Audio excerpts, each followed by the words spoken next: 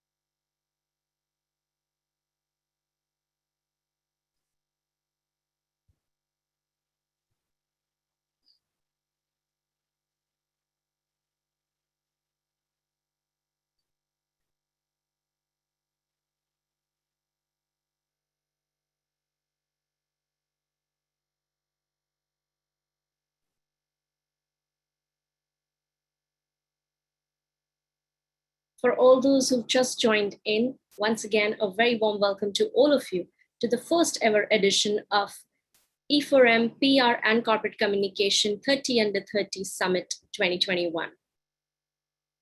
Now, while Dr. Batra joins us, we'd like to welcome all of you once again and showcase the introductory audiovisual. Media, a name synonymous with the latest news about the advertising industry in India. The Exchange for Media Group, set up in 2000, has the most credible media platforms covering the entire advertising, media and marketing domain with its highly acclaimed digital, print and on-ground assets. The group's flagship news portal, exchangeformedia.com, reaches over 6 lakh subscribers who are the first to receive breaking news in the industry. The buzzing website not only covers the news but goes beyond the obvious to bring in a fresh point of view. Impact, the weekly news magazine from the group, is the most widely read business magazine in the advertising trade, with in-depth analysis and news-based features providing perspective to key happenings in the industry. The monthly Pitch magazine provides a ringside view of events unfolding in the marketing landscape, along with media and advertising. Another monthly magazine, Realty Plus, is a market leader in reportage on the real estate industry. Today, Exchange for Media is not only a leading publisher in the domain, but owns the IP of more than 50 events spread across Mumbai, Delhi and Bangalore, making it a powerhouse of information and knowledge sharing. Exchange for Media has curated and launched some of the most successful IPs across marketing, digital, TV, print, radio, mobile, OOH and PR. The Impact Person of the Year, Exchange for Media Conclave, Indian Digital Marketing Awards, Tech Munch, Pitch CMO Summit, India Marketing Awards, Primetime Awards, Indian Content Marketing Awards, Golden Mics, NBAR are some of the group's top-notch events, in addition to niche, bespoke events and roundtables curated especially for discerning clients. Exchange for Media events attract stalwarts as speakers, along with a loyal audience comprising of leaders, trendsetters and opinion makers. They are the perfect networking platform for the entire media and advertising industry. No wonder Exchange for Media Group publications and events have high credibility and reach and are the destination of choice for agency, brand and media professionals across the industry. Exchange for Media. Thank you. Ladies and gentlemen, now we will be kickstarting this very first edition of E4M PR and Corporate Communication 30 Under 30 Summit 2021. And for the inaugural session, we have with us Dr. Anurag Batra, Chairman and Editor-in-Chief of BW Businessworld and Exchange for Media Group. A very warm welcome to you, Dr. Batra. Over to you. Thank you so much, Kathy. Just want to welcome all of you. I know the mood is very somber, so I just want to say keep safe, keep helping people, do whatever you can to cheer yourself. We started this process much before the Corona crisis, second time around. So it's a culmination of a process, and it's through a jury process. We at Exchange for Media, whatever we do through a credible jury, through a process which is very robust. So the 30 odd winners that the jury has selected are young leaders in PR and corporate communications who are making a mark, who made a mark, and who are likely to make a bigger mark as they move forward. I can only say that the last few weeks have shown us the frailty of human life, also how valuable human life is, and what is the value of health, what is the value of families. We've also looked at what we need to improve. So while we do a lot of work for sustaining a living, commercial purposes, a bit of a time must go in making sure we contribute to things that make the world a better place. It helps other people. So that's what I want to say. Do your best. I know it's very trying circumstances. I wish you luck, and I wish you great health. That's the most important. Keep helping people, and I hope we're able to get through this together. And that's what I want to say. Thank you so much. God bless you.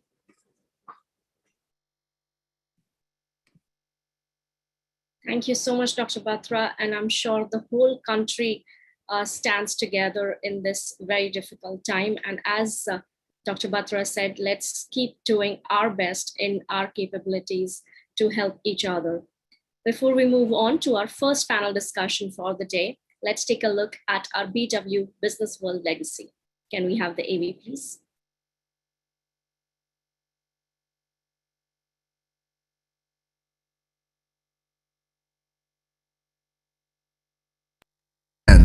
A rich legacy of curated events that enable conversations on policy issues in India. Because of the state of our cities, we have no option but to build smart and resilient cities. Digital India is more for the poor, underprivileged and the deprived. Covering a range of topics, BW Businessworld events look to create a strong narrative around smart cities, digital India, healthcare, Swachh Bharat, human resource issues, education, banking and finance, among others. The world is fast changing.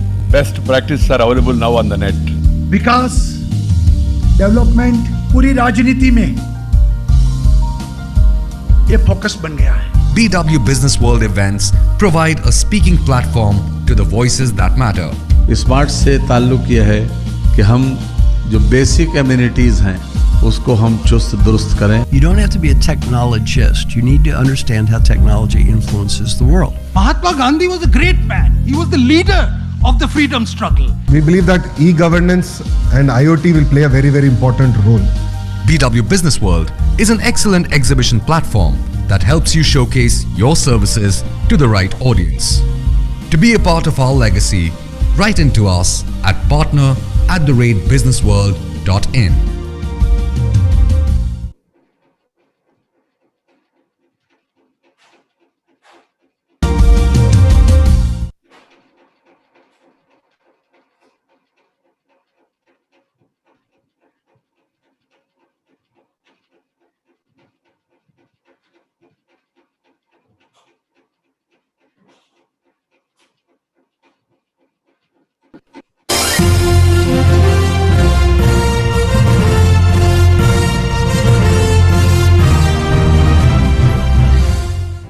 Exchange for Media, PR and Corp Communications 30 Under 30 Summit will deliberate on the new generation of PR and communication. Throughout the day, we will have a series of keynote and panel discussions on effective storytelling, ethics in communication, latest innovation, agility, and ways to tackle corona pandemic in the communication industry.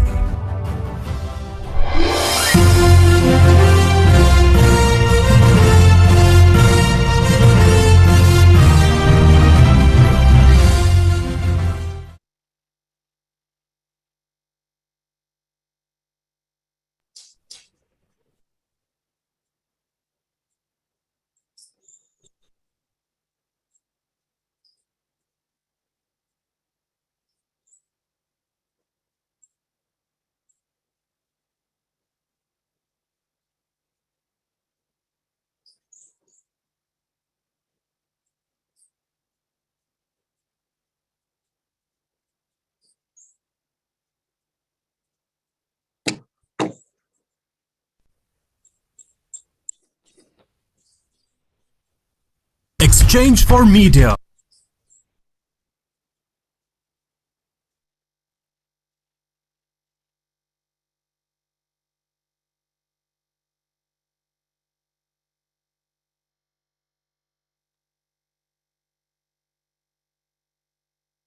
Exchange for Media, a name synonymous with the latest news about the advertising industry in India.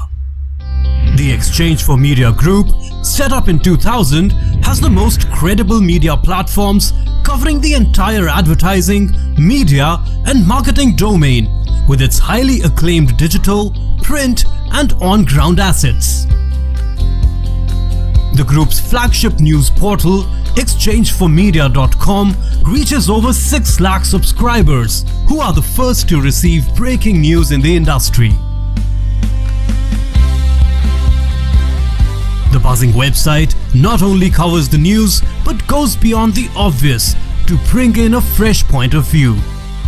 Impact, the weekly news magazine from the group, is the most widely read business magazine in the advertising trade, with in-depth analysis and news-based features providing perspective to key happenings in the industry. The monthly Pitch magazine provides a ringside view of events unfolding in the marketing landscape, along with media and advertising. Another monthly magazine, Realty Plus, is a market leader in reportage on the real estate industry. Today, Exchange for Media is not only a leading publisher in the domain, but owns the IP of more than 50 events spread across Mumbai, Delhi and Bangalore, making it a powerhouse of information and knowledge sharing. Exchange for Media has curated and launched some of the most successful IPs across marketing, digital, TV, print, radio, mobile, OOH and PR. The Impact Person of the Year, Exchange for Media Conclave, Indian Digital Marketing Awards, Tech Munch, Pitch CMO Summit, India Marketing Awards, Primetime Awards, Indian Content Marketing Awards, Golden Mics, NBAR are some of the group's top-notch events, in addition to niche, bespoke events and roundtables curated especially for discerning clients. Exchange for Media events attract stalwarts as speakers, along with a loyal audience comprising of leaders, trendsetters and opinion makers. They are the perfect networking platform for the entire media and advertising industry. No wonder Exchange for Media Group publications and events have high credibility and reach and are the destination of choice for agency, brand and media professionals across the industry. Exchange for Media. In the world of business, when you think business, you think BW Businessworld, spanning across platforms from print to the fast-growing digital space, from custom events to insightful industry books. BW Businessworld continues to capture a critical market space. Enjoying over 1.2 million engaged reader base, we have replicated this success in digital, with a 6-fold growth in the past 1 year. So who is the BW audience? Our magazine readers are the cream of the crop business professionals spread across industries and niche communities. BW Digital engages with a much larger audience, hailing majorly from India and US. We also reach diverse markets including UK and Saudi Arabia. The BW print universe comprises of BW Businessworld, BW Smart Cities, BW Hotelier, BW Applause, BW Education, and BW People, each profiling industry leaders and niche sectoral stories. BW Digital communities target niche segments like startups, CIOs, smart cities, defense, amongst a range of other fields, with a following of millions of unique digital users. BW Businessworld is an industry leader in curating a plethora of IPRs. With multiple industry stakeholders under one roof, BW IPR events generate superlative content. BW Engage offers bespoke brand solutions across functions with inputs from the award-winning BW editorial team. We design and execute a 360-degree marketing model, resulting in top-of-mind recall and a large BW Engage client patronage. Why engage with us? We have an award-winning editorial team. We forecast new scoops and future trends before any of our competitors. We provide 360-degree brand solutions and our clients are always happy with the ROI. This is just a glimpse of our client endorsements. To subscribe to our print patronage, visit subscribe.businessworld.in. Follow us on Facebook and Twitter. You can also connect with us on WhatsApp on businessworld.in/WhatsApp.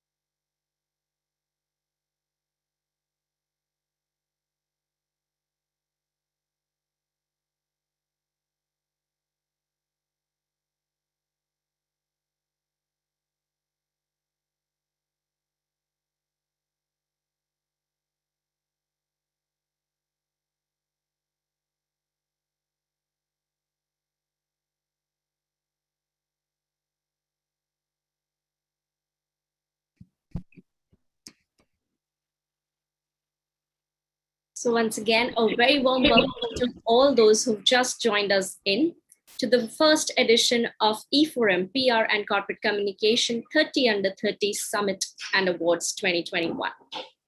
Now we're ready to start our first panel for the day, which will be talking on the art of storytelling and the power of effective communication. Ladies and gentlemen, on this panel, we have with us Ms. Priya Bendre, Senior Manager, Public Relations, West Zone for Fortis Healthcare. We also have Ms. Charu Raizada, Independent Consultant, Ms. Josna Dashnanda, Branch Director, Perfect Relations. And to moderate this session, I'd like to welcome Tasmai Roy, Assistant Editor, Exchange for Media. A very warm welcome to you, ladies. Hi. Hi, Kathy. Hi, good morning. Very warm welcome, Josna ma'am. Welcome, Tasmai. Hi, hi. Hello. Very warm welcome. Thank you. So Tasmai, I'm going to leave the screen to you to take the discussion forward. Absolutely, absolutely. Thank you so much, Kathy, for the introduction. Welcome, speakers. And since the introductions are already done, I'd not take much time into introducing each one of you, but we have a very interesting topic to discuss today. Like they say that storytelling is the best way to put an idea into the world. So we'll straight away get into the interesting topic that we have been given. And I'd like to discuss, to start with, the need of effective communication in today's times. So we are in a very different kind of a time, which is unprecedented. And, effective communication, I think, is the key to handle problems and to go about things, to plan, to implement everything. So I'd like to know each one of your takes on that. We'll start with you, Jyotsna. What is your take on need of effective communication in today's times? Like you rightly mentioned, these are very interesting times. Actually, institutions and organizations are increasingly using the digital media to communicate with stakeholders on a day-to-day basis, and particularly, these COVID times. You've had people who've actually risen up to to the occasion and related with their stakeholders, their customers. But I would say, the key thing, or if I was to summarize it and say what are the 6 tips that you need to go ahead, would be, to create a crisis team, which is, have members from all, departments of the Right. organization, which includes your sales, connect Mhm. with customers. And this is not the time to, try and sell your stuff, because That's right. this is not the time for self promotion. Business communication during, these times, particularly lockdown, etc., Mhm. should be on reassuring, empowering people, appreciating frontline workers, sharing useful information, and connecting with the people, in a way that you're boosting the credibility of the brand that you stand for or you talk about. Make a difference, give reliable updates which are sourced from health authorities or verified sources that are there. And most important also is to communicate with employees where your staff is Absolutely. working from home. They feel disconnected from company policies, operations. How do you send out regular updates, vital issues, health policies, salary changes, or government guidelines, etc.? I think that's very, very important, according to me. Absolutely. Those are some very interesting points. So I think consistency in communication and being able to keep the communication open, making it two-way, those are the very few. Transparency. Transparency, another important factor. Your take on it, Priya, what do you have to say about, effective communication, especially in today's times? Thank you. So I absolutely agree with what Jyotsna was saying. I think we need to look at it as a brand dialogue instead as a product dialogue. Right. And absolutely understand what the society is needing at this point of time. Be cognizant of the situation, be cognizant of what is happening with our consumers, and then model your solutions around it. I think it's also important to start talking about conversion, have a conversation over conversion. I think that is what is more important to understand, how, if you need to repackage your products, if you need to repackage the way you're communicating, or if there's any new product that you want to, or a new service that you want to bring into the market. I think understanding what the market is at this point is most important. Of course, look at it from the lens of empathy, look at it from the context of the situation that your customers are in. So I think understanding all of that is going to definitely give you a boost. And then, of course, analyzing your communication plans in the context of understanding that there could be potential crisis or increase in the level of impact that the pandemic has had on our businesses will definitely help. Absolutely, absolutely. Charu, how would you like to sum it up for us, the need of effective communication in today's times?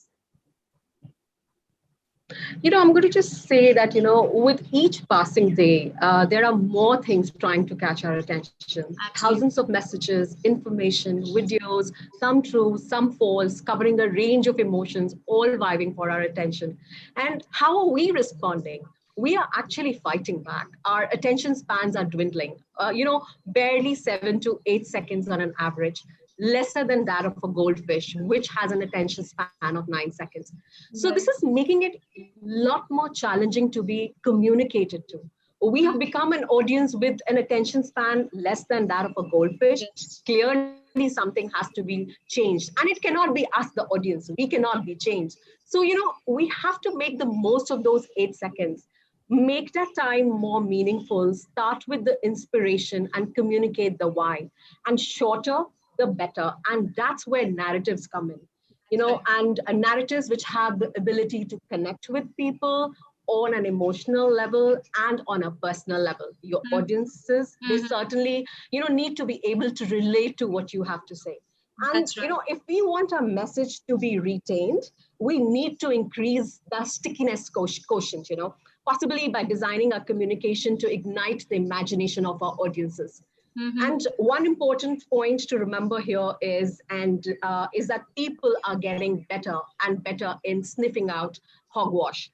Authenticity is really key, followed by Absolutely. consistency of messages for better impact.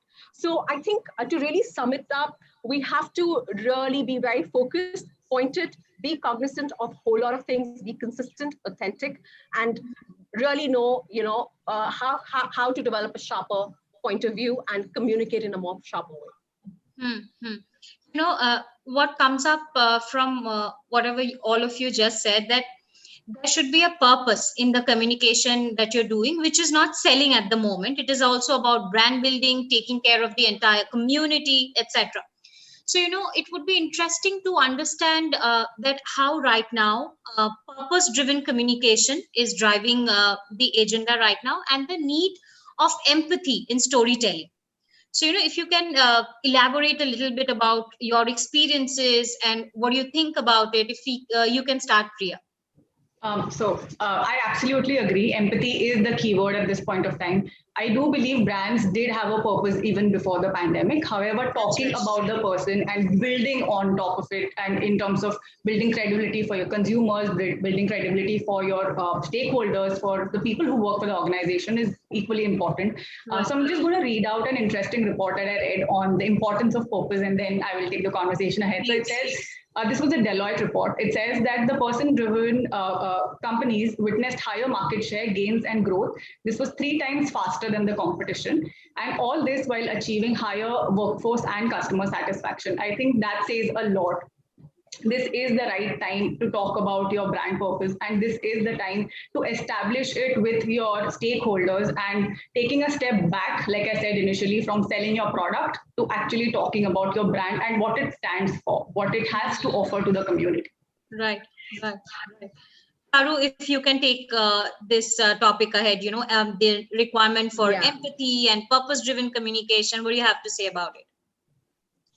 No, I agree with Priya, and I'm going to just remind you of a quote actually by Mark Twain, and he said that the 2 most important days of our lives are the day when we were born and the day we find out the why, and that's our purpose, And in an increasingly very connected world, we as consumers seek meaning in everything we do and support, right?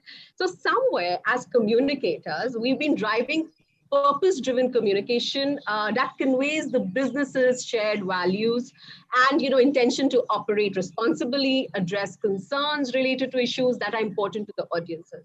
So if customers see a brand or a business which is making an impact, or it's taking up issues they already care for, and they feel that far more meaningful connection with it, viewing every transaction they do as a reflection of them supporting their own existing value systems, right? That's right. So in today's time, this is not enough. Actually, it's just not enough, because businesses and brands need to convey their purpose in a genuine and an emotionally engaging way. And I keep coming back to that word.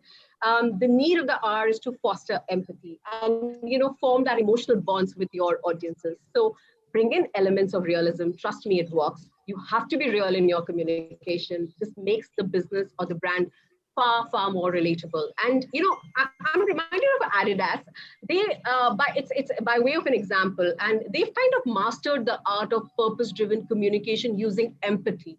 A lot of brands are driving, they are communicating with a purpose, with empathy. Very few are today, and Adidas, they use story structures of personal achievements, of struggles. They feature people who are very, very relatable, who have vulnerable characteristics. And this kind of helps Adidas connect with their audiences, on a one-on-one level, taking them on an emotional journey through the experiences of others. So I think that's the best example which kind of explains this. Right. So we'll come to more examples later, which is very interesting to understand the whole point of communication through the story the brands tell right now. Jutsa, coming back to you, your take on empathy, purpose-driven communication. What do you have to say about it? I think we are in an entirely brave new world of communication and even advertising, for that matter. Companies are communicating in ways that are that really move our hearts and minds, and their stories tell about their value in the world. And it's a new, brave, touching way to communicate. Like Charu's rightly mentioned, some of the brands have come forward and done some great work that is there. Yes. You have McDonald's and what was that, Burger King, etc., who have done great communication that's there. In fact, the Pooja Didi ad, Diwali ad of Facebook, which was done by Dentsu, yes, I mean, drew a lot of empathy for that matter. So insights and examples are useful. We should have the courage to commit to, the values and lead with them in our actions and marketing. Even the marketing has to be in sync with them and tell stories that feature people who are relatable and express that vulnerability that is there. Then people will be able to relate to you. Show That's people right. the struggle that is there to reach the goal as a way to, that to elicit that full range of emotion from them, provide value to people beyond, the products and services that are there. And the most important thing is, while you provide upliftment and inspiration, etc., there should be a call to action to spur people to take that action, and have the courage to break with, the normal conventional communication that is there, and tell your stories that reflect your values, so they achieve the impact that you would want to have. At the end of the day, all stakeholders, be it workforce, business partners, clients, etc., expect organizations to respect their concerns and values, not just, boost profits that are there. So, and COVID, I think, has intensified this entire shift that is there. That's right. That's right. Absolutely. So, So empathy, communication, transparency, replacing profit with purpose are, I think, key major takeaways that are there. And I think above all, digital has played a great, has been a business purpose enabler for that. Absolutely, especially for small businesses as well. I think they have discovered new tools that can help drive growth for their brands. Right? Yeah, so we've taken that jump from one level to another, and absolutely we've adjusted in such a beautiful way, and it's really sad what the situation is right now, but I'm sure we'll come out far more stronger and in a better position. Absolutely. So, a lot of you mentioned very interesting points about how communication should also be in sync with the marketing initiatives, and how there should be a purpose and everything. But at the end of the day, a business also has to survive, and the profitability and the health of the business also, helps in growth of the entire economy in general, right? So we're hearing a lot about content, how content is playing a very important role in communications and driving the message home. So tell us a little bit about, target based content creation, which gauges the audience's attention better, and is also has focus on ROI. So basically ROI driven initiatives, right? So if you can tell us and help us understand a little bit about how to keep the content sensitive and also make it targeted, so that, overall it helps in growth of the business alongside not being insensitive, right? So Charu, if we can start with you this time. Right. Yeah. No, absolutely. I mean, consumers' shopping behavior has changed. Their reactions, attitudes have changed. Attention spans I've talked about are becoming shorter. And in this scenario, how can brands and businesses swim out of the clutter? And they could do that only with sharper, targeted content, segmented content. With businesses, when businesses, they connect with their audiences on an emotional level, and I keep coming back to that, the payoffs are huge, and there are more than enough studies which kind of show that, And so I'm going to not talk much, but just give you two examples. Sure. I don't know if any of you are from Kochi out there in the audience, especially. Axis Bank last year, during the lockdown, they launched a contactless metro card to make travel a convenient and hassle-free experience for commuters in Kochi. A bank launching a card, no big deal. They could have gone the vanilla way and launched it. But they chose to drive the features and the benefits of the card through a song, which was composed and produced by a local band. And immediately that made a big connect with the TG. very targeted niche communication, targeted at the right audiences, taking them to places which they associate with. And it was a big hit. And the ROI was way beyond expectations, I mean, so what else? The brand was sensitive. They knew how to reach out their audiences. They had a very targeted approach and not a mass approach.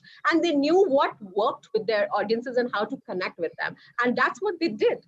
And the ROI was far more than expected. Another example, ITC's Ashirwad Swasti Milk, right? I mean, they celebrated World Milk Day last year by launching Immunity Song for kids in association with Alive India, I think. And the ROI was tremendous because, immediately everybody started engaging with the brand. They made their own version of the Immunity Song in Bengali and Hindi. And so it was fun, so these brands, they really were able to connect. They know that no point going mass. Who's my audience? How do I connect? What works with my audience? How do I appeal to their emotional sensibilities? And, there are enough and more such examples amongst all of us, right? And we've all worked with different brands during the course of our careers. So I'm going to just say that today, businesses need to understand the emotional motivators which drive consumer behavior. And those vary across customer segments, across the customer's journey with the brand. And that's why a targeted approach really works. It works best, actually. If you can give us your thoughts on this. Yeah, absolutely. I agree with Charu. I feel effective communication has been the fulcrum of springboarding brands into progression while being sensitive to what the community is talking about and not really pushing a product like I mentioned earlier. So I feel there are 4 ways in which brands have sort of understood the impact of the pandemic and evolved in congruence. The first one, I feel that brands have become aggregators of knowledge. So here I'm going to give the example of Lifebuoy. So I'm sure we all must have seen a full page ad or page long ad which Lifebuoy released, which said this is a public health advisory. This is not a brand ad. I mean, it was just red in color. You knew it was a Lifebuoy ad, but it just had guidelines about hand washing. I think that was a brilliant way in talking about the brand being relevant, but not pushing the brand. The second one, I feel the second phase that brand entered into was the "we are in this together" phase, where it was important for brands to connect with the audiences who were confined to their homes, who could not really go out, could not meet friends, could not meet families. So here I would like to give an example of Nike. Nike has always had this emotion around it where the world celebrates if it's a sport. So Nike came up with a campaign which said that, if you want to play for the millions, play at home, be safe. That tagline itself had such weight that people understood. And Nike also gave an extension. So every sport application that they had was made accessible for homebound audiences for a period of, some days. And then it was subscription based, of course. But I think giving that headway into their products, understanding that, the consumption pattern has changed from outdoor to 100% indoor was important. Number 3, I feel, was, where brand re-established its brand promise. It was important to be relevant. It was important to still make business, of course, but not at the behest of making profits out of consumer apparel. So, to just give a beautiful example, I've always looked up to the way the Mumbai police handle is, worked on Twitter. I mean, I think everyone is in love with the way it's managed. So, they took up issues which were abandonment. They took up issues of domestic violence. They took up issues of, mental health issues while you were homebound and all of that. And they spoke about it. I mean, that was brilliant. They offered help. They made people understand that, yes, there is a need for these issues to be addressed. So while you're at home, you don't have to be isolated. You can connect with people through digital mediums. So I think that handle itself gave a lot of, hope to people that they're not in this alone. And I feel the last phase was, I think this is the phase where people will take their understanding of what happened during the pandemic ahead, is adapting to the consumer needs. So here I would like to give the example of a Swiggy or a Zomato, for example. I mean, they always delivered food, right? But now they established contactless food delivery. They established this whole new wing where, if you're a COVID positive patient, you just need to indicate that while placing your order and you will get your order differently. It'll be packaged differently. It'll be set aside for you differently, all of that. I think that's the way you understand what your consumer really needs and give it back. Looking at profit always becomes secondary in this case. So to summarize this, I feel it is now important for brands to just absorb what they've had in the past year as a learning and use it to remold brands or to re-establish their brand purpose in a way that it really helps the consumer and also build revenue for them. Right, right. Josna, your 2 cents on it, See, I ROI think, driven, targeted content, etc. yeah, I think Charu and Priya have given very relevant examples, and as brands are increasingly going, you have consumer sentiments that are changing, brands are increasingly going onto the digital platform, but they're Absolutely. recreating their strategies according to the changing consumer behavior that you would have seen. So they are analyzing the distinct trends in digital communication and staying updated to remain relevant, as an increasing number of brands are trying to get you are getting limited consumer attention that is there. And in the digital space, like Charu had earlier mentioned, you already have a attention span issue. Consumers have a wide range of choices that are there, with information on every product, easy price comparisons are there. So digital communication makes the most of these features of the digital space that's there to provide a range of advantages to both advertisers, to communicators, brands. So real-time tracking, customers, designing personalized content, cost efficiency, ad budget or communication budget visibilities that are there, and wider scale of reach using various digital networks. These translate into better communication strategizing, as well as management and ROI that is there. So in other words, I would say, these digital platforms of communication are key ingredients to a brand's success today, and will continue, I think, going ahead also. If you see how the pandemic has taken a toll on the spends that are there across different media that's there. If you would have seen, I think various forms of media saw negative growth in 2020, if you would have seen, both Yes, print, cinema, even TV for that matter. But Hmm. it is digital which is probably going to grow at about 20-25%. So if we were to look at say top 8-10 trends that are there, which would say to look forward to in 2021, it would be more vernacular content. It would Absolutely. be more growing video commerce, because you don't want to talk so much as Yes. show. So it's more show than tell. Then, I think there was a report, I think Mobile Marketing Association and Group M had come up with, where they said video is going to be most popular format of Yes. communication in India. So that's obviously going to be. Third would be reinforced influencer marketing. Yes. That's definitely going to be there. Fourth Yes. would be, I would say, expansion of connected device use. Mm-hmm. That's, Yes. with digital content going up, that's definitely going to be an That's important right. one. Deep customer segmentation, for the example. Now, that is most important, because you have to identify the consumer's behavior, personality, buying patterns, to be able to maximize your ROI. That's right. That is most important. So publishers today are therefore strengthening their consumer data platforms to be having a sharper segmentation and also precise targeting that is there. That's right. So, and then I would say leveraging digital ad tools for effective customer Yes. segmentation. That is most important. Defining, measuring outcome. These are important to me. Right, right. So, what I gather from what each one of you said, that there has been a shift in the way communication is done. And, very interesting example that came to my mind. Initially, I order food a lot using the food apps. So, they know what I like, and they would generally send me that, there are discounts here, or order your favorite biryani. But I see a definite shift in their Pattern. messaging. Yes. So now they are sending notification which reads like, we know you are going through a lot. So tell us what you feel like eating. Let us do that. Things like that. So there is a shift in communication, whereas the providers of service and products are now concentrated more on listening to what you want rather than telling what they have to say. So if you can tell us a little bit about this interesting shift from telling to listening. That would be very interesting to understand. If we can start with you, Charu, about this, paradigm shift in the way communication is done. It's more about listening now rather than just telling or, bombarding you with whatever I have to offer.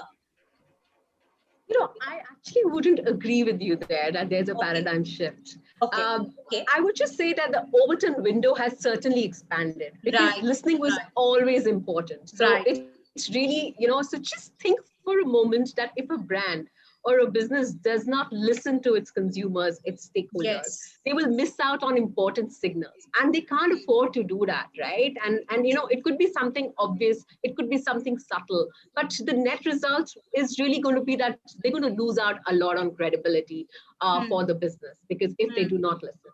And so effective listening actually ensures that the brand does not lose sight of the big picture. And so really being conscious of the time, I'm going to just say that, I think today it's no more about just listening.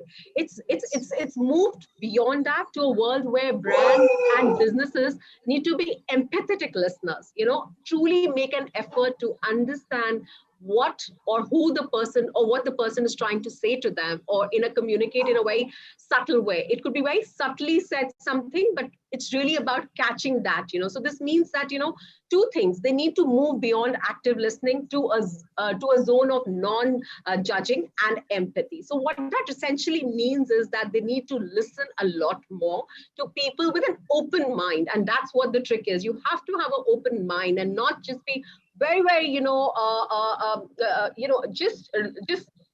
think beyond that bubble of yours and just go beyond, have a more open mind. And secondly, with empathy, which means emotionally connecting with the person through compassion, understanding feelings, insights. And empathetic listening is needed most when someone needs to be just heard and just needs to be acknowledged and is not particularly coming to you for a solution. And that's what brands need to understand. You don't have to react all the time. You just have to make the person feel, I'm there for you. And that's really what it is. We've just moved, the Overton windows expanded. Yeah. Right. What do you have to say about it? What is your take on it? Charu, I feel we've always been, very, very invested in listening to what our consumers have to say. But I feel we've augmented it in two senses. One is incentivizing, and second is crisis management. So what I mean by incentivizing is that during the pandemic, there were a lot of people who said that they wanted to contribute. They felt helpless sitting at home, but they could do a lot more on their social media networks, for example. So, they sent out a plea, saying that we could probably help you get 100 cylinders of oxygen, or we'll probably help you get some volunteers at XYZ location. Incentivizing people for these proactive steps where they wanted to help out was something that was seen. I would want to give an example of cred here. They allowed people to use their cred points and donate them so that cred could give out more oxygen cylinders, or cred could give out more money to people who were actually working as volunteers in COVID hit areas. So I think that was brilliant. You incentivized people who actually donated their cred points, and what they did was they gave them a certificate, or like an e-certificate, which could be aggregated across all platforms, saying that I've done my bit, I've done a bit of donation. I hope I'm like a important part of this fight against the pandemic. So I feel, number one, that's important. And number two, crisis. So crisis has now moved from, is the brand being targeted, to every consumer asking for something. So, if a consumer said that, I'm in distress, there are 20 families in my building who've not received their groceries for the past week, and we are in distress. There are local brands who've jumped in, who've looked at the sentiment, who've jumped in and who've sent small parcels, good enough for 2 days, 3 days for each family. Yes. Now it's gone more beyond, is someone complaining about my brand online? People have gone beyond, that, and people are actually wanting to listen. Is my consumer in distress? Is anyone in distress that I can help out? So I feel those are the two key ways in which, listening has been augmented. Josna, what do you have to say about it? Do you think it's just expansion of the listening window, or do you think there is actually a shift in the way it is heard and told? What is your take on it? So there is no paradigm shift in communication. Listening was forever there, and I completely agree with both my co-speakers on that.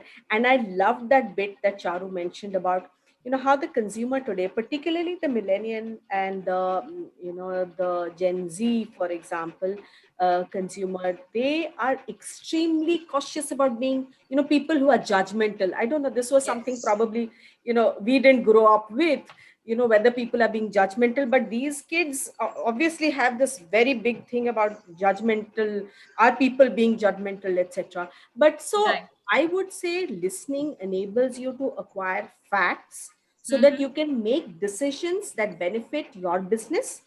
And it is essential to building trust and can reduce conflict. End of the day, it will only reduce conflict. So the reputation of a business depends upon listening skills that you have. That to me is, I think, the most critical in our dealing with consumers, etc.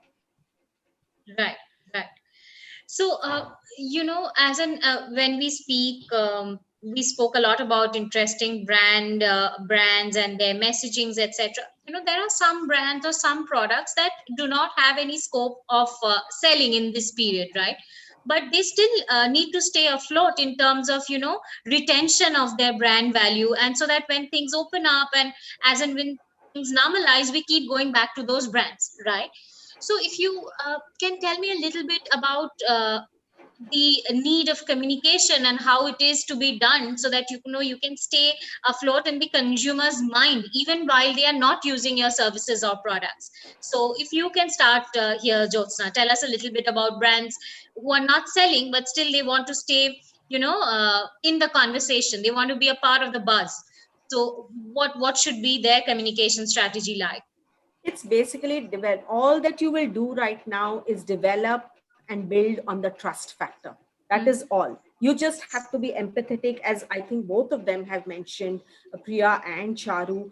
You have to be able to ensure that you relate to them, and at the same time, you are listening to what they are saying. That's probably one of the key things that are there to ensure that you are there on top of it. It's about being on top of it and ensuring that you relate to them.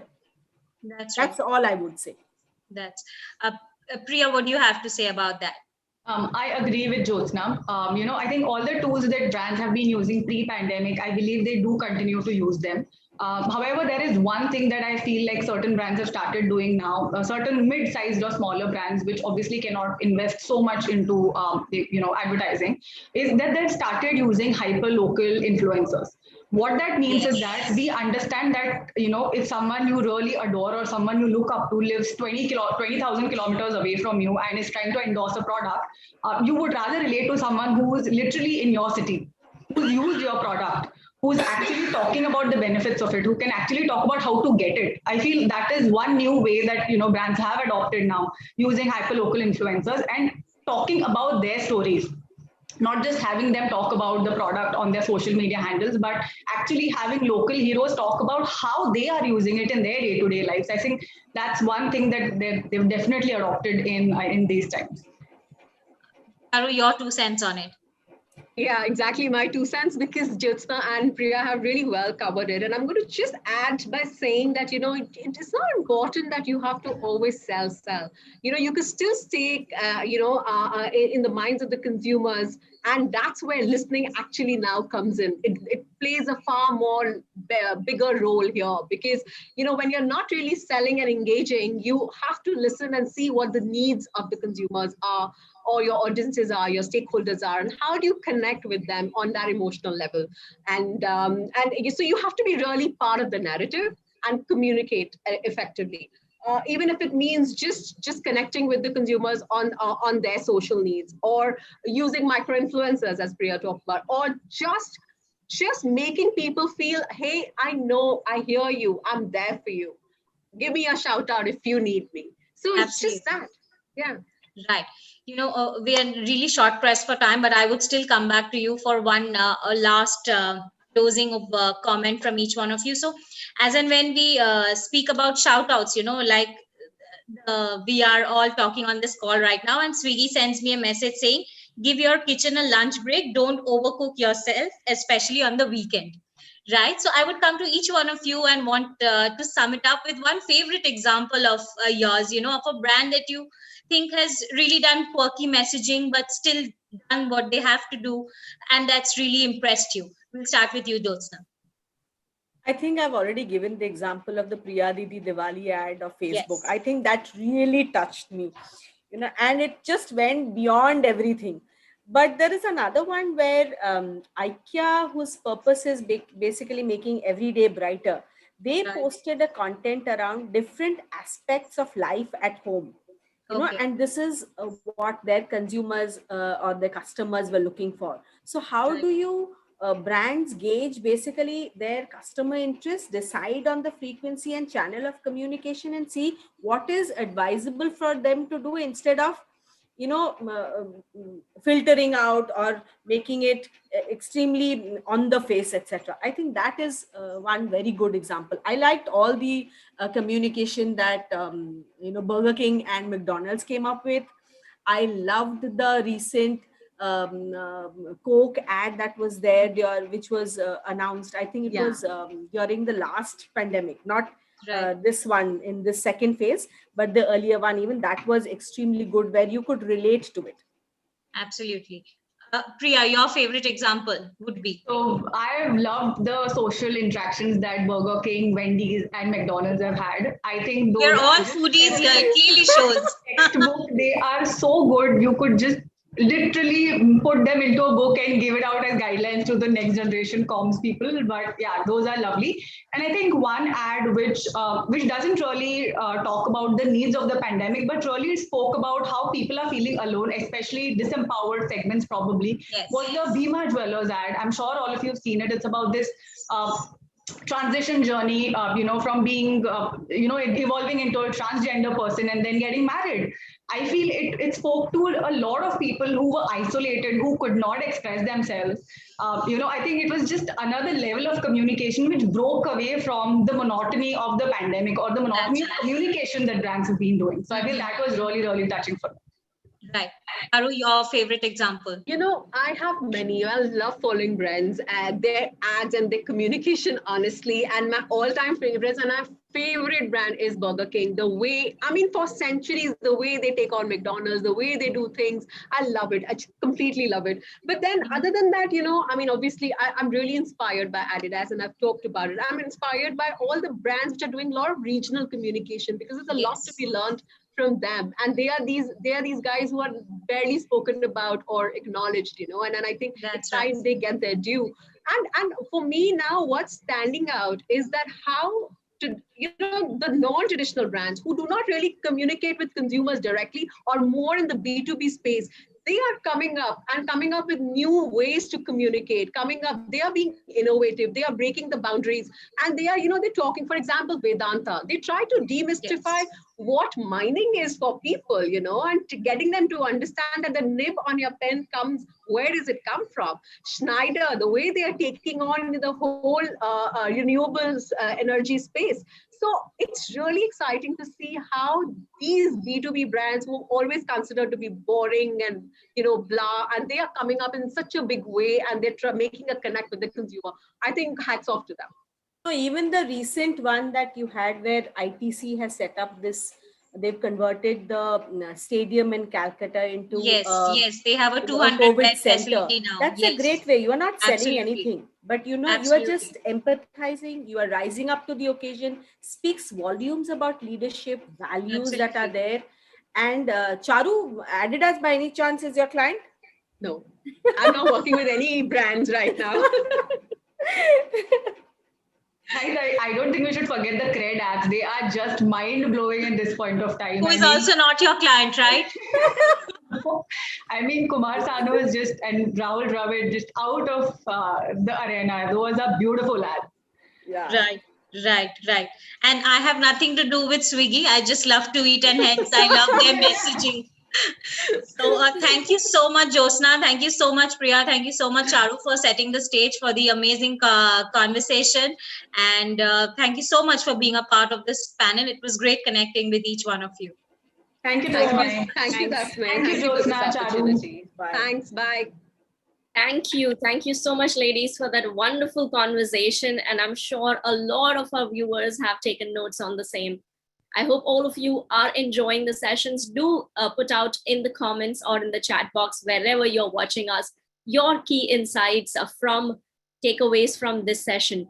Moving forward, we are going towards our first keynote speaker. I'd like to invite on screen and welcome Mr. Parab Sagar Pushp, co-founder and CEO, Clan Connect.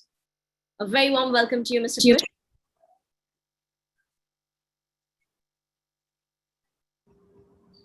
Hi, am I audible?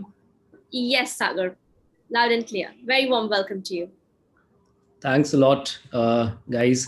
And let me know when I have to start, because there are two things. One is I'm slightly under the weather, and I would also want to keep it slightly short and sweet. So can I start right now, or do we have to wait for other people to join in? No, Sagar, you can begin right now. All right. So greetings, everyone. Trust that you and your loved ones are doing well. Welcome to the very first edition of the Exchange for Media 30 Under 30 Summit and Awards. That we are all here today despite all odds is a testament to the true grit possessed by the entire PR and communications fraternity of the country. And for that, I salute you. While it is through a virtual platform, it gives me immense pleasure to be addressing you all on this fine occasion. Today, we have come together to celebrate and congratulate 30 of our brightest minds who continue to ignite breakthrough ideas in communication, bringing the world closer, even in the age of social distancing. It is a quote often repeated that tough times don't last, but only tough people do.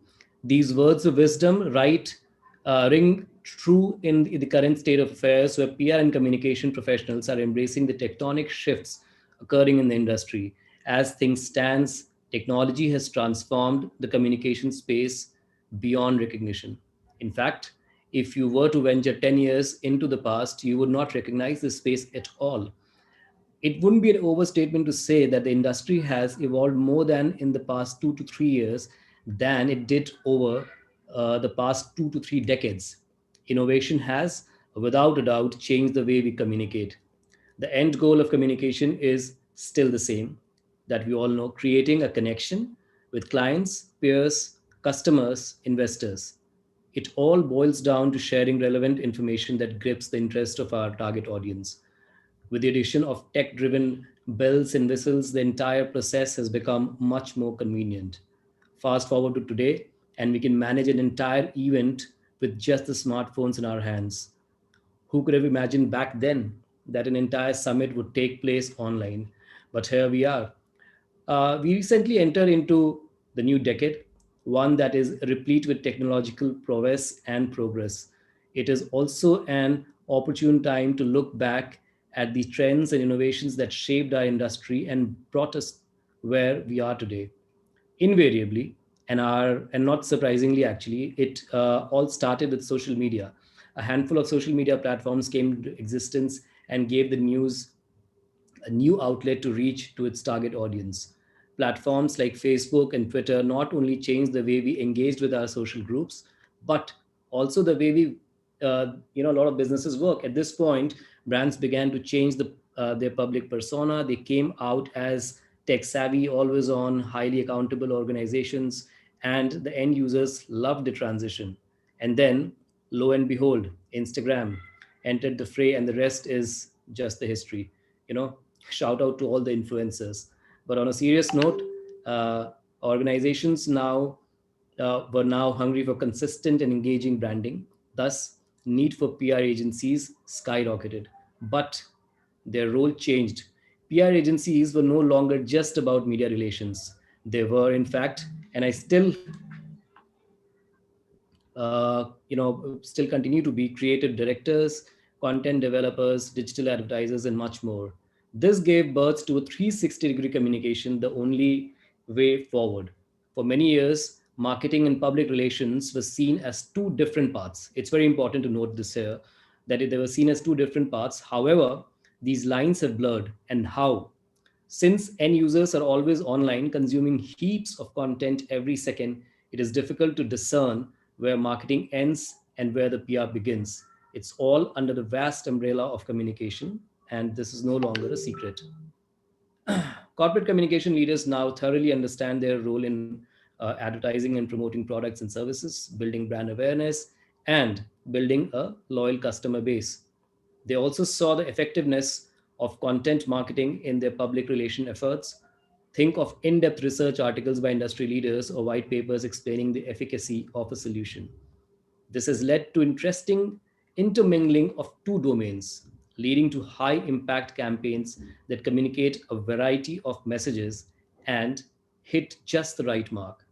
Today, numerous top public relation agencies also have a digital marketing arm. Why? It's interesting to note that they have, all of them almost today have a digital marketing arm, because companies realized that then they were missing opportunities in the digital landscape, and our agile industry sees the opportunity. The ambit of our services expanded and brands made the most of it. And as of more campaigns started to go digital, it became the need of the hour to track them. At the outset of my speech, I mentioned that communication has changed in the last 2 years more than it did in the last 2 decades. It is nothing but data analytics, digital marketing, and artificial intelligence that are championing this revolution. Now, the variety of data that can be captured is increasing. The abundance of data that is available is staggering. We can do more with this data as we continue to master the art of measuring insights. Yesterday's PR managers are now being repositioned as CMOs. Many companies like Coca Cola and LinkedIn have done this.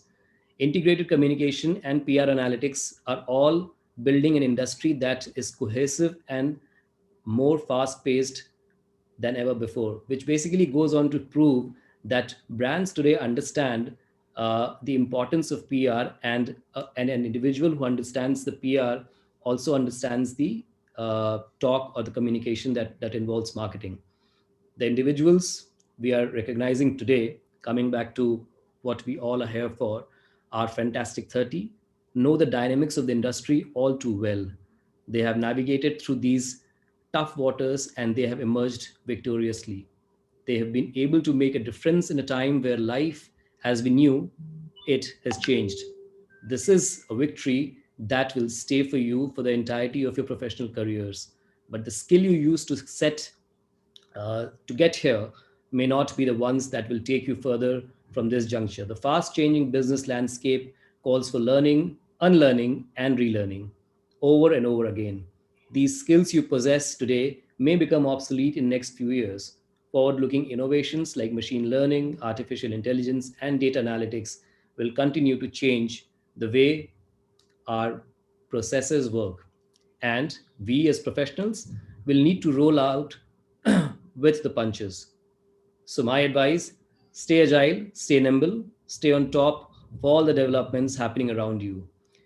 It is only through continuous learning and practicing the skills you learn that you will be able to stay relevant in this industry, or any industry for that matter. Continue building on your existing skills and keep evolving as professionals. Learn the best practices of creating media relations, ace copywriting and editing, master social media, community, and stakeholder relations, and become highly proficient in crisis management. Be bold, humanize stories, use data, and create ripples. Gain management skills and hone your talents as future leaders, because this is exactly who you are. Each one of you is the future of public relations and corporate communications. Wear your victories well, go forth, and bring on the next revolution. This, dear future veterans, is just the beginning. Onwards and upwards from here. This is Captain Sagar Pushp. That's my piece for today. Over and out from here. Thanks a lot. Thank you, Captain. And it was a wonderful opportunity for us to listen into you. And I'm sure all our viewers have taken some great insights from your talks. Thank you so much for being here, and we wish you good health. Thanks a lot, Kathy. Thanks a lot, everyone. All the best. Thank you. Yeah. With that, ladies and gentlemen, before we move on to our second panel discussion of the day, which will talk about the importance of ethics and transparency in public relation, let's take a quick break and look at the audiovisuals of Exchange for Media Group, and BW Businessworld. Can we have the AVs, please?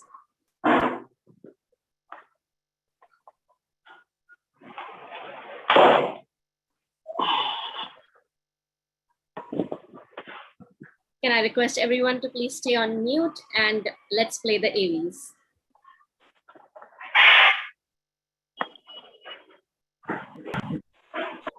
Business. When you think business, you think BW Businessworld, spanning across platforms from print to the fast-growing digital space, from custom events to insightful industry books. BW Businessworld continues to capture a critical market space. Enjoying over 1.2 million engaged reader base, we have replicated this success in digital, with a six-fold growth in the past 1 year.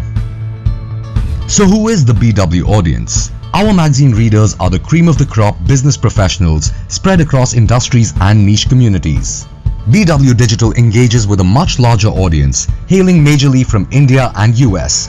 We also reach diverse markets including UK and Saudi Arabia. The BW print universe comprises of BW Businessworld, BW Smart Cities, BW Hotelier, BW Applause, BW Education, and BW People, each profiling industry leaders and niche sectoral stories. BW Digital communities target niche segments like startups, CIOs, smart cities, defense, amongst a range of other fields, with a following of millions of unique digital users. BW Businessworld is an industry leader in curating a plethora of IPRs. With multiple industry stakeholders under one roof, BW IPR events generate superlative content. BW Engage offers bespoke brand solutions across functions with inputs from the award-winning BW editorial team. We design and execute a 360-degree marketing model, resulting in top-of-mind recall and a large BW Engage client patronage. Why engage with us? We have an award-winning editorial team. We forecast new scoops and future trends before any of our competitors. We provide 360-degree brand solutions and our clients are always happy with the ROI. This is just a glimpse of our client endorsements. To subscribe to our print patronage, visit subscribe.businessworld.in. Follow us on Facebook and Twitter. You can also connect with us on WhatsApp on businessworld.in/WhatsApp.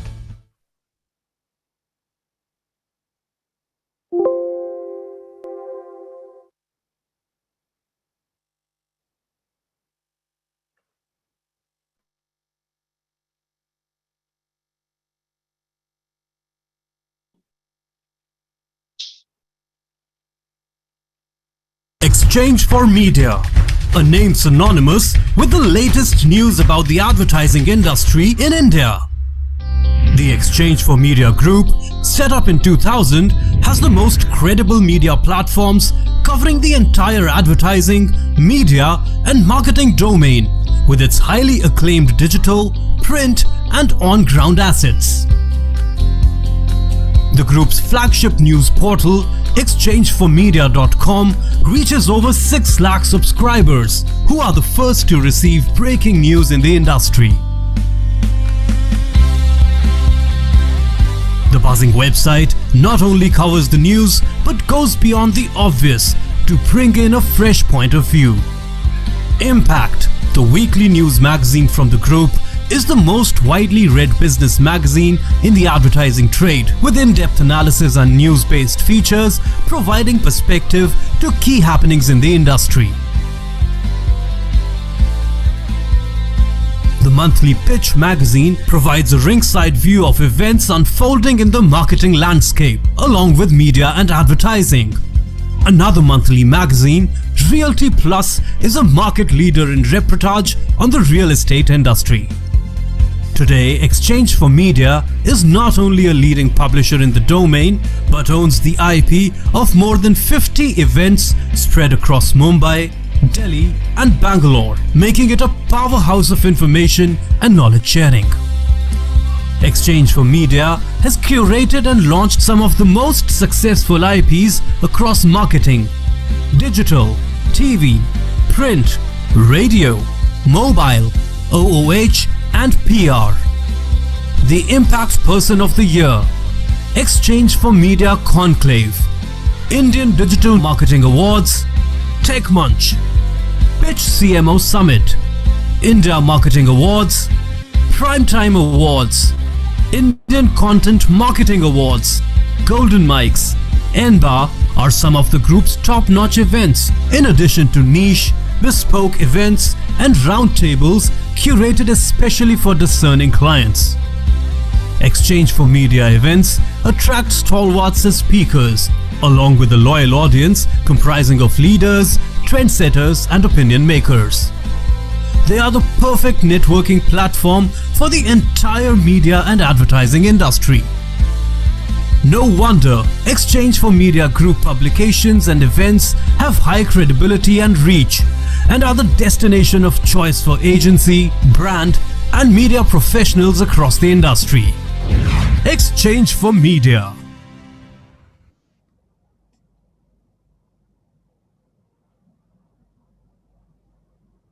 Thank you. Yes, ladies and gentlemen, it is the first edition of Exchange for Media E4M, PR and Corp Comm 30 Under 30 Summit and Awards 2021. With that, we're moving on directly to our second panel of the day, which will talk about the importance of ethics and transparency in public relations. I'd like to welcome the stellar panelists that we have for this. Mr. Bhaskar Majumdar, Head Corporate Affairs, Communications and Digital at Aegis India. Mr. Sameer Kapoor, Director at Factors PR. Ms. Nupur Sharma, Partner, PR Pandit.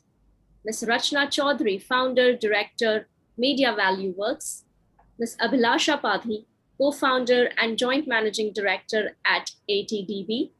And moderating the session is Mr. Ruhail Amin, Editor, Businessworld and Exchange for Media. A very warm welcome to all of you. Thank you so much, Kathy. Welcome to co-panelists, my co-panelists. I think Mr. Sameer Kapoor couldn't join us, but we understand we are in very tough times. Yeah, Sameer is actually down with COVID. I just had a word with him in the morning. So he's recovering, but still he's not fully well. So he decided, to skip it. Right. No, I think we are all, we at the beginning have to understand that these are very unprecedented, tough times. And, we all have to kind of, understand such things are happening around us. So topic before us today is importance of ethics and transparency in PR. And, if the general perception of PR, as a journalist, when we get a lot of calls in the morning and in the evening, these are two times a lot of calls come to us. And when we go through the press releases, it's all praise and flowery language, sometimes, and we have to tone it down. And so tell me, the perception largely is in the market, as people perceive that it's all about being flowery, nice. I want to come to you first, Mr. Majumdar. Okay, you're the only male apart from me on the panel. Let me start the other way. This is how we look at PR, but is that the correct way of looking at it? Are PR practitioners also a victim of this mindset that we have to always praise and put in extra, praise in all our write-ups and releases? See, I think, from my 23 years of experience, I've worked with different agencies as well as corporates. I think there is a basic difference. Whenever there is the corporate commission department is directly reporting to marketing, their way of functioning is very much different from the communication department, which is directly, interacting with the management team. For marketing, every little news, is important. And I think because of pressure, a lot of times, the agencies are bit reluctant to say no to certain news, which they also know that it's difficult to get it covered. But internal pressures, client pressures, and especially with COVID time, every agency is very much impacted with revenue loss. So everyone tries their level best to get those kind of news which generally or in normal days is difficult to get covered. Okay. Let me come to you, Abhilasha, at this stage. When we talk about ethics and being true to ourselves, and then when such communication happens, how do we kind of come to terms with bridging, making it as real as possible? So I think, when you talk about ethics, I think it flows from the leadership, and it needs to be displayed in everyday interactions across multiple stakeholders, including clients. And we as PR agencies, we as PR consultants and professionals are basically brand navigators. So our role over there becomes very, very critical to check the kind of information that is going out, or the kind of information that is being shared, to ensure that there is a strong differentiation between content that is overtly promotional in nature and not based on fact and data. And I think data will lead the way. And at ATDB, that's what our attempt has been, to make sure that we put our content, our communication, through a check, as we call it. So what? So what if this is happening? What is the impact? Is this authentic enough?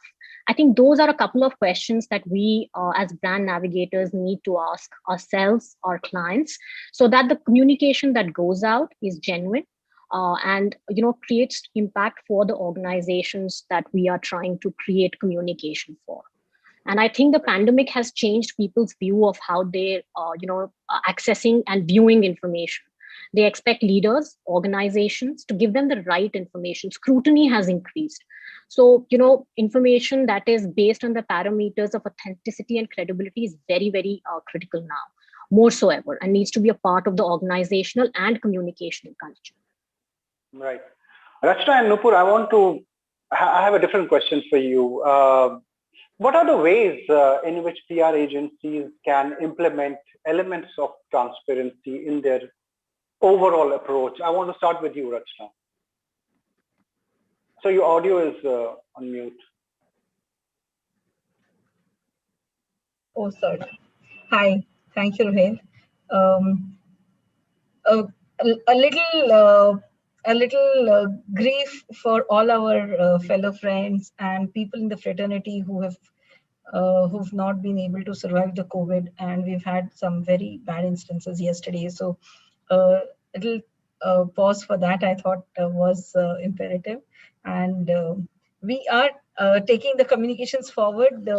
Ethics, coming to our conversation on ethics, I think the best we describe ethics is the topic it's actually not what PR and what PR is doing ethically, but it's about what messaging is going out ethically. We are the channel drivers. We take the message out in media. We take the message out in public. There are broadly a couple of rules that we need to follow in terms of keeping our, where do we draw a line and how much are we being pushy in our stories is extremely important, and it works both ways. It's about how the changing rules of media today has become. There are many cases where we always knew that the headline should not carry a brand name. It was always the case. We've been through the industry for over 20 plus years now. We always knew that the headlines should not carry the brand name.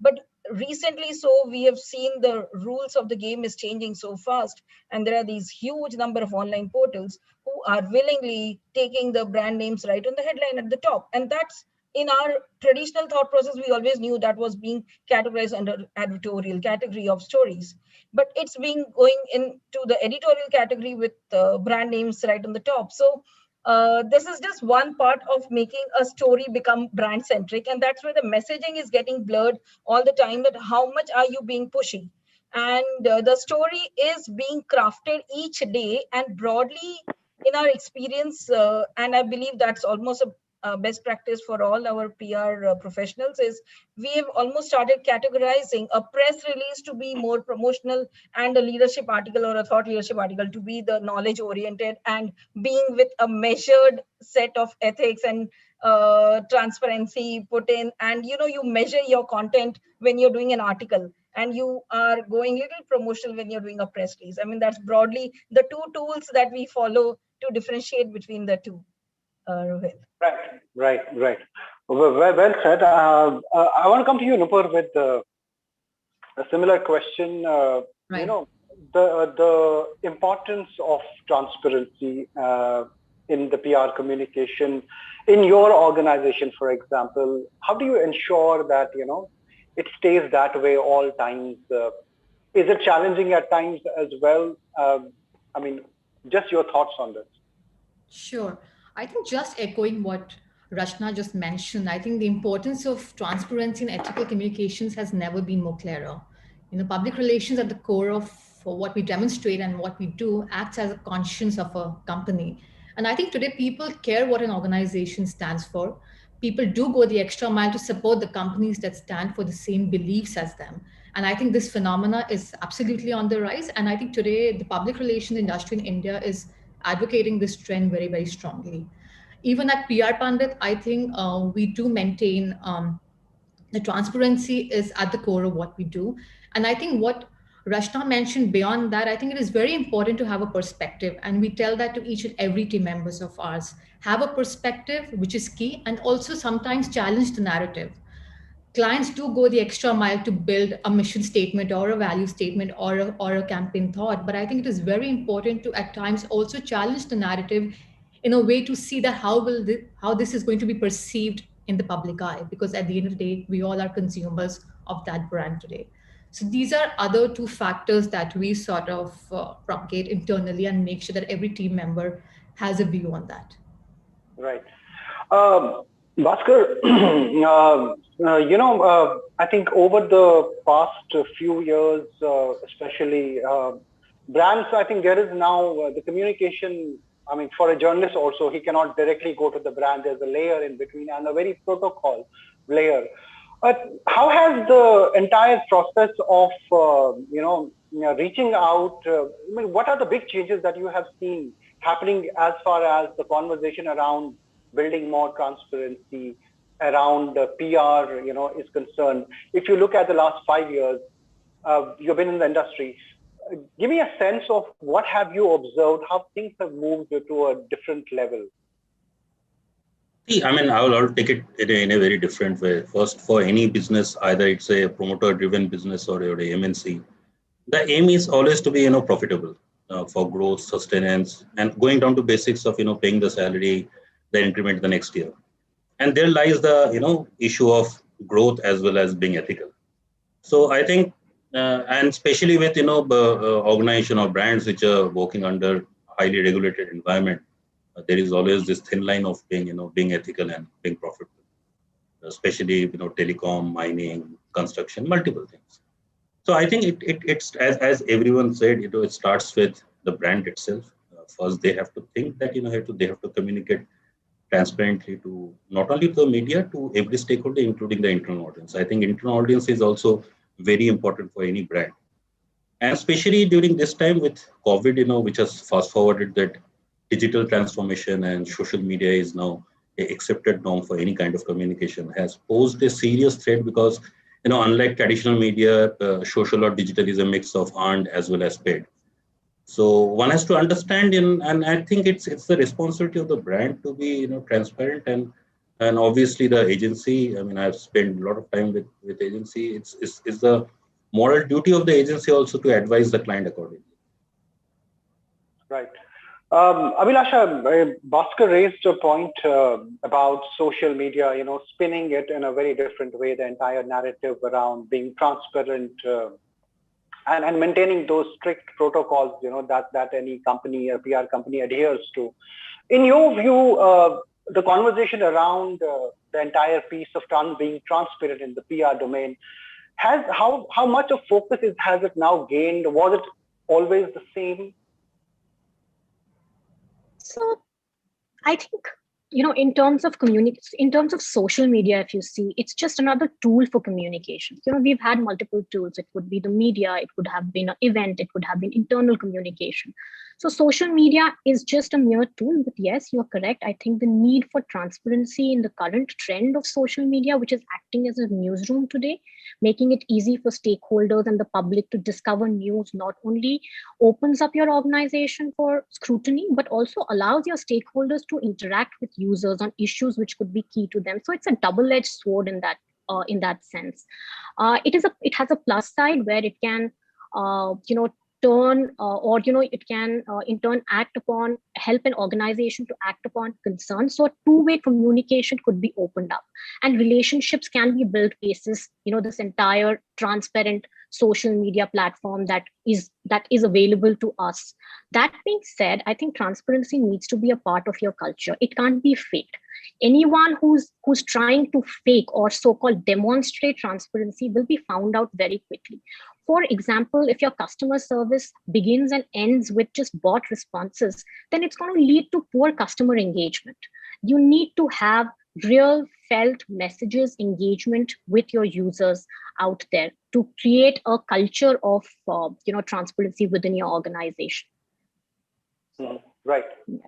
No, I mean, adding to what Abhilasha said, I think, the brands have to be actually, they have to actually give it thought whenever there is any kind of communication which is going on.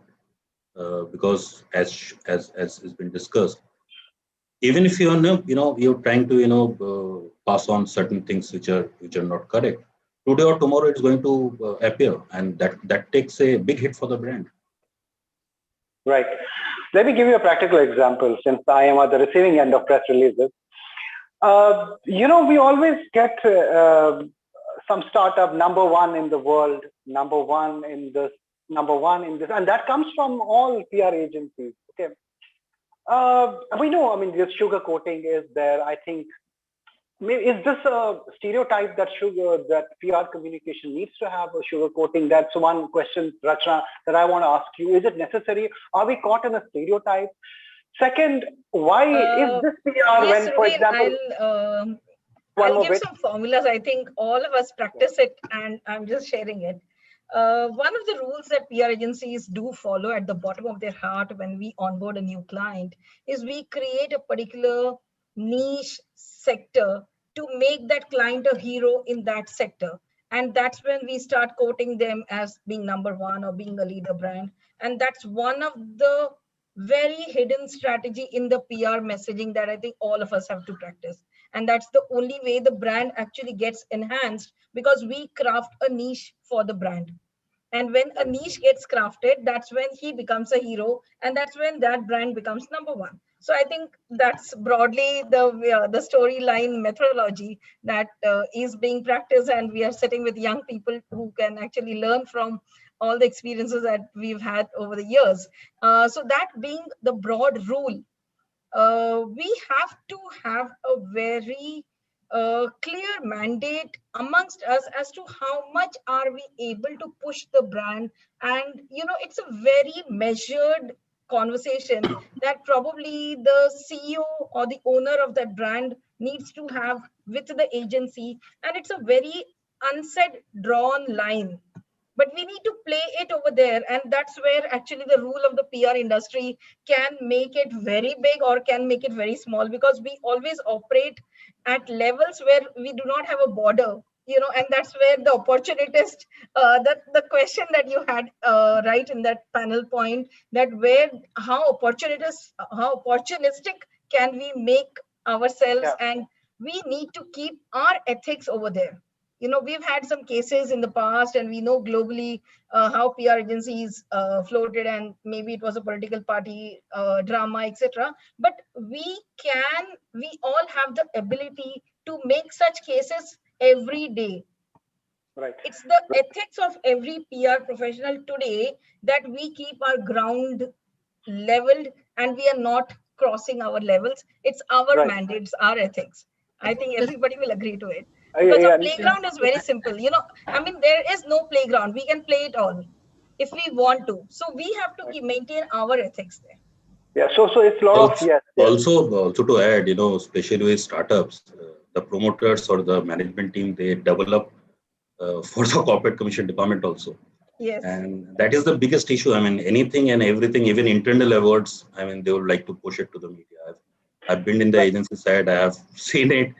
And that becomes a problem. And also, with normal clients also, I think the major issue with agencies lies, that the servicing team generally doesn't have the audience of the senior management of the client side. They are generally at the mercy of the corporate communication team. And again, I am part of, I've seen both the sides. For the corporate commission team also, everyday news is a news because they also have to justify certain things to their management. So I think it's a combination of both sides. But with startups, I think, I've handled startups where I have issued, 4 releases in a day. I think just to add there, what Bhaskar just mentioned, I think stakes are even more higher today. I mean, we cannot let that slip in any circumstances today. I think clients trust you with what kind of communication is being rolled out. But I think today, as communication advisories, consultants to our clients, I think we've also learned to push back somewhere. And I think that is happening. And I think that's the culture. I think all of us today, all of us who are representing our agencies and our teams have sort of inculcated in our teams as well, that question, ask, and then sort of see the relevance. So even when a release is coming to you, Rohel, where we are claiming that it's the number one or it's the best performing brand or an app today, I think somewhere we are confident that when we are sending that out to you, it is backed by something concrete, because we know that you will question us, you will question the PR team. I think that's the first attack that we know that that's the first question that will come to any organization. So I think today we are cognizant of that as well. So you build that line of defense. There is, there's enough data that will substantiate it, right? That's what you're trying to say, right? Of course. I think gone those days of just sending out releases without being backed by data. And we know that it is not going to pick up. People know that we don't want to, inundate your mailboxes with information that is not going to find value. I think that's becoming more and more clearer. Also, just to add to what Nupur, Bhaskar, and Rachna have just said, I think even the startups have now understood the value of impactful communication rather than doing just a blast kind of a messaging. And there are multiple tools that they have in case they want communication for a certain sect of their stakeholders. They could use their own blogs, they could use their social platforms. It need not necessarily just be the media. And even in the media, there are times when it need not necessarily be an earned media outreach. There are various paid platforms as well where you can put your news in. So, and we've seen, in the last couple of years of having worked with startups, that they have come around to accept these, consulting tips from us in that sense. Right. Bhaskar, as you mentioned earlier as well, that you've seen both sides of this divide. So there's a thin line. Tell me, when a client is, you onboard a new client and he wants to be portrayed in a certain way, which according to you may not be, palatable so easily. How do you first deal with that issue, to be transparent, communicate to him that, look, transparency here is more important than just portraying you in a certain way. Do these conversations actually happen, and how do you deal with these conversations? See, in earlier times, there is always a disconnect in agency side. As I have worked there, I know. Earlier, there used to be a business development team, and there used to be a servicing team. So whenever this business development team goes and pitches for a client, they always give the rosy picture. And once they get the client, the services team actually struggles to fulfill those. I'll not say false promises, but promises which can never happen. But slowly in last, I think 6 to 7 months, agencies have taken this decision of, to communicate that what you actually can deliver, so that, that building up that trust is from day one, rather than, getting the client and then struggling. But from the client side, the expectations will be always there. It's always necessary to have a sit down discussion and point out those things, and basic rules have been set, so that there is no hard feeling in between anyone. Right. Rachna, your thoughts? Every company wants to believe they are number one. Is that the right approach also, by the way? Is it? Of course it's about mindset and everything else, but one has to be practical. Do every start. It's always good to think. It's always good to think that you are number one, but the problem lies when you start communicating it. Yeah. Because others have to believe it also. True. So, Rachna, have you met with such situations where a client who may not be number one demands to be portrayed as number one, and how do you deal with such requests from your clients? Yes, this happens. In fact, this happens quite regularly, and See, it's all about the strategies that you are recommending the client to follow. Despite this competition in every market, and especially in our business, or especially at Media Valley Works, we work with several B2B tech companies. And when it comes to tech, I think most of these services, or you can draw a parlance, and several people will be offering almost similar services. But there's a niche that every organization has, and we have to come back to identifying that niche and making that as the narrative, and that draws the storylines further. So if someone is a specialist in a particular category, which we further then drill it down and make success stories out of it, and it's only over a period of time will he get established as number one. It can't be it's not a piece of cake that someone can churn around a magic wand and you become number one like that. So it's about the time and the investment, and a continuous crafting of the message, both on social media, on blogs, and putting it out in media in a very measured manner. So we know the consolidated impact that will get generated, and we are in an age that we are able to have enough metrics. I mean, we can have so much of data giving us every post on social media can have a metric that supports, and this post worked or didn't work, and whether was there any traction found or not found. So all these metrics help us revisit our conversations with the media and with the client, and we can come back and revisit each day and learn from our own storylines. I think that's the way things have shaped up right now. We are learning every day from our own actions and revisiting and redevising. I think everybody would agree to this kind of stories. I think I would say confidently that just to add to that, it's always objectives before optics. I think delivery of purpose has become a reason why a brand should exist. So I think the opportunistic PR can take a backseat today, because like Rashna mentioned that, it's about structuring it and, contextualizing it. And then, it's about piquing interest and then making the brand come into the consideration set. So I think that is the process today. Some opportunistic PR and some people call it moment marketing. How do we differentiate between the two also? I mean, there's a thin line again, right? I mean, you see a context and you start using that narrative around. Right. Abhilasha, your thoughts on this, if you can hear me? Yeah, I can. So, in terms of, opportunistic PR and moment marketing, that's the question, right? Mm-hmm. So I think brands have also come a long way in understanding how critical their purpose is in terms of reaching out to their audiences. Trust that they have built, they realize that it's the most treasured asset. It's not given, it's built. It is maintained through a series of thoughtful executions that bring life the values and missions of a brand. And audience in general are no longer interested in simply being a target for the brand. Whether they're in the market to buy an appliance or to go to the college or find being treated for a chronic illness, they want to engage with brands that engage and make them feel real, and engagement that is lasting. So if moment marketing is a part of that thought out communication, if that opportunistic conversation is a part of that communication, then it works. But if it is just out of nowhere, then I don't think it works. So it has to be in context, it has to be relevant content, and it needs to be a part of your constant brand narrative. And I think a great case in point is Zomato.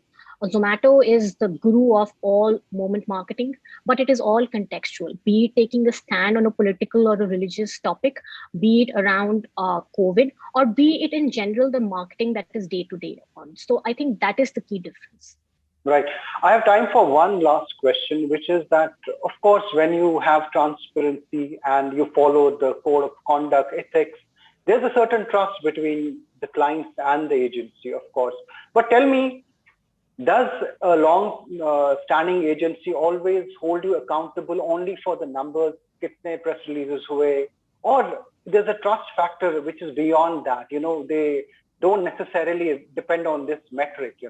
The trust that you have earned does not have to answer in terms of these many press releases and these many conversions happened. Does this actually happen in the market basket? I think, it's still a discussion which can be discussed again and again. Various brands, they believe in various type of methods. I always, in my company, I always say that, being respectable and be responsible in the industry is far better than being number one. So, if you can communicate that in a proper way, nowadays you have got different avenues to communicate. It's not only the traditional media. There is paid media, there is earned media, there is shared media, there is own media. You can utilize any of them. So you have got a very, platform and tools which you can use. But yeah, there are still brands which believe that, number of press releases, number of coverage, or nowadays people call it visibility, number of visibility, it counts. But I think it's for the communication team as well as the leadership team and also the agency to sit and discuss that what are the best ways to understand what visibility you have garnered. Rachna, your thoughts? Yes, Rahel. As in, normally in our day-to-day life, we say how big has been the story. That almost answers the questions that we need to thereafter go back on. If the story has been really big, everything is achieved. You don't have to worry after that. But if the story has not been there for the last quarter, Q1, Q2, there's been no story. Then that's the time you start doing all this, metrics and support. But if there has been a story, the client is shown, and you don't have to worry thereafter because the work really speaks up. So I think we all face it all the time. So we know how big is the story all about.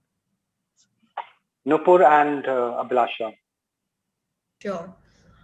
I think absolutely. I think today the clients entrust us, the PR agencies, with their entire reputation, which is massive.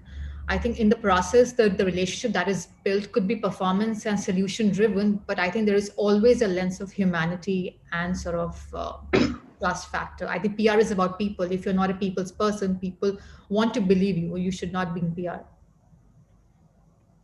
Abhilasha, quick thoughts. And I think I have one last question, which is I really always wanted to ask PR people, so that I have to ask. Yeah. All right. So, just to add to what Nupur, Bhaskar, and Rachna have said, I think trust the relationship of trust between a client and an agency is of utmost importance. I think once that is taken care of, there would be slips, there would be days when there would be no big story, as Rachna said. But at the end of it, it is that trust which will take you through that phase as well, because the client does know that you have their best interest at heart. Having said that, data of a certain kind also helps the client understand if they are in the right direction, for them to know if this is what they want to do, or is there a mid-course correction that one needs to do in their communication and brand strategy.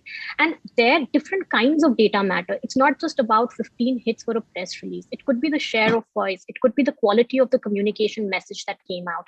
It could be the social media engagement that they have seen. So I think given the vast gamut of platforms that we have, data is important, and I don't think it sticks to the number of coverages or exposure anymore. I think it's gone beyond that now.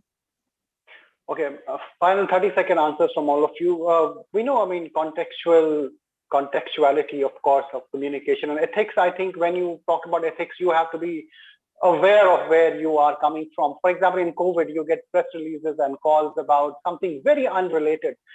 How do you address this in this? Of course, our clients and all, they have their own businesses to run, and it has to, on one side we have to do it, another side we are in a very different crisis.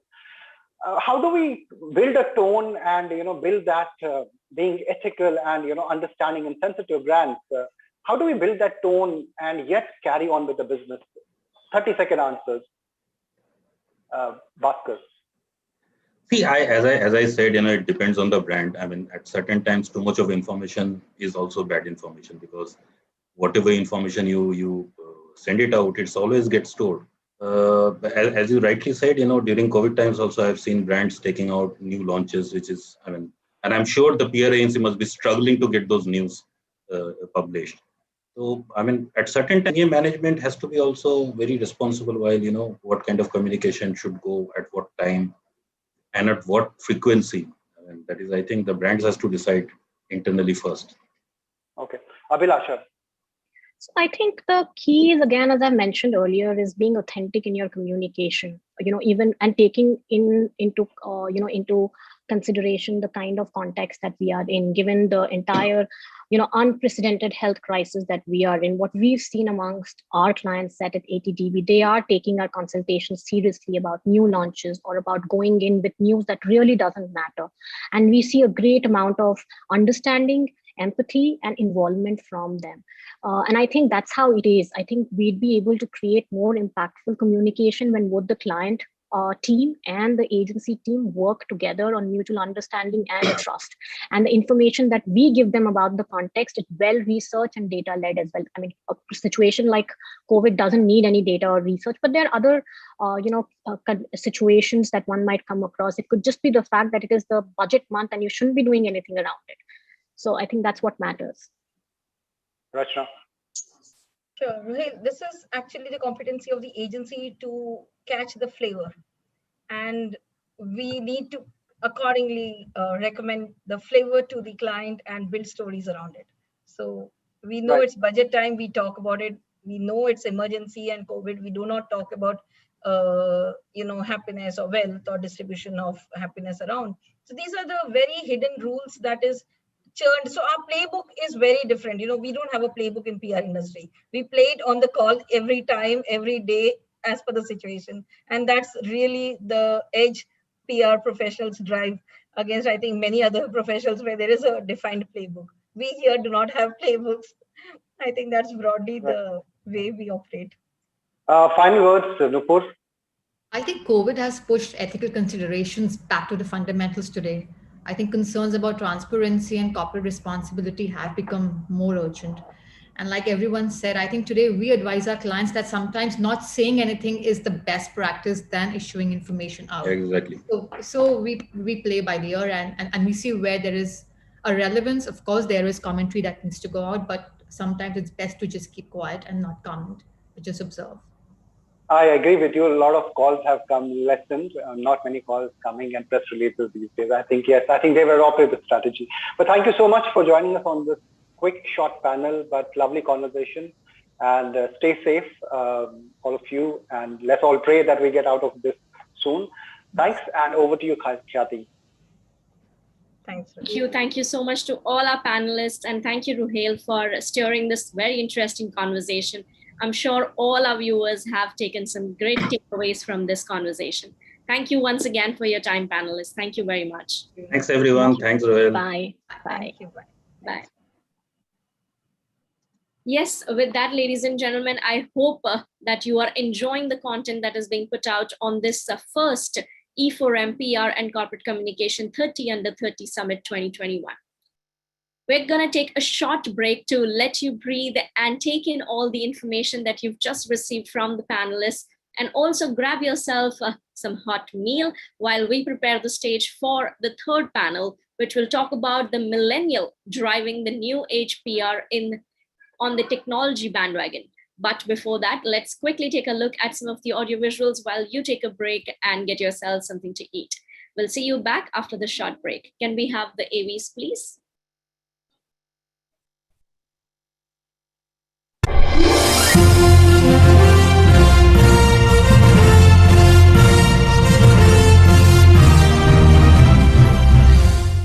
The Exchange for Media, PR and Corp Communications 30 Under 30 Summit will deliberate on the new generation of PR and communication. Throughout the day, we will have a series of keynote and panel discussions on effective storytelling, ethics in communication, latest innovation, agility, and ways to tackle corona pandemic in the communication industry.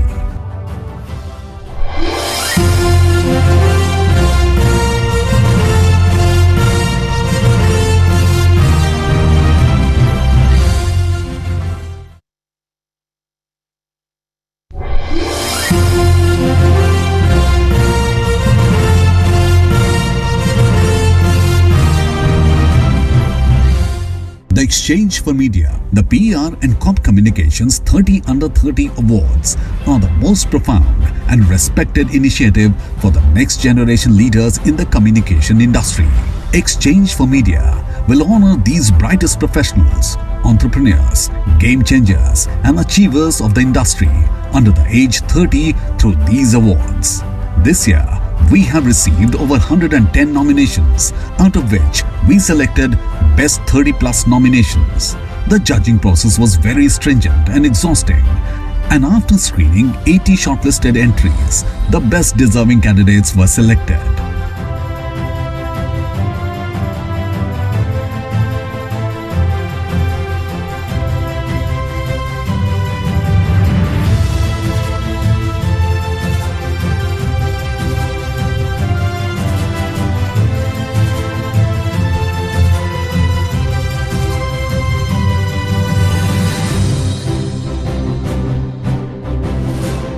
Hi, I'm Lika. I head the brand and corporate communications for Indigo. It was my pleasure to be a jury on the Exchange for Media 30 Under 30 Awards. The amount of talent, the multitude of innovation, the non-stop new ideas and new media that this new crop is leveraging is absolutely amazing. Kudos to all the winners out there and best of luck for the future. Hi, I'm Aman Abbas, founder and CEO of Commvisor. Thank you Exchange for Media for making me a jury member for 30 Under 30 list of PR professionals, and I was absolutely awestruck to see some of the entries. I think they're fantastic, a bunch of people who have come together, and I'm very confident the industry is in the safe hands. Two things which are important for me when I look at these entries. One is that your own contribution to your team, to your clients in helping them move the needle, whether it is from the thought process or whether it is from the action. And the second part is the storytelling, which actually becomes very evident when you actually look at those entries, and some of those were like out of the world. It was extremely difficult to choose the top 30 because there are lots of very, very talented people in the industry, and I wish everyone all the best, and my special congratulations to the winners and everybody who has participated in this. Thank you very much. Everybody, it's been a pleasure judging the Exchange for Media Awards.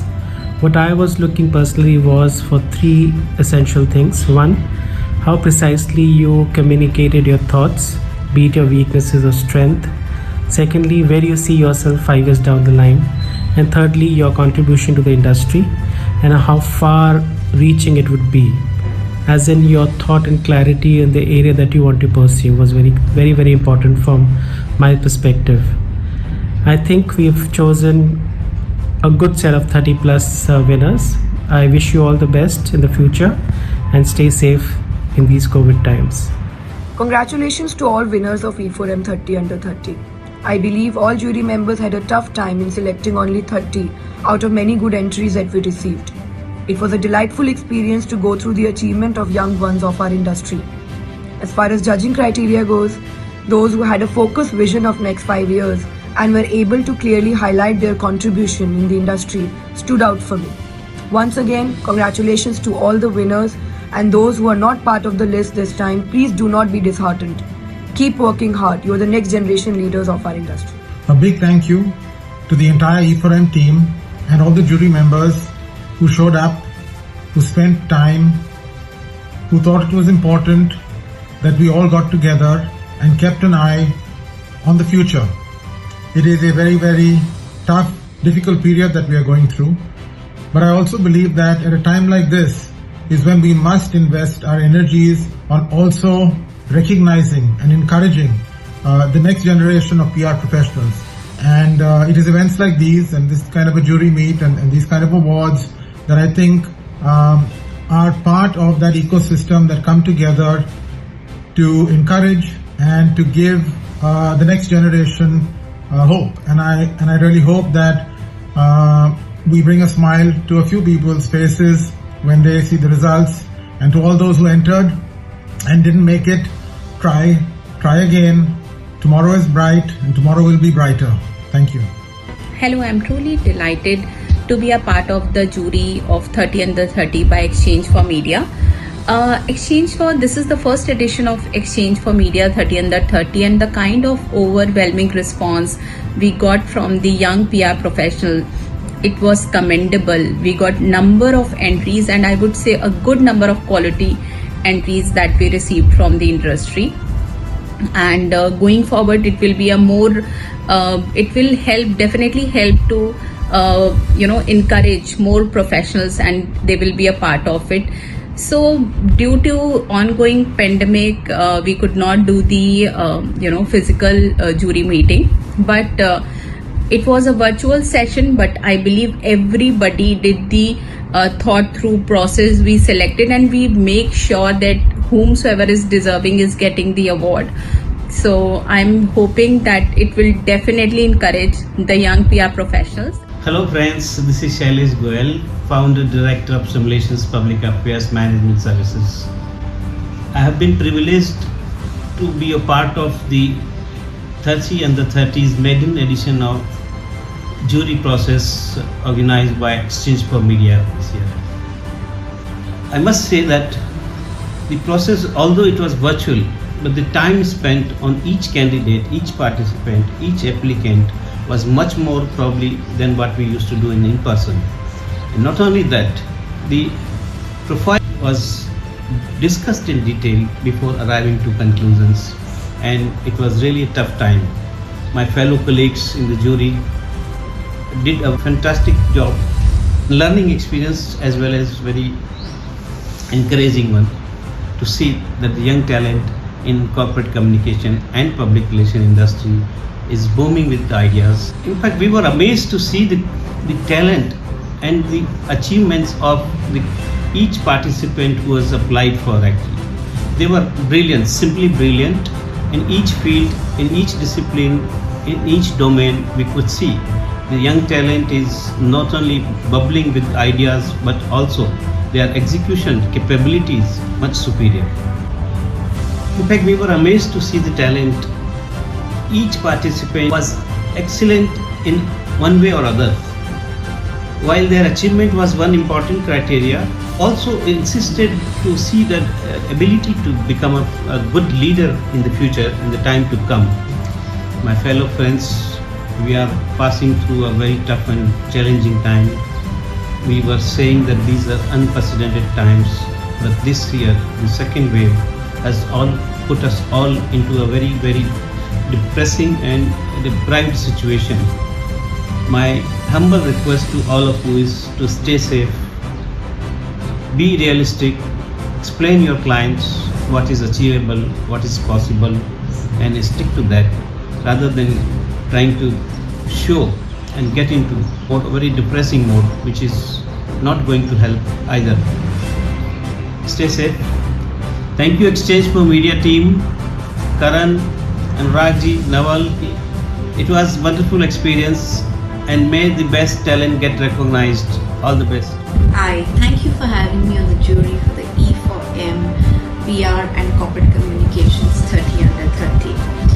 The whole process of judging was very, very interesting because when I saw the varied types of people who had nominated themselves, it was interesting to see there were young PR professionals who started an entrepreneurial journey. There were those in the corporates who were eking out a strong position for themselves in their communication team, and of course those in agencies taking on leadership roles. One of the important things that I looked for in the entries was what is the vision of the young professional to give back to the industry and the community. And I think today in Corona times more than ever, think of how can you be part of a larger information and awareness program or part of some self-help group to help out those who are struggling with the virus. At the end of this, when we come out of the whole Corona situation, we should all be proud of our contribution to not just our own selves, but to the larger community and to the nation. So get out there while being safe, but being there to help others. Thank you. Hi, it was a pleasure for me to be part of the jury of the first edition of Exchange for Media PR and Corporate Communications 30 Under 30 Awards. I was very impressed with the quality of nominations that I reviewed, the body of work and the energy of some of these youngsters reminded me of the catchphrase that great leaders indeed start early. I am glad that with this kind of talent in the pipeline, the future of industry looks really good. For me, the two criteria, while looking at the entries, the two criteria of judgment was the proven contribution to the industry endorsed by relevant leaders and respected people they worked with, and the leadership potential of the candidate. I wish all the good luck to the winners who get to the final list of 30 under 30.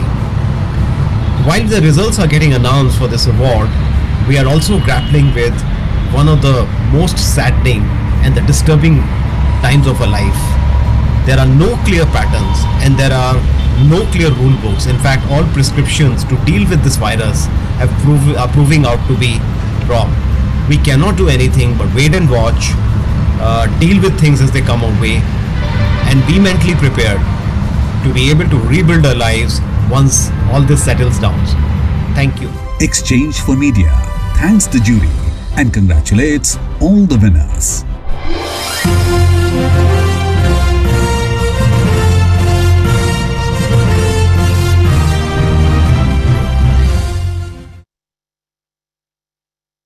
Exchange for Media, a name synonymous with the latest news about the advertising industry in India. The Exchange for Media Group, set up in 2000, has the most credible media platforms covering the entire advertising, media and marketing domain with its highly acclaimed digital, print and on-ground assets. The group's flagship news portal, exchangeformedia.com, reaches over 6 lakh subscribers, who are the first to receive breaking news in the industry. The buzzing website not only covers the news but goes beyond the obvious to bring in a fresh point of view. Impact, the weekly news magazine from the group, is the most widely read business magazine in the advertising trade, with in-depth analysis and news-based features providing perspective to key happenings in the industry. The monthly Pitch magazine provides a ringside view of events unfolding in the marketing landscape, along with media and advertising. Another monthly magazine, Realty Plus, is a market leader in reportage on the real estate industry. Today, Exchange for Media is not only a leading publisher in the domain, but owns the IP of more than 50 events spread across Mumbai, Delhi and Bangalore, making it a powerhouse of information and knowledge sharing. Exchange for Media has curated and launched some of the most successful IPs across marketing, digital, TV, print, radio, mobile, OOH and PR. The Impact Person of the Year, Exchange for Media Conclave, Indian Digital Marketing Awards, Tech Munch, Pitch CMO Summit, India Marketing Awards, Primetime Awards, Indian Content Marketing Awards, Golden Mics, NBAR are some of the group's top-notch events, in addition to niche, bespoke events and roundtables curated especially for discerning clients. Exchange for Media events attract stalwarts as speakers, along with a loyal audience comprising of leaders, trendsetters and opinion makers. They are the perfect networking platform for the entire media and advertising industry. No wonder Exchange for Media Group publications and events have high credibility and reach, and are the destination of choice for agency, brand and media professionals across the industry. Exchange for Media.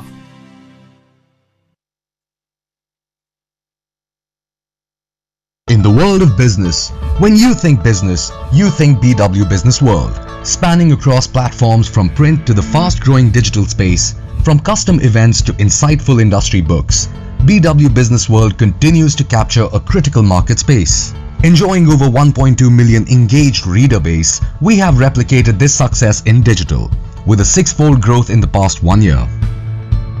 So who is the BW audience? Our magazine readers are the cream of the crop business professionals spread across industries and niche communities. BW Digital engages with a much larger audience, hailing majorly from India and US. We also reach diverse markets including UK and Saudi Arabia. The BW print universe comprises of BW Businessworld, BW Smart Cities, BW Hotelier, BW Applause, BW Education, and BW People, each profiling industry leaders and niche sectoral stories. BW Digital communities target niche segments like startups, CIOs, smart cities, defense, amongst a range of other fields, with a following of millions of unique digital users. BW Businessworld is an industry leader in curating a plethora of IPRs. With multiple industry stakeholders under one roof, BW IPR events generate superlative content. BW Engage offers bespoke brand solutions across functions with inputs from the award-winning BW editorial team. We design and execute a 360-degree marketing model, resulting in top-of-mind recall and a large BW Engage client patronage. Why engage with us? We have an award-winning editorial team. We forecast new scoops and future trends before any of our competitors. We provide 360-degree brand solutions and our clients are always happy with the ROI. This is just a glimpse of our client endorsements. To subscribe to our print patronage, visit subscribe.businessworld.in. Follow us on Facebook and Twitter. You can also connect with us on WhatsApp on businessworld.in/WhatsApp.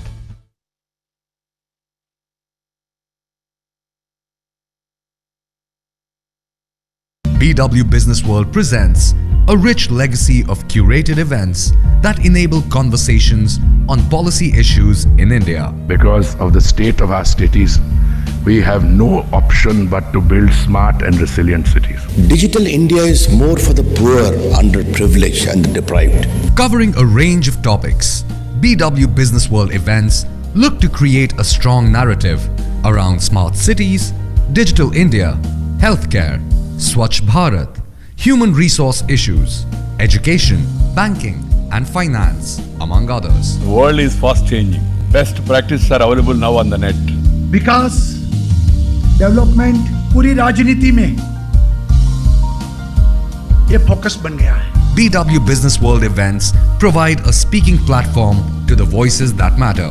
Smart से ताल्लुक ये है कि हम जो basic amenities हैं उसको हम चुस्त दुरुस्त करें. You don't have to be a technologist. You need to understand how technology influences the world. Mahatma Gandhi was a great man. He was the leader of the freedom struggle. We believe that e-governance and IoT will play a very, very important role.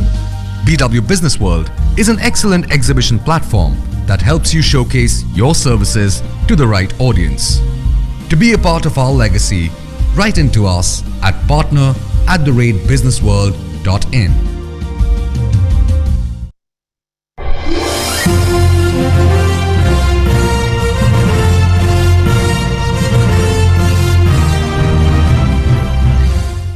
The Exchange for Media, PR and Corp Communications 30 Under 30 Summit will deliberate on the new generation of PR and communication.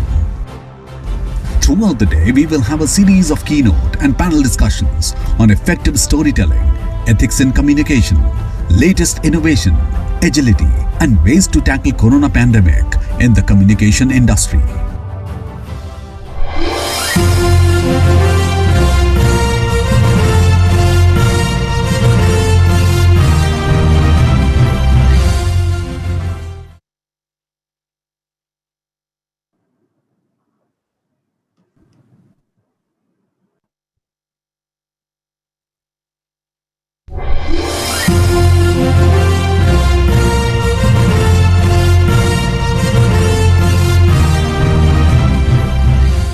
The Exchange for Media, the PR and Corp Communications 30 Under 30 Awards are the most profound and respected initiative for the next generation leaders in the communication industry.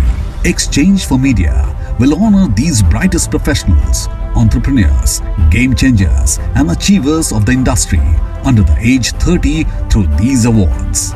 This year, we have received over 110 nominations, out of which we selected Best 30 Plus nominations.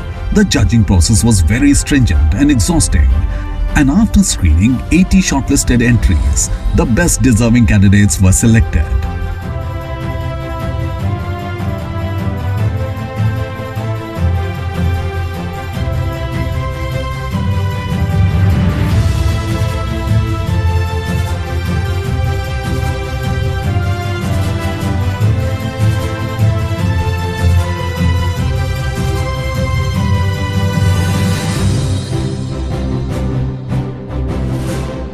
Hi, I'm Lika. I head the brand and corporate communications for Indigo. It was my pleasure to be a jury on the Exchange for Media 30 Under 30 Awards. The amount of talent, the multitude of innovation, the non-stop new ideas and new media that this new crop is leveraging is absolutely amazing. Kudos to all the winners out there and best of luck for the future. Hi, I'm Aman Abbas, founder and CEO of CommVisor. Thank you Exchange for Media for making me a jury member for 30 Under 30 list of PR professionals, and I was absolutely awestruck to see some of the entries. I think they're fantastic, a bunch of people who have come together, and I'm very confident the industry is in the safe hands. Two things which are important for me when I look at these entries. One is that your own contribution to your team, to your clients in helping them move the needle, whether it is from the thought process or whether it is from the action. And the second part is the storytelling, which actually becomes very evident when you actually look at those entries, and some of those were like out of the world. It was extremely difficult to choose the top 30 because there are lots of very, very talented people in the industry, and I wish everyone all the best, and my special congratulations to the winners and everybody who has participated in this. Thank you very much. Buddy, it's been a pleasure judging the Exchange for Media Awards. What I was looking personally was for three essential things. One, how precisely you communicated your thoughts, be it your weaknesses or strength. Secondly, where you see yourself 5 years down the line. And thirdly, your contribution to the industry and how far reaching it would be. As in, your thought and clarity in the area that you want to pursue was very, very, very important from my perspective. I think we've chosen a good set of 30 plus winners.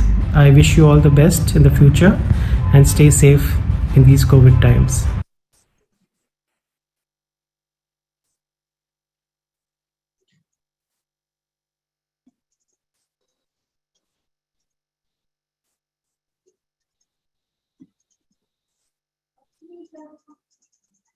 A very warm welcome, everyone, once again. I hope all of you are ready and set for the third panel of the day, where we are talking about millennial driving the new age PR on the technology bandwagon. As we see, our panelists are already here. Let me introduce you to them.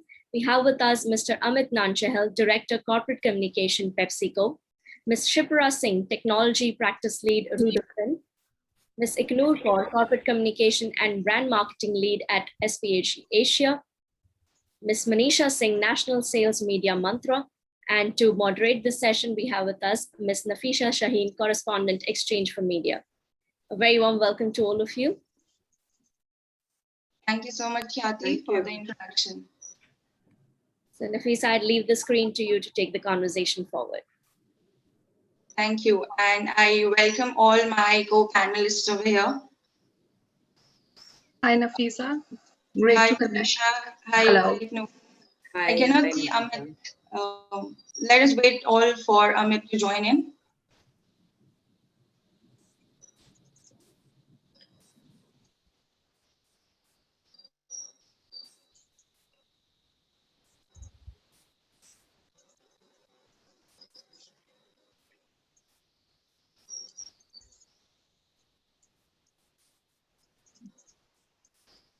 I guess Amit is here. Amit, are you here with us? Yeah. Sorry, there is some issue with the voice. Yeah.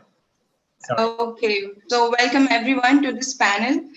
So, in the past, we all used to hear about the technological changes that will take place. And today in 2021, we are all witnessing everything. And the matter of the fact that we have convened here at a virtual platform amidst, in the backdrop of pandemic that is going on is, a living example of how far we have gone through in terms of technological disruptions. And PR agencies and PR industry and the communication industry at large has gone through tremendous changes in the past 2-3 years, more so than in the last decade. And millennials and Generation Z have been the best enablers, or people who have been driving force for the industry. So without eating much of our times, I would straight away jump to my first question. What changes or modifications have you guys noticed in our industry, and how have millennials been the key propagators of change? So we'll start with Amit. What do you have to say about? Yeah, hi everyone, and good afternoon. Before I say anything, we're going through some unprecedented times, and at this time, I would like to say that, guys, please be careful and stay safe. And these are really tough times. So, yeah. So coming on the topic for today, so that's why I just quickly changed my backdrop. I said, let's make sure we are tech savvy and on a platform which is fully tech enabled. See, when it comes to PR, and we'll in depth discuss what technology is doing in helping PR.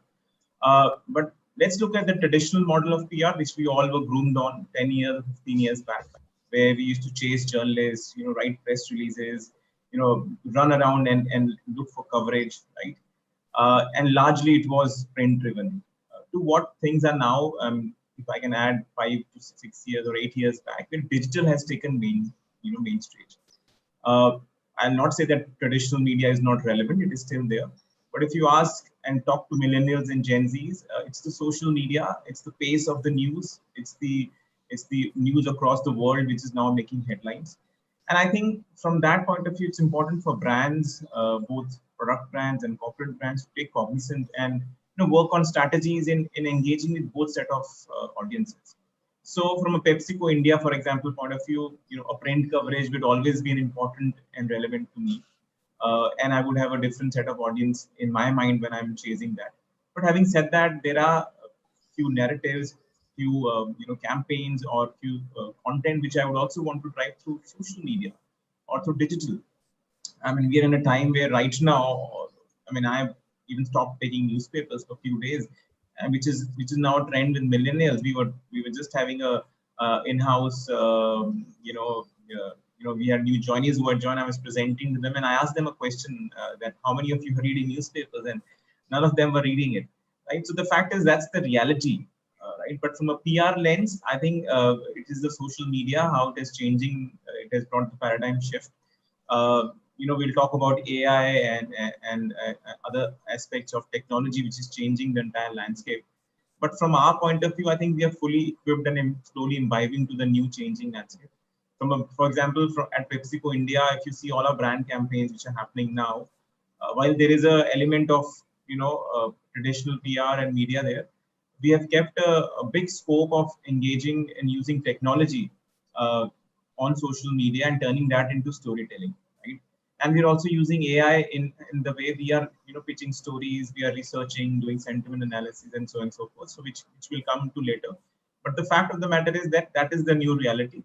Both traditional and new media will survive. But the fact is, the landscape is changing, and it is more of a reality now. And brands are also accepting to it. And you will see more and more new technologies coming out very soon. I mean, who would have thought 2 years back that we will be doing all our work on Zoom? I mean, many people have not even heard about Zoom, right? So that's the reality, and we'll discuss that more as we go ahead. Rightly said, Amit. I think social media and digital is the new game changer. So, what are your thoughts on this, Ignore? Sorry, can you come? Yeah. Ignore's thoughts. I think Amit really summed it up very well. But, I think what is important to highlight over here, Nafisa, is that there are two aspects to this thing. One is, of course, the generational change that we have seen specifically over the last decade. at this particular time, the millennial workforce is the dominating workforce, and we're also looking at Gen Z stepping in. So we have we have slowly seen a generation change and a change in the way we kind of do work overall, right? So that is one aspect of it. And when we look at that, we at this point of time have a generation that's experimental, that is constantly evolving. It's grown up seeing, you know, a sea of ideas being thrown out and people experimenting. It's seen startups come up, it's seen the digital transformation. So we are in the midst of a generation that's in any case very constantly experimenting and is constantly evolving, right?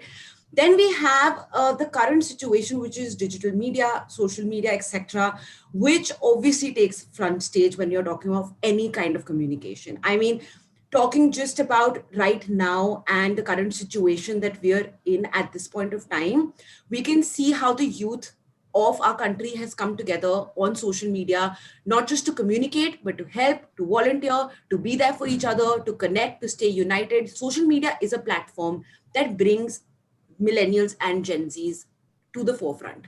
So as a PR professional, as a communications professional, if we do not use that platform to the fullest, then we are going to be left behind. And that is something that is really, really important to acknowledge. So while we do have traditional PR mechanisms, which also have the one thing that is also important at this point, and I just want to deviate slightly, is that we also need a very strategic, generational integration, because we right now also have some PR veterans, people who have been communication professionals for decades, who know what they're doing, right? But them to integrate into a millennial approach is something that needs to happen very seamlessly.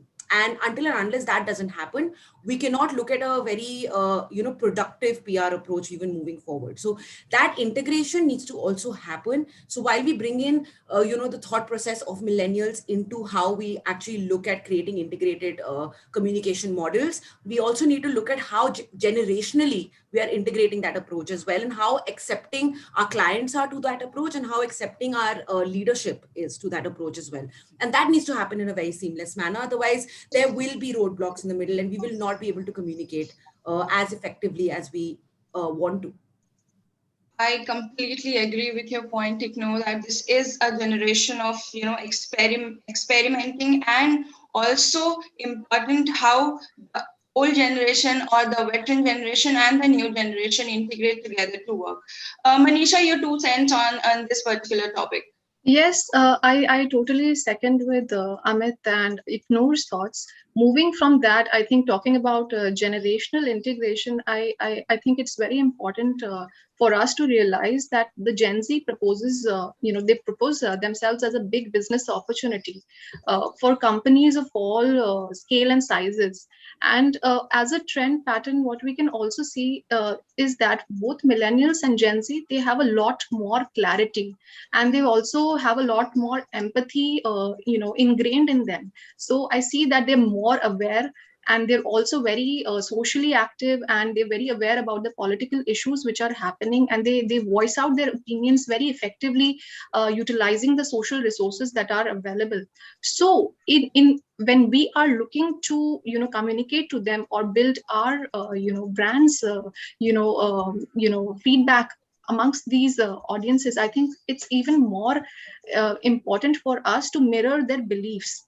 So I think with such a short attention span that the Gen Z audience has, I think they would be more interested in the earned content side. They would be more interested in branded content or some form of celebrity endorsement. I think moving towards those routes would be a more effective way to engaging with them, because they're very intelligent and they're very well aware. So yes, I think with the digital transformation that is happening at the moment, I think engaging with them would require us to understand the psyche, and also understand what their core requirements and what their core beliefs are. So understanding the psyche, I think that is a very relevant point made by Manisha. We're all in belonging in the millennial generation, and we all have that short attention span, and we all are hungry of small video shots or things that take our less time. So you guys, two of you panelists belong to an agency, and one Amit belongs to corporate communications team. So what are the different kind of engagement tools, or the tech tools that you guys have been using to endorse such things, and also how are you all improving the efficacy or the technological efficacy of your employees these days? Starting with you, Ignore, what are your thoughts?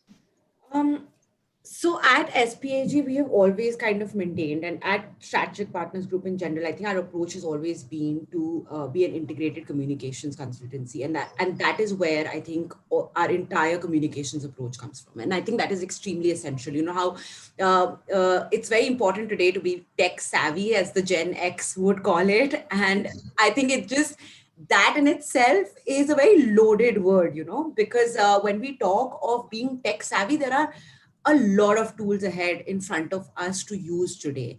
And we need to ensure that while we use technology to our advantage, we are not creating a sense of technological exhaustion as well. Even right now, over the last 1 year, because everything went digital and we were consistently innovating and we are adapting to the changing professional environment, there is a sense of exhaustion that does kind of creep in, right? In terms of content consumption online, in terms of content marketing. So what one really needs to do, and this is something that even in-house that we kind of maintain, is that we are consistently exploring, we're consistently innovating, we're consistently expanding our horizons. We are not afraid of stepping out of our comfort zone and kind of coming up with new ideas to engage with people. And this is where you really need to understand that how is the current target audience engaging online. And online does not only limit you to social media then, right? Then there are several other avenues that you can explore as well. And especially right now with artificial intelligence, with your virtual realities, there is an entire scope that is still left to be explored. And I don't think in the near future that will get exhausted that soon, as long as you're constantly innovating in that domain, and that is really what I think agencies need to look at today. And that is also something that you need to be able to, very strategically explain to your client as well, right? That let's step out of your comfort zone. This is where the world's at. And in India that happens quite a lot, where we do not tend to kind of step out of that traditional zone or step out of that comfort zone of ours. We need to do that because the world is already there, right? And we need to get there. And at least at SPAG, that is our approach. You're looking ahead constantly, and change and innovation is the only constant. And if you don't do that, then you are going to be left behind, and there will be some kind of a shortage, or something lacking in your communication approach as you move forward. And as we are all competing globally, so we'll have to continuously innovate ourselves. So Manisha, what do you have to say about what are the kind of tools that Media Mantra uses these days? Yes, for all of our clients, I think the need across all client groups that we have been witnessing over the past 3-4 years, in fact, not just now, is a shift towards more data driven PR analysis. So I think we do have those tools on board. As we've moved forward, we have also been utilizing a lot of AI solutions which are there for content curation. I think that is helping us a lot to enhance our content capabilities. Other than that, we are also investing in a lot of new age solutions, because the demands that are coming in, that are flowing in since the past 2 years or even more for that matter, is very different from, you can't group one sort of solution for a particular brand for that matter. So for instance, if we are looking at an influencer collab program, so we have to invest in those solutions. We can't have a set of influencers that we're looking at. We need to be very micro or detailed out when we share those insights in terms of the kind of the engagement that they're looking forward to from the audience group that they cater to the demographics, to the sort of engagement that they can provide us, and the kind of values that they stand for. So I think a lot of investment is happening within the organization towards those solutions, both from a PR and a social media and a digital standpoint. And I think it is helping us progress a lot. We are continually exploring such solutions, and yes, we're always on the lookout to give our clients a more detailed insight of the kind of narrative that we're building for them. I completely agree with everything that you said, Manisha. So, Amit, I would come to you with a different question. At PepsiCo, how are you and your team leveraging the digital abilities of the comms professionals out there? Yeah, so at PepsiCo India, it's very clear. We are following a digital first approach, and Iknoor did mention some of the words like out of the box thinking, experimentation, ahead of the curve. I think I will add one more word is being fearless, because many a times you feel little more fearless that should I take that risk? It's a new platform. Should I jump onto it? Would the audience love what the brand is doing? Let me wait and watch for other companies to do it, and then if it is successful, I'll take a call, so and so forth. But we are very clear. We work with Edelman, a very strong team, and we're very clear that how do we approach from a brand point of view. I'll give you a few examples just to say that how we've been able to master to some extent what we've been doing on digital. So 2 years back, when Lay's was launching a Smile campaign, the comms team worked very closely with the marketing team, and we got a brief very simple that we need to make sure that the entire country is smiling using the Lay's pack, right? So, and we need to leverage PR, as an important tool to engage with audiences. And here, the audience we were looking at were all millennials and Gen Z, right? And the biggest challenge was that at that point of time, influencer marketing was also still coming up. So the PR team took the entire project. We went ahead.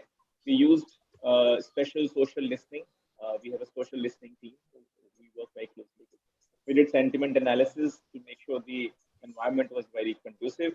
And then we did an influencer mapping to understand that who are the kind of right audience we need to go. And then with the help, of course, of the PR team, we worked around the entire strategy of creating storytelling narratives around what consumers are doing with those packs. We shortlisted around 3,000 influencers across the country. At that point of time, no brand had done that big an event. We reached out to them. We sent those packs which had their own pictures on it. And then these influencers or so-called fans of Lay's went on social media and shared their own pictures. Within a matter of a week or 15 days, the entire Instagram was painted with smile pictures of Lay's. Now, and we picked up all the post narratives in mid, so many stories around how influencers were talking about the brand, and it was all driven by PR.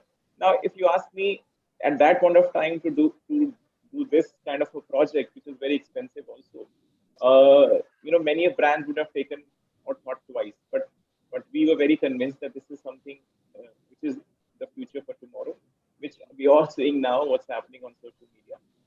And media also loved it when we took the stories and told them, and we backed the stories with data and insights. It was just not a brand PR story that Lay's is doing this. It was all about how we were looking at people. We went to influencers, we did mapping. It was closely curated. All the stories were closely curated and then pitched to media accordingly. And the results were phenomenal. In fact, the campaign did very well internally. Externally, it has won awards. And I think the comms and the PR team and digital played a very, very key role. We were fearless and we were ahead of the curve. And I think that trend has now mushroomed, and many companies have gone ahead and followed that approach. And I'm happy to say that PepsiCo brands internally itself saw the success of the Smile campaign, and now all our brands are doing all those activities.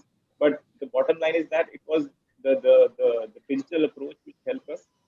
We were ahead of the curve. And we have leveraged technology. In fact, there's another interesting example which happened recently, which all of you would have also heard, and I'm sure you will be suggesting to your clients, is when TikTok suddenly stopped in India, it got banned. There was a massive, base of people who were on that content, and millennials are looking for snackable short form content. And then suddenly Instagram had launched Reels. It was a new platform. Hardly anybody would have heard about at that point of time. And brands were thinking, oh, should we do it? Should we not do it? And immediately we did a war room session with the Edelman team. We thought, what can we do on Reels? We will experiment with it. We'll go small. we understood the platform, had a word with Instagram, and immediately within 10 days, we launched the campaign. We were the first one to launch a campaign on Reels, and the results were phenomenal, right? So I think it's important to understand the pulse, of what's going to be working, to talk to millennials, to track what is happening through social listening, which to me is very, very critical, right? Video content suddenly became more important than static, and some brands who were still thinking would have been left behind. And hence, if you see, we are now investing more and more on YouTube as a platform also, which is a fully video platform. So I think it's important to be awake. We completely agree. I think we are running short of time, and I have to cover all my questions. So I think I completely agree with what Amit said, that we have to quickly catch up the pulse of our consumers. And when we talk about millennials and Generation Z, we cannot forget about influencers. How strong are influencers and how important has influencer marketing become in these days. So you guys, how do you gauge what kind of influencers do you guys need, or what is the engagement or efficacy of that particular influencer? What are the kind of tools that you have been using for this thing? Anyone of three of you can answer this question. So a short, quick answer. Yeah, so I'll just quickly go because this is my favorite topic. And I'm happy that the comms team is managing the entire influencer marketing at PepsiCo. We work very closely with marketing. So I think it's very clear. Everyone is an influencer these days on social media. It's the definitions which we have created, whether it's a nano or a micro or a macro or even a celebrity influencer. I think we work very closely with brands to understand what the brief is. Right? What is the campaign and what is the objective of what we want to drive through influencers? That needs to be very clear. Second, we work very closely with agencies who understand what is the right influencer for what particular brand, right? So they have tools which not only track, so we are not only running after followers. For us, when we look at influencers, we look at reach and engagement, right? Because end of the day, these Instagram, for example, is a platform for us, more of an engagement platform than just a reach or a follower platform. So we understand, we look at the influencers, we do a full scan of the influencers from what brands are they promoting, how authentic is their storytelling, which is very critical to us. At the end of the day, we don't want influencers to put the brand on the face of their followers. It has to come beautifully woven in storytelling. For example, if you see, Kusha Kapila is one of the finest influencers we've worked with. Yeah. Many projects where all our brand integrations are very seamless. I mean, sometimes you won't even understand where was your brand. You won't even realize that in the end. It's so good. So it's not in your face. I think that's very critical. And then to understand, how the influencers are doing over a period of time, making sure there's no crisis, we're not working with any controversial influencer, and then tracking what they have done is very important. We created a dashboard where we have their past performances with all our brands, and then we compare that how was their performance in terms of ROI, and then we keep deciding on and adding accordingly. I do want to point in over here. I'm sorry, Nafisa. I do want to kind of just plug in over here since Amit has been talking about PepsiCo.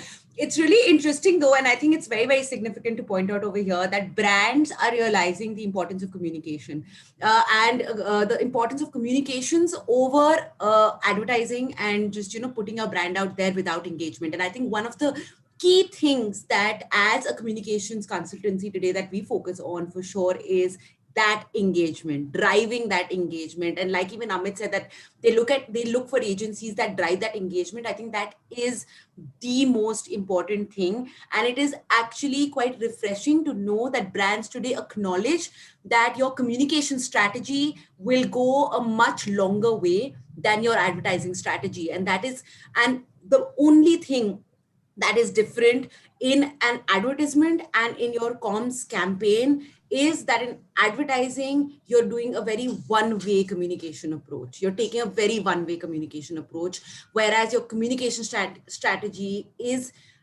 designed with a 360-degree view, which is looking at engaging your consumer, which is looking at creating a two-way channel for communication where people can participate, where people can feel like they're part of a brand.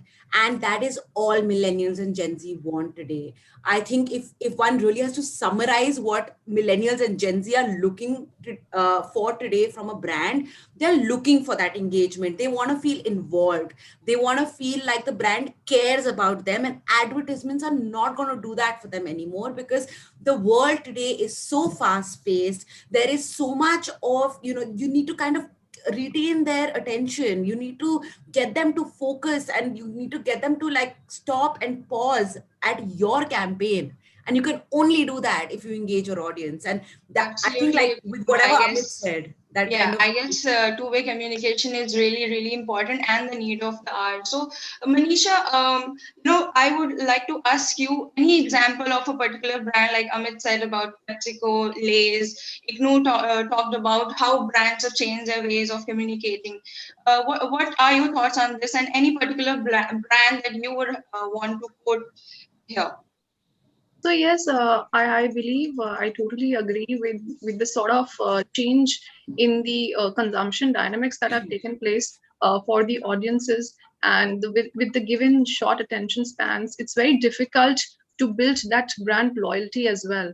And most certainly, as they're so intelligent, trying to convince them through your ad campaigns is not the only way to go. Persistently, we need to develop a strategy which is more focused, more targeted towards them, with the right communication approach in place. When it comes to our clientele, I think over the last year, since we've been talking a lot about video content, so our client Volo India, I think we leveraged the ongoing situation of the TikTok ban very effectively, and the way we garnered a good response for the client in the media, through the communication approach, maintaining and creating advocacy for Bolo India in a manner wherein people started recognizing it as a preferred TikTok alternative. I think that was a success story which happened very recently, and we have been continually exploring a lot of storylines around their models, their processes for different audiences. Since they're focusing more on regional audiences as well, we have been targeting a mix here, which is comprising of your national and regional media both.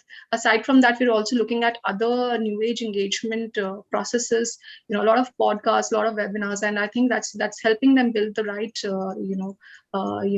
visibility in the market. Yeah. Right, video content and visibility is important. Now, I think we are running short of time and we have a lot to discuss, but I think we'll have to end this.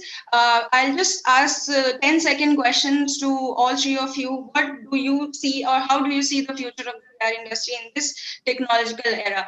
And in Manisha, you can start. Just 10 seconds answer.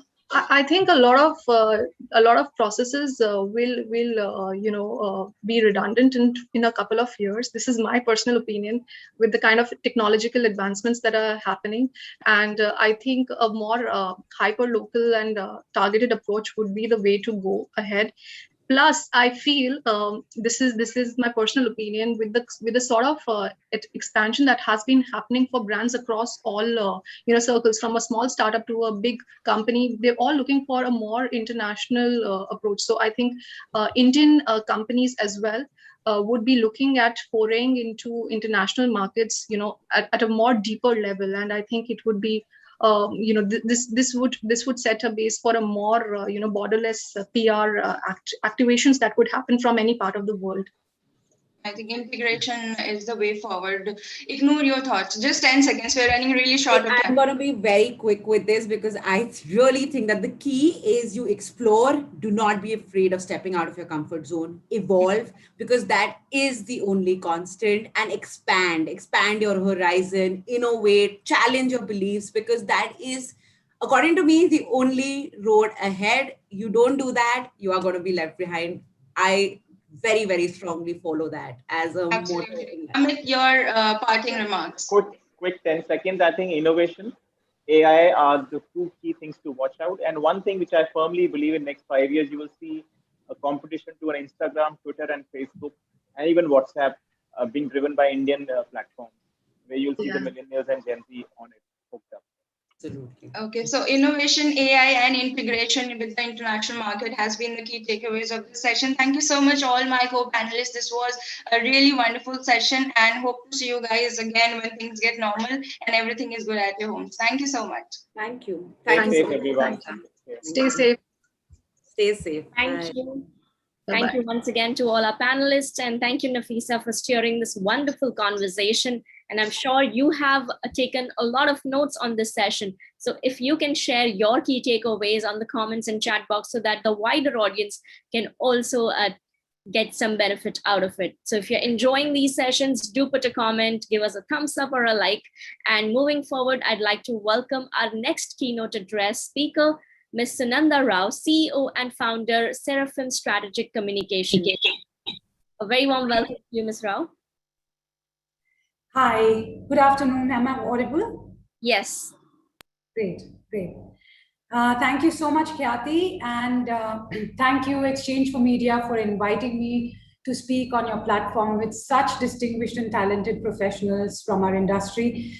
It is certainly a privilege to speak today, where we have heard some extremely comprehensive panels and thoughts, and they are of relevance for our field of work. So good afternoon, friends. I'm Sunanda. And first off, I really hope you and your families are safe. The ongoing pandemic in India has left everyone on the edge, coupled with concern and nervousness, and I really stand by you. Now, I know these post-lunch sessions are never easy, and I'm going to really keep it short and crisp, trying to keep it short and crisp, and focusing on the positive side of life and holding on to your passion.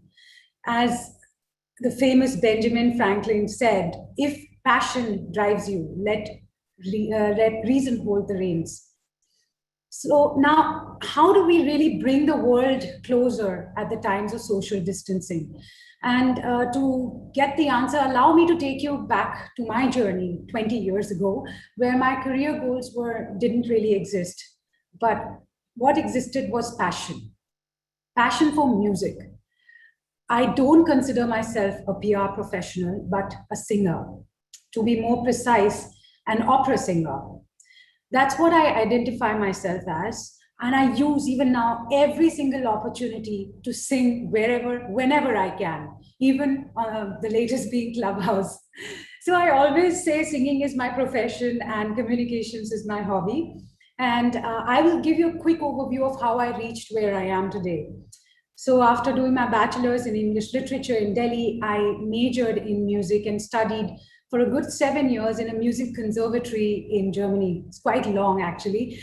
And alongside, I had to somehow finance my education as a working student, and I got the opportunity to work as a radio producer in Germany's public broadcasting station called Deutsche Welle. You may have heard DWTV.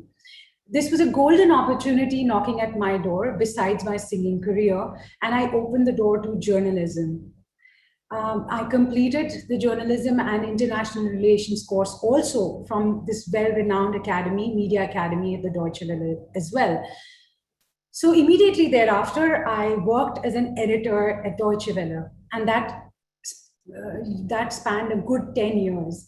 Just like the BBC, actually Deutsche Welle is an international media house with more than 1,500 employees globally. It's a melting pot of cultures, offering content in more than 26 languages. So it was here that I understood and started fully appreciating the value of diversity on our planet. You know, every day there were coffees with the editorial team from Pakistan, the Urdu department, or sharing the canteen lunch table with a Croatian, attending meetings with the Africa desks, or even traveling on journalistic trips on assignments with colleagues from Palestine and Israel together. And they were all communicating, not just by the virtue of their discussions or their articles or their reportages, but also by their culture, how we observed life in Germany from our very different own perspectives and backgrounds. These were experiences that really made me extremely rich. But somewhere I started missing India and my family too. And yes, you know, musicians and journalists can be pretty emotional. So in 2009, I decided to return to India and started working with a Hindi newspaper called Nai Dunya as its diplomatic editor. Now, till now, I really hadn't thought of PR, or it wasn't even there in my horizon. And this changed very suddenly when a fellow journalist from Germany, he asked me to join him as he was setting up the India office of the Germany headquartered communications consultancy called CNC Communications. Now, here again, each day at CNC, I experienced mind-boggling diversity. This time, it was the diversity of professionals as communicators. We had the entire spectrum: fashion designers, bankers, lawyers, engineers, footballers, sports people, and even priests. Oh, the list was absolutely endless. And they came from such different backgrounds, yet they had one thing again in common: the passion for communication. Such was the melting pot of talent at that time. Trust me when I say this, as a company, it was CNC actually who stood to gain by this diversity, varied thought processes and skill sets, even without any formal training in mass comm or PR. This taught me that to succeed as a professional and to remain relevant, one has to be a maverick, a disruptor, and really think outside the box and be able to act and react at lightning speed. This is always worked for a company like CNC, which is today one of the leading specialty comms firms. And from such learnings of mine, Seraphim Communications came into existence just 3 years ago. We are an all-women's comms firm. Why all women? I'll come to that in a bit. But before that, I'd like to say that all gentlemen present here, we respect men equally. So Seraphim's vision is to provide tailor-made strategies to clients. But here again, people from different professional competencies and backgrounds come together to create communication strategies that are targeted at specific audiences.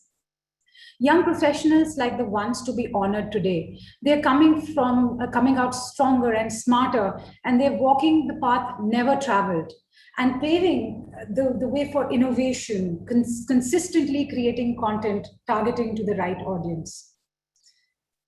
With the second wave of COVID hitting the world, communications and public relations is a hotbed of activity for national and international businesses. It is creating opportunities for us to explore international markets. Apart from clients in Europe and in the US, for Seraphim, we have stood to gain. We now have clients from countries such as Mauritius as well.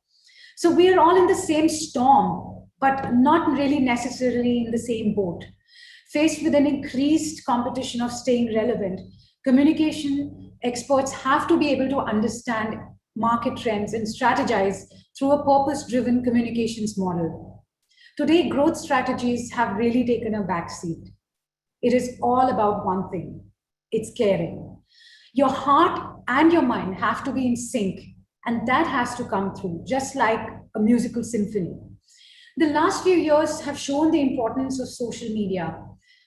Corporates are being judged, acclaimed, and crucified on platforms if not careful. The days of spinning are long gone. Just as misrepresenting content is disappearing, fake professionals too are not surviving. Now it is crucial for consultants to advise businesses the nuances while facing media. This is essential when faced with a crisis or handling reputation issues. We all say your brand name is only as good as your reputation. Just a small digression here, actually, I'm always in conflict about the usage of the word PR. As you know, increasingly it's being interchanged with the word propaganda, also being used by some of the PR professionals as well, or even biggest leaders who are confusing these terms quite often. And you may also have experienced the same. So I am tending to move a little bit away from the word PR or the term PR and using the word reputation management more and more. So coming back, we are witnessing a surge in demands as nations look to India as a potential growth market for new businesses. This presents a very exciting opportunity for communicators to be able to understand their demands and help support their brand goals. Therefore, young professionals should be aware about diverse cultures, backgrounds, and languages. For example, there's a vast difference between the nuances between the Anglo-Saxon or the Western European world, or for that matter, Eastern Europe and Mediterranean world as well. And here in India, we have the advantage which no other country has. And I really stress no other country. It's the diversity of cultures. And we need to tap into that understanding to the core. Thanks to internet, the world is shrinking and it's easy for us to communicate with different cultures as well, something that we in our youth didn't really have. But we must remember one thing: we are not communicating with robots. These are not the ones and the zeros. These are human beings with emotions. They are unique. They have their own life story. They have their own cultures that shape them. And we must not forget, technology is to be used as a tool, not as a replacement. It remains an enabler, which we shouldn't be intimidated by. I just always give this example. Many years ago, I was very excited when I got my driver's license, and I was geared to be sitting at the front seat, at the driver's seat, and suddenly I got overwhelmed.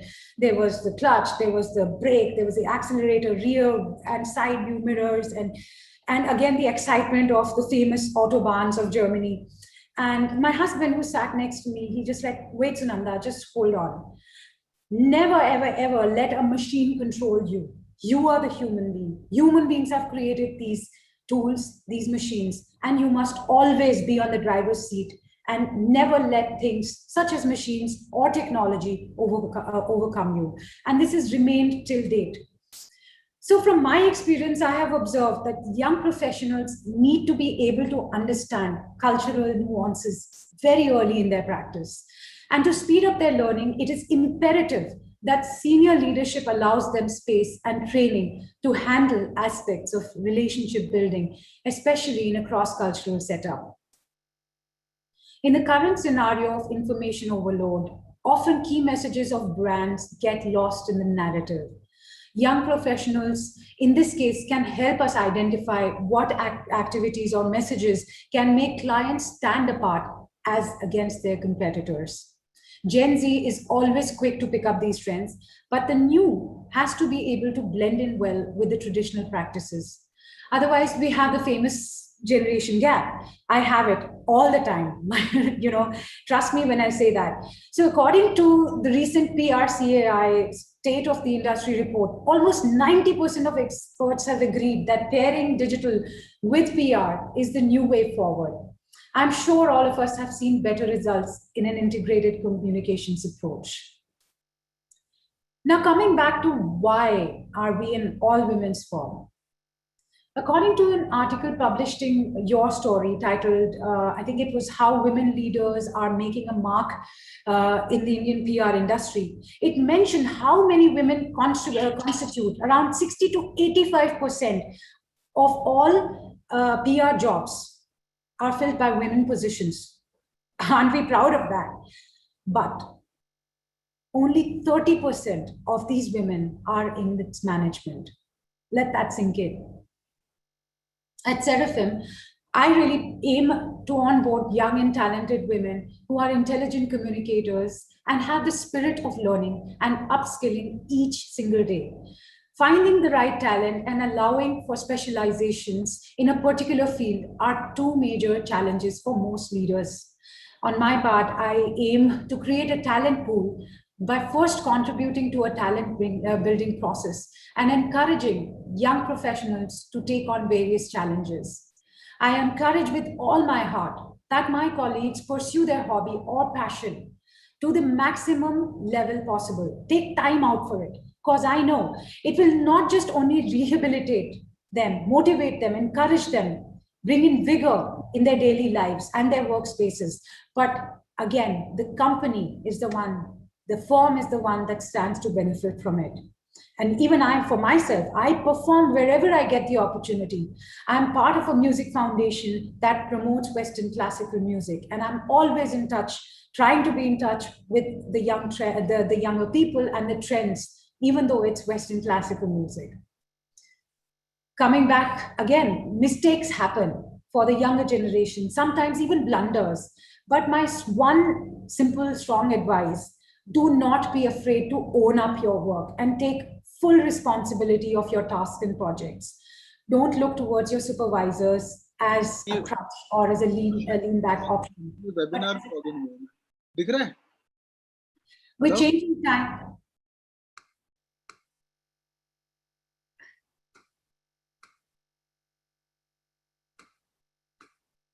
May I continue?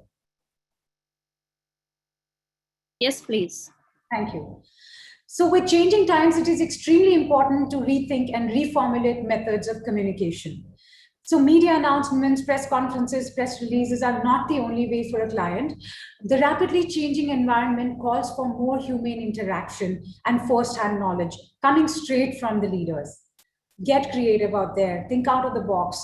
We are shifting our focus towards podcasts, webinars, engaging talks, and discussions that can provide a 360-degree overview of this issue along with probable solutions. In the end, I believe our greatest assets are not computers, softwares, AI, data, big offices, number of employees, but our knowledge, our maturity, our everyday experiences, and our relations. Of course, I encourage the young professionals to master basic skills such as attention to detail, power of language, and take on challenges with responsibility in order to succeed internationally and at a global level. Don't just be good, aim to be great. As Robert Weaver rightly said, to be good is not good enough when you dream of being great. Thank you, and I wish you all the very best for the future. Stay safe. Thank you. Thank you so much, Ms. Rao, for that wonderful session. Absolutely loved it. Delighted for you to do this for us. And I hope that all our viewers have taken great takeaways from this. Thank you once again.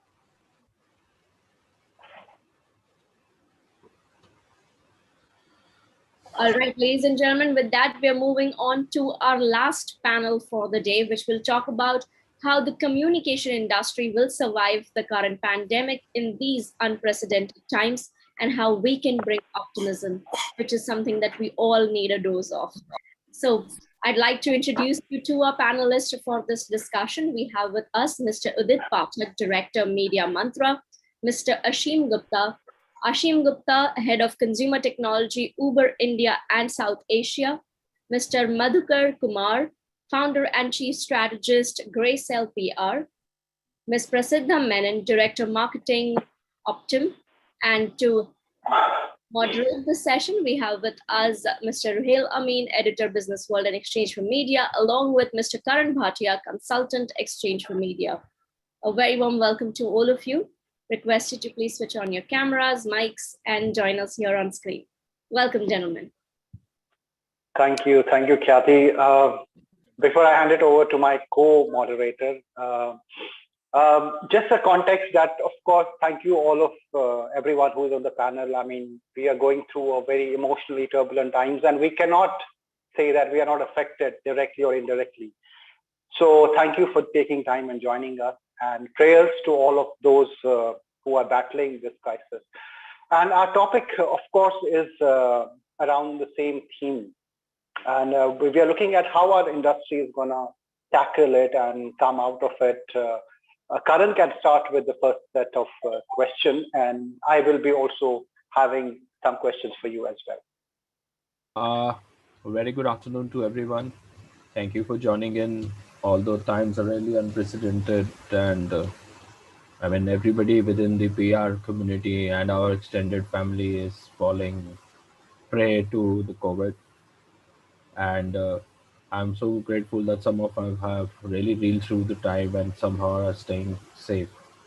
So having said that, the initial topic was to do how the PR industry survived the pandemic, but now then we had to retweak it, considering this is the second wave and the onslaught is, it's like an apocalypse, you know. And having said that, to begin with, we just I wanted to announce that Ashim couldn't make it because he's down with COVID, unfortunately. Madhukar is supposed to be with us. He was here and I believe he logged off. So maybe we can just wait for a few seconds. I'll ask him to join in again. Sure. Let me start my first question in the meantime. You know, I want to come to you, Udit. Tell me, with the second wave, you know, we had this initial assumption that, you know, we're over it and there was a certain confidence. Now it's a very different situation right now. What is the sentiment at agencies right now? Hi, is it for me? Yes, yes. All right. Hi, Ruhail. I think this is unprecedented, right? We never thought we are going to be back towards where we started from 1 year back, right? Coming directly to the question where you talk about the sentiments of the agency. I think we are prepared, right? We are far prepared than what we were 1 year back. Not in terms of other aspects wherein we are losing lives, etc., but in terms of the business sentiments, right? I have not seen clients coming to me and say, stop the work or pause the work. But we have gone to certain clients and said, these are unprecedented time. We might slow down the work because, our people are getting affected, mental health is getting affected. So we went to them and said, we might slow down the work. But overall, as a business, I think we are in a better position. And I'm pretty bullish, right? Because public relations and communication is a strategic tool. And I believe that it is not going to go down from here. It is going to just move up because advertisement budgets are also shifting now, right? So I totally believe that as a business, we would now do better, and we are far more prepared than what we were. Prasiddha, I was just reading that some of the brands, looking at the context of what is going around, have also held back a lot of their campaigns. So what are you hearing from your clients as far as the second wave is concerned? Are they also kind of giving you that independence of kind of not sharing the numbers every time now and then? Is there a tacit understanding between the agency and the clients to kind of tide over this second phase, the crisis that we are in? Thank you, Ruhail. Thank you so much, firstly, for inviting and the opportunity. I think this is one of those sessions where I don't think many of us spend time preparing because of just everything that's going around. And I think that is definitely the state of the PR and communications industry as well. From our perspective, if I were to speak my experience, just all the conversations I've been having with other industry colleagues, I don't think, of course, I'm not on the agency side, so probably Udit and the others could give more perspective there. But from our perspective, yes, it is about prioritizing campaigns versus kind of coming up with everything. At least we've told our agency, to take it light and again, space things out as much as possible. And then from my perspective, I also think it's important at this point to really be sure of what you are communicating. I don't think this is the time for us to go out there and, and again, I speak for the industry here. I think it's not the time for us to announce things or go for launches or expect any sort of big bang because that's not the sentiment externally. I was reading about this McKinsey survey which spoke about how the consumer spends are going to go down, and I think the second wave is going to drastically impact that further. So it has to be a lot more about being able to talk about things which are going to help the mindset and help consumers or employees or the larger community versus somewhere focusing on things which are important from a business perspective. So yes, I think the sentiment is about prioritization. It is about prioritizing, mental health and wellness of individuals, whether on the agency side or in the corporates. I feel like that's the way we are progressing right now. Madhukar, are we, in a way, prepared because we have been dealing this for like more than a year now? But do you think this second wave has also caught not only us, unaware, but also our businesses unaware? Are we able to turn around and address this crisis from the business perspective? I think over last 1 year, I'm talking about agency folks. I think we have learned how to make our organizations lean, and we have done a lot of cost-cutting initiatives, which would impact the least on our employees, at least the team members. We have learned that work can happen from home, and it's no longer required that you need to visit your clients' offices or premises. Clients also understand this. And I think turnaround would happen from the perspective of, a lot of our clients, which were sort of only looking for media coverages, but we are going to reaching out to them and asking them, okay, fine, if you are consumer facing and you don't want really media coverage, what is additionally that we can provide you with? So maybe some research work, maybe additional kind of work that we are providing. So it's the time that we have to rethink as agency folks that, okay, fine, if there are clients who are not looking just at probably hardcore PR services, what are additional things that we can provide? And I think agency folks have learned. I mean, we had one office in one of the cities where we thought that maybe we could shut down and save that cost and maybe pass on that benefit to our employees. By not cutting their salaries or deducting. So I think we have learned and we are trying to remain afloat. Yeah. Right. Karan. You're on mute. Yeah, I just unmuted. Thank you, Madhukar. So my second question is to you, Udit, that everybody you've been speaking to, most of the time, the colleagues or your employees or somebody in the family is not keeping well. There's too much of mental pressure on them. So, I mean, these are the time where the organization has to, pull themselves back and kind of give them a little empathy as well as to keep the morale high. So, I mean, uh, based on your experience and, the things that is happening around us, what is your 2 cents on this? I mean, how organization can show the empathy and well, empathy as a word is now being heard a lot many times, right? But if you actually look at 1 year back, were we not showing empathy towards the clients or towards our own manpower, right? We are not inhumans. We were not going out and saying that no, you have to do everything at any given point of time. We understand, and also mental health, right? 1 year back, also as an agency owners and agency leaders, we were talking about mental health. We have policies which talks about mental health as well, right? Why are we just focusing and highlighting this just because the pandemic has hit us, right? I don't believe in this. What I believe is that we all are humans. We need to be thinking on one particular line that we are in a very very very unprecedented times and we need to solve this together, right? So clients are matured people. They understand, brands understand what is the requirement. Brands have reached out to me and say that you can take it lightly. Today morning I received a call from a brand which says we can hold on for 10 days, let this time get over. Hold on doesn't mean that they will not pay me. They will pay me, but hold on means just work whatever comes, right? We can participate in certain media queries, or we can do social media or whatever work has been assigned to us, but slowly we can manage it, right? So all these measures, and as agency owners, if I can go back to my team and say this is what I can support my team with, right?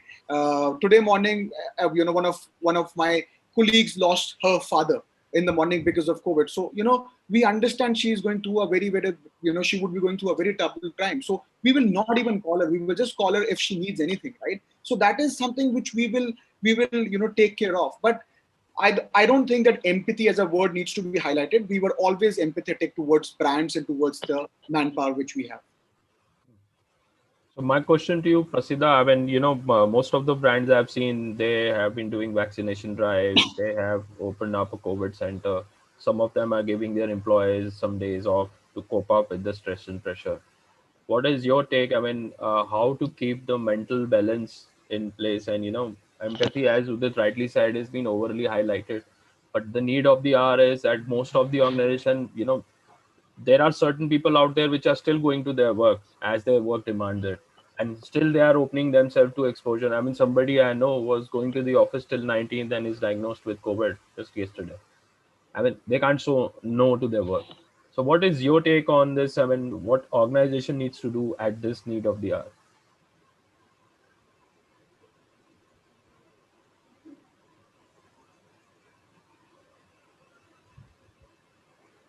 Karan, is that question for me? Yeah, that question is for you. Okay. Thank you. Sorry, my voice was breaking. I think, organizations need to, at this point in time, have like a very clear approach towards things. I kind of agree with what Udit had said. Empathy is a word and a term that we are using very often now. And what I worry as a PR person is that it should not become a PR campaign.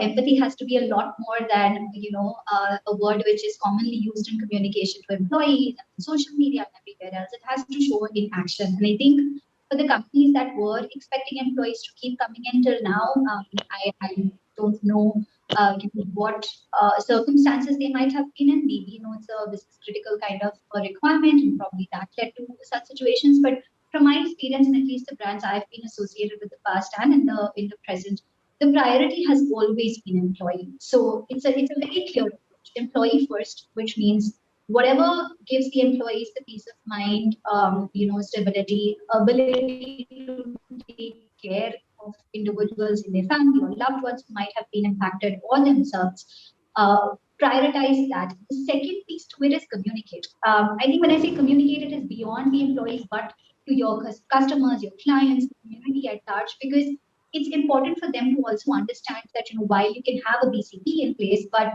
there are circumstances which are beyond anybody's control. At least for the second wave, that's what we've noticed. Everybody around is struggling.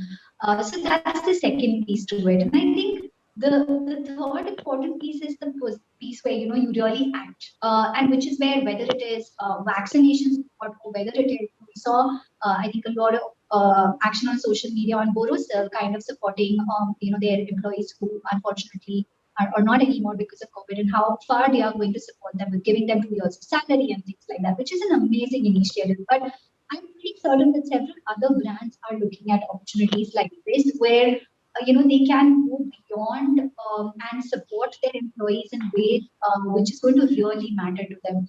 I've seen Ashim is unfortunately not on this call, but I know Uber has been doing a lot, both at an employee level as well as for the community at large. Whether it is partnering with Robin Hood Army, or whether it is supporting with vaccination or related free rides, a lot of interesting work. Or my previous organization, OYO, kind of still supporting with isolation centers, helping create bio bubbles, things like that. So I think the onus is on us. It's very important to act. And in my previous conversations, I think with the Insurance team, I've always spoken about how important it is for PR and communications team members to focus on your business outcomes over and beyond reputational goals. But I changed that today. I think today it is so much more about living your values versus everything else that we have done and spoken about in the past. And organizations that are doing it well are in a better place today. And I really hope that as a community of PR and communications professionals, we continue to be the conscience keepers and get able to enable more and more organizations, whether on the agency side or corporates, to live their values in real for now. Yeah, I think, sorry, Karan, just to add to what Prasida was saying, we talked about vaccination and all, as a community, we agency leaders, there are certain leaders I will not name, including, I don't want to name myself as well, but there are leaders who are, coming together and forming a fund, right, which will only help the entire employees in any agency, right? If you need oxygen concentrators, if you need any medicine, if we could come out and spread that word, and we can help the people there. That is the requirement. Right now, it is not the requirement of being a competitor with each other. This is far beyond competition, far beyond everything else, right? This is the requirement for a humanity, right? So as yesterday we had a call. There were around 5-7 people who gathered. I got to know. Yeah. So not detailing about it, but then that's the need of the hour, right? Bring in the concentrators, bring in whatever they need. So that's something which we are focusing more on as an industry as well. Yeah, I think I would like to add to what Udit has said, that if you look at bigger organizations like large corporations, they all can create their own COVID centers and isolation center. But look at agencies, you have typically a 30-member agency to 150, 200, sort of an agency. Can there be sort of a union or sort of something like that, where we can create a COVID center for agency folks, and wherein anybody who gets unwell can be kept there. So I think there has to be a lot of solidarity at this time between agency client, and things like that. Yeah, absolutely. In fact, we've been hearing that everybody has risen up to the occasion. As Udit mentioned, there was a call because a lot of industrial bodies are coming together to fight this pandemic. Yeah. And my another other question is, apart from uh, like I rightly mentioned about uh, staying keeping the morale high and all. One more thing which is important is optimism. Everywhere you open up television channel, you see all about that. You open up social media, it's all about that. There's a lot of negative sentiments. So my question to you is, Prasida, I mean, I know the times are really tough, and talking about optimism as of now looks little, oxymoron. But having said that, what according to you should be the key things as an industry we all should do, to bring the positivity between the employers and the employees and keep the engagement going? Yeah, yeah. Well, I think good question. And from my perspective, I think it has to be cautious optimism. I feel too much of optimism is also not something that's going to work at this moment because A, we can't predict the future. B, there are so many people going through such tough times that you don't want that social media post or this emailer talking about everything is going to be perfect and all is going to be well, because it's not going to resonate. It has to be realistic. It has to be able to have that connect with people. So in at least all the communication that I'm seeing, what's really working is when you try and give that message that we are in this together, that here are the ways in which we can support each other. So it's a lot more of building that feel of community versus getting into a space saying that, hey, all's going to be well, and look, this is happening, or that's happening. I don't think that works. What I'm also noticing is, a lot of brands. I've seen CEOs of Baiju, for example. I saw Ritesh Moyo, all put a post on social media talking about creating these funds where they are supporting employees on various requirements. I think when you actually act in a way which is going to have a positive impact on your employee, your clients, your community at large, that resonates much better than a positive social media post with puppies and anything like that, which is going to encourage some sort of positivity, because it can for a moment distract you from the situation you're handling if you come across it.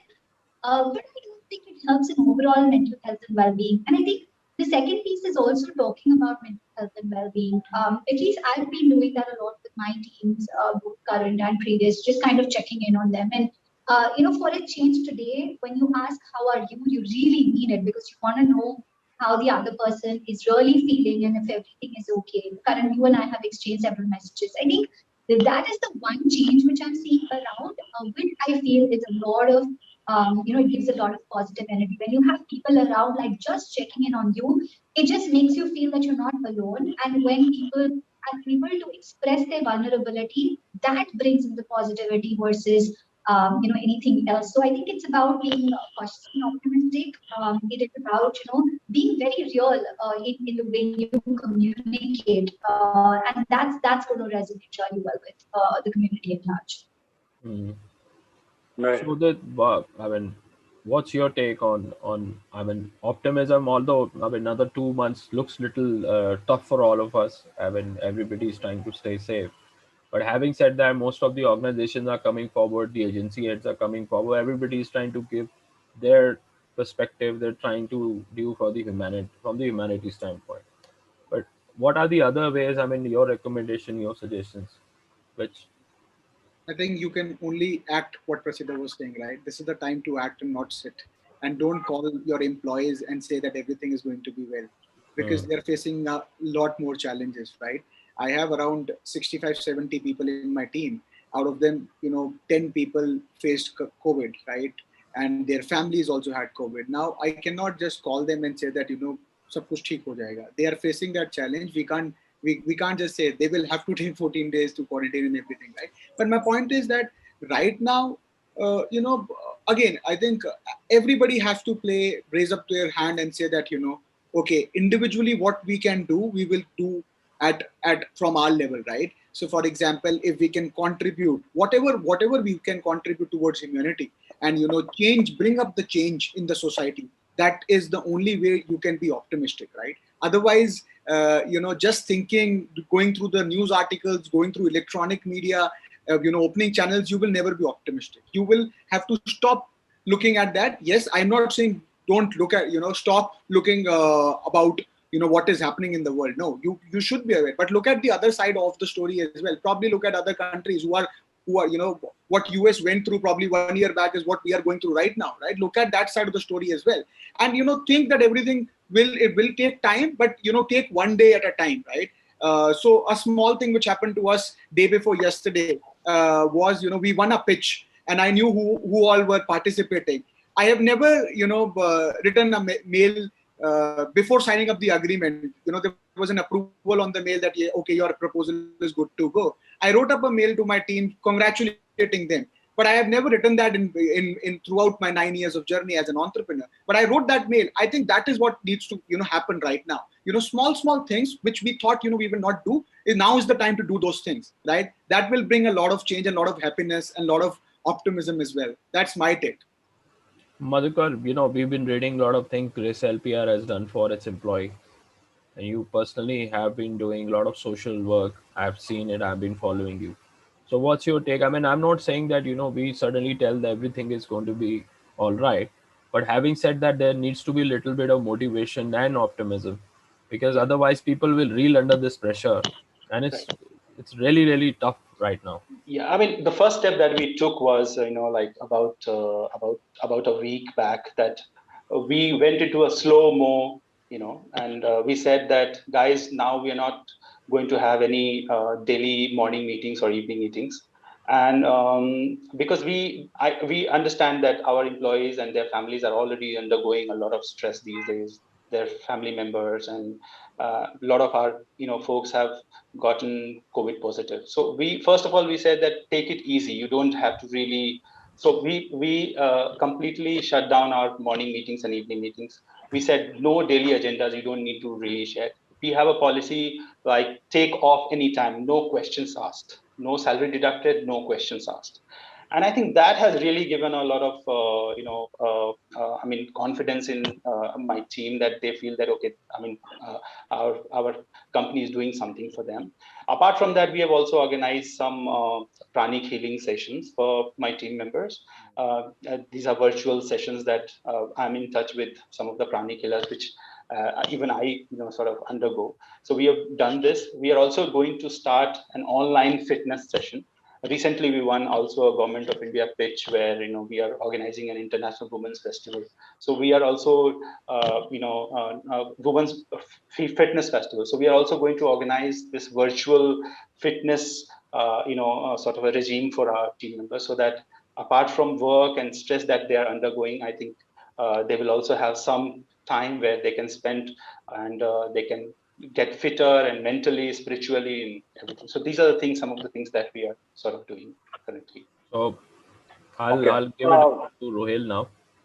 I have a question. I'll start with you. That my experience, since I'm on the other side of the PR mail, I still get mail, still get calls, and I can empathize. You have to continue business while we are in this environment. You can't escape it at the same time. But what is the best way forward? I mean, of course, maybe a week down the line, we have to come back and put the things together. How do we sustain this? There's a thin line between being business-like and being and displaying that empathy. How do we make it believable, Udit? How does business continue for PR, agencies? So Ruhel, I have two sides of clients. One is brands who are, reputed. So reputed means, brands who have reached to a level and who understand, who have communication teams with them, right? That's one side of the brands. Then the second side is startups who are very aggressive. Now, startups who are aggressive doesn't mean that I am talking about startups who have made up a mark. I'm talking about startups who are starting and have got funding of 10 crore or 20 crore in their pocket. Now they've got a limited funding. They want to explore the market. The pandemic will not stop them. But what we need to understand or make them understand is we need to, I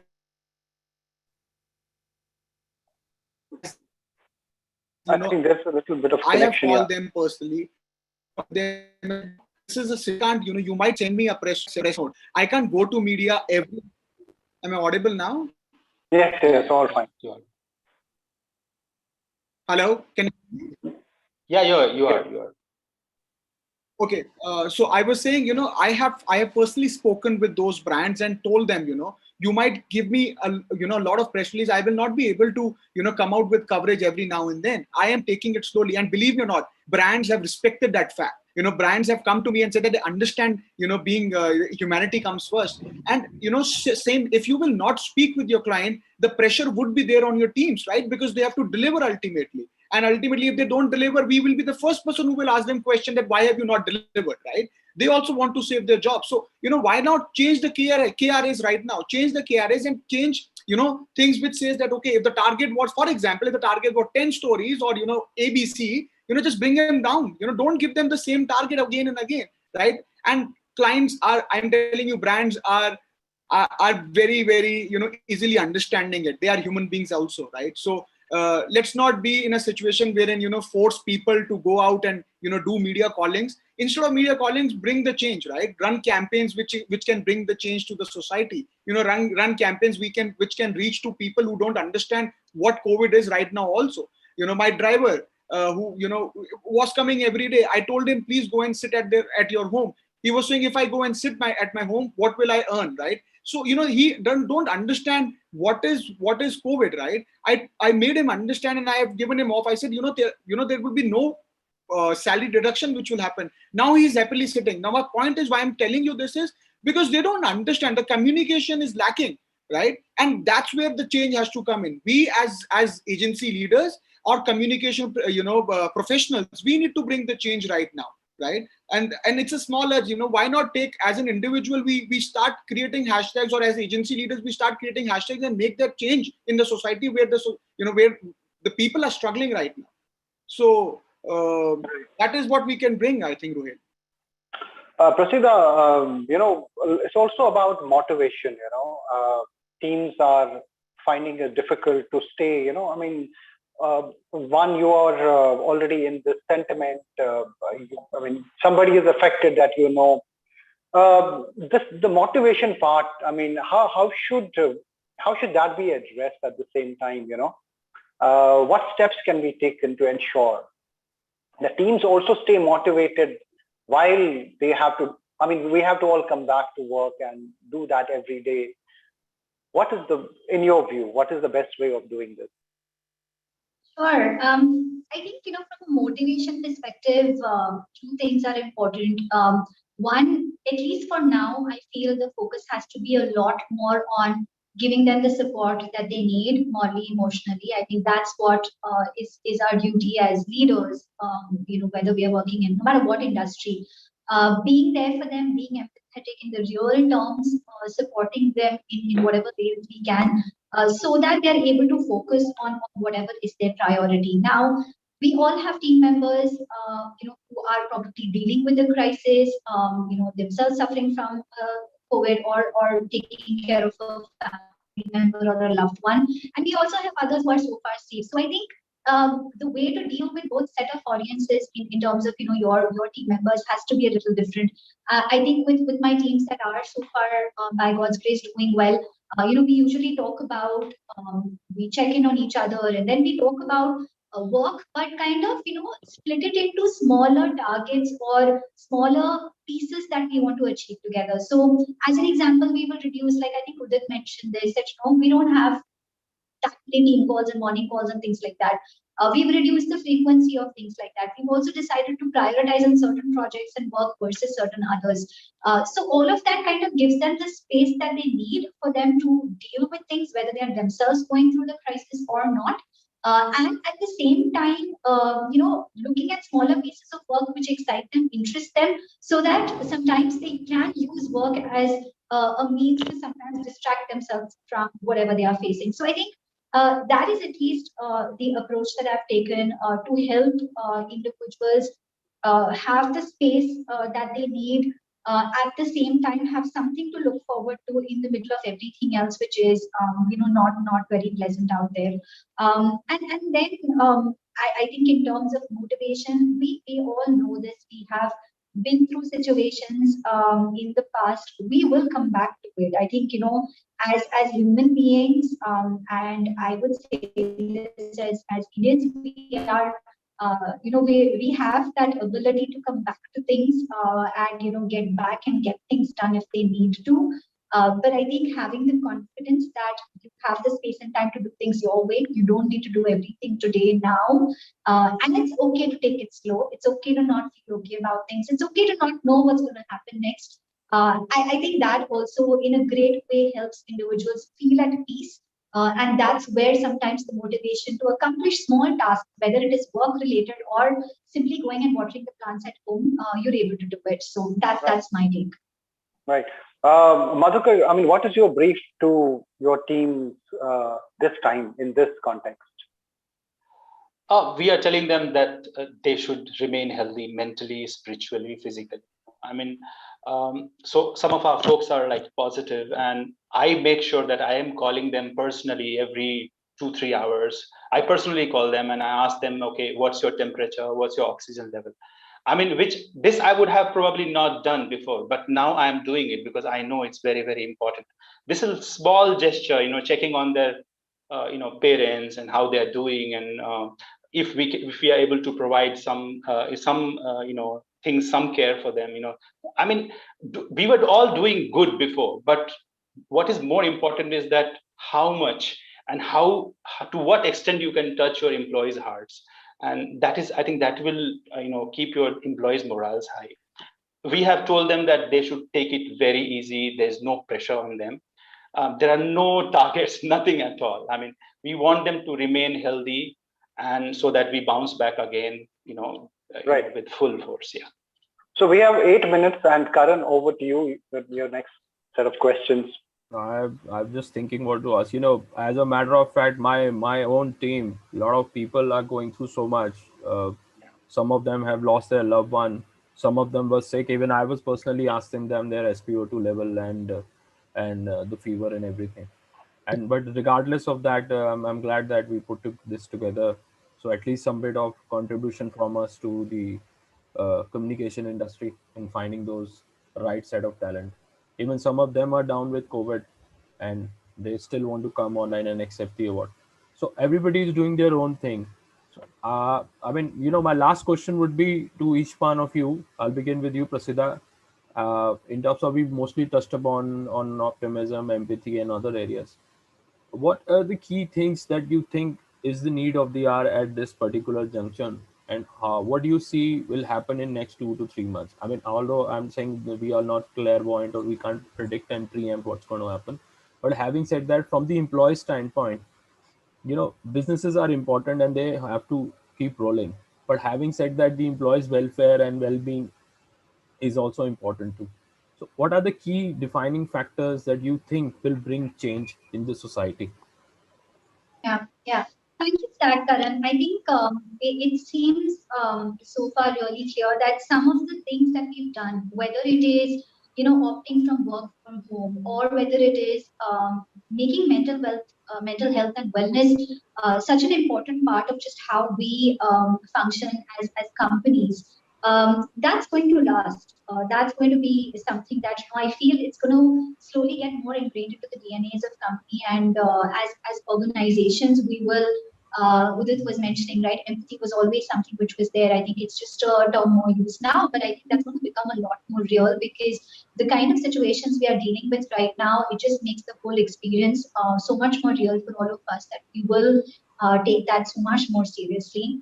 I think from a PR and communications industry perspective, things are going to change for us.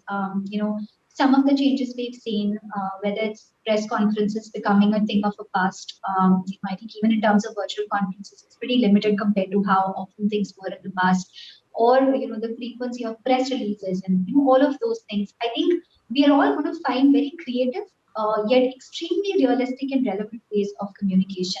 And that in some ways going to make our function a lot more strategic than it has been in the past. I see many of us stepping into really more strategic roles. I think some of us have had the privilege, at least I can say that for myself, for having that seat at the leadership table right from the start, and being able to be a thought partner to the management and making sure we are part of every business decision making. But as companies start kind of focusing on their values and giving it the real importance it deserves over and beyond achieving business outcomes or reputational goals, our role is going to become so much more important. We will become change makers in the real sense of the word, and I think the opportunity for the industry is going to be huge. We can be the people who are enabling a lot for not just our employees or clients, but also for the community at large. And it's going to be a lot more on how well we play that role. Things are unpredictable. We don't know what's going to really happen, but these opportunities exist. And I think slowly, if we're able to bring that balance between work and life, which is also going to be something which companies are now going to focus on a lot more. I think we've learned it the hard way with everything we're going through now.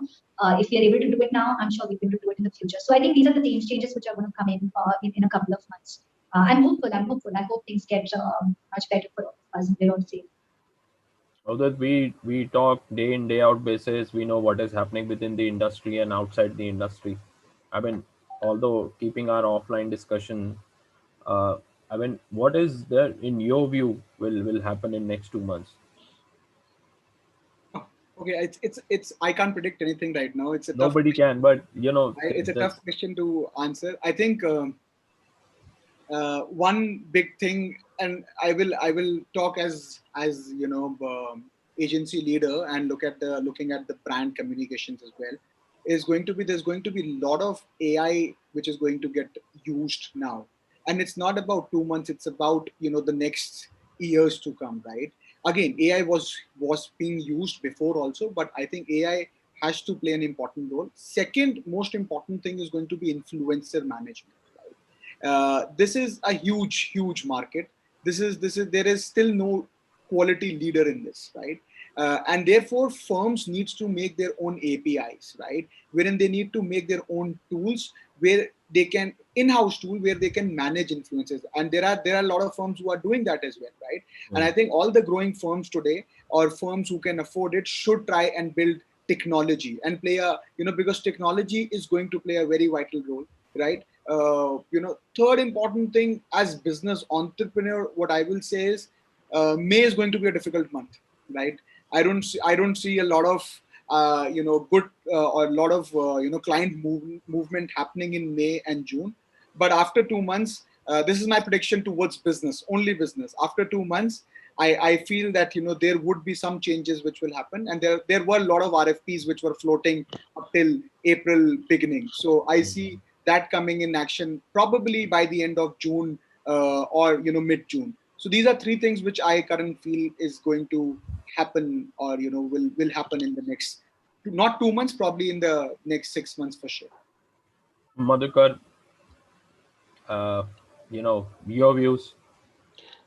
Yeah, so one thing I would like to say that this pandemic last year, first wave and the second wave, has honestly humbled all of us. I mean, be it the founders or the client side. I mean, it has made us all very somber, and our approach is very human centric now. I mean, it's fine. We are saying that okay, we were always empathetic, but I think we have progressed from empathy to compassion now.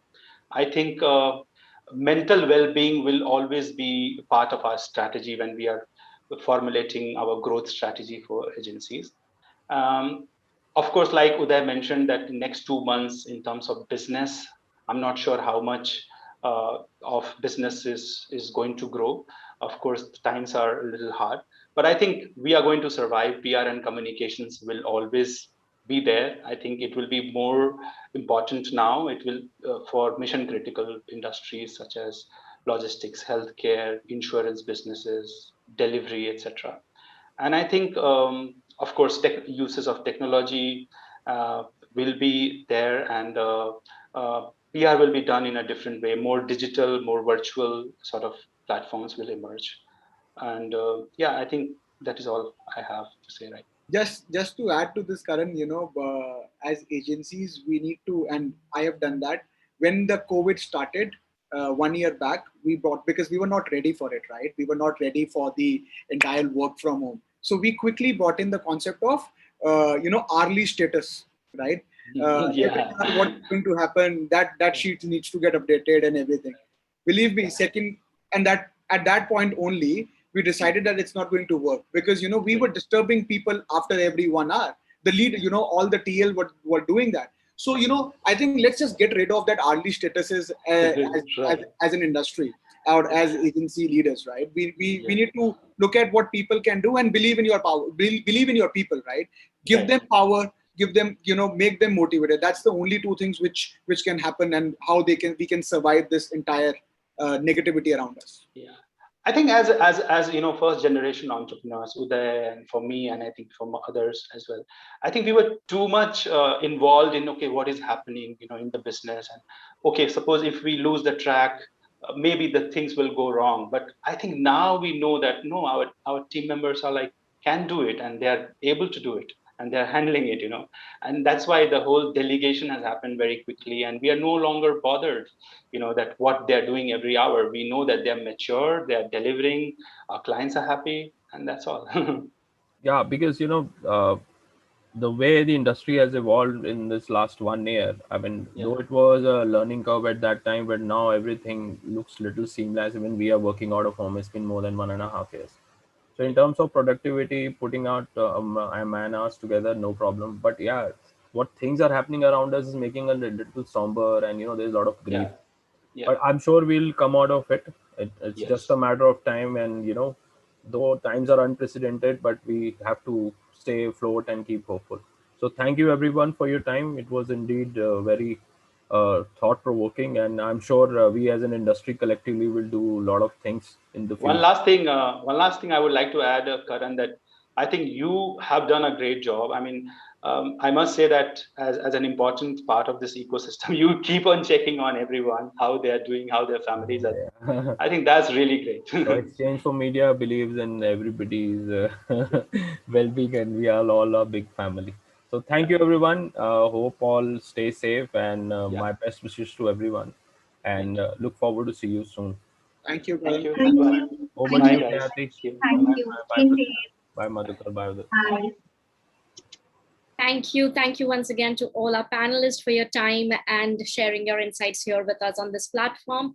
Thank you so much. And ladies and gentlemen, I'm sure you have taken a lot of great takeaways from these sessions so far. So we'd love for you to summarize and send us your key takeaways from it in the comment or the chat box on whichever platform that you're watching us on, so that more wider audience can also benefit from this. I know we are in this unprecedented times and the situation does seem grim, but coming together is something that we as humans can do.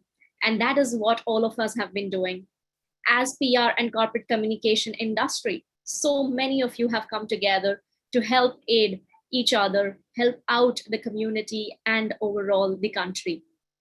Through our storytelling, through ethical work scenarios, and also by being there for each other, no matter what. This has been a beautiful day for all of us, and we will have our awards starting really soon. But before that, we would once again like to thank our partners without whose support this event would not have been possible. Like to thank our presenting partner, AdFactors PR, Knowledge-Driven Communications, our powered by partners, Clan Connect, Discover, Engage, Influence, our gold partners, ATDB, Fusion Public Relations, SPAG Asia, and Seraphim Strategic Communications. Ladies and gentlemen, I'm sure all of you are excited to meet the young guns of the PR and corporate communication domain who are winning the 30 Under 30 awards this evening. But before we get there, I would like to showcase the audiovisuals here. Can we have the AVs, please?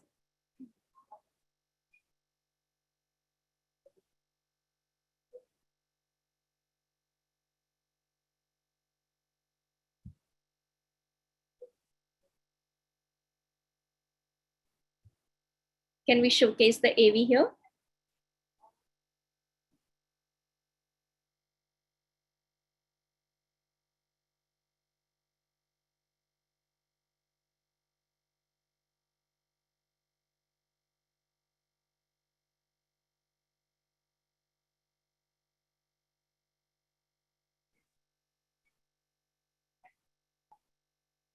All right, ladies and gentlemen, as we are concluding the first ever edition of E4M PR and Corporate Communication 30 Under 30 Summit and are just moving towards the award ceremony, I would like to invite on screen Mr. Naval Ahuja, co-founder Exchange for Media Group, to join us on screen for the valedictory session and to give his vote of thanks to the panelists and also summarize this beautiful day. A very warm welcome to you, Mr. Ahuja.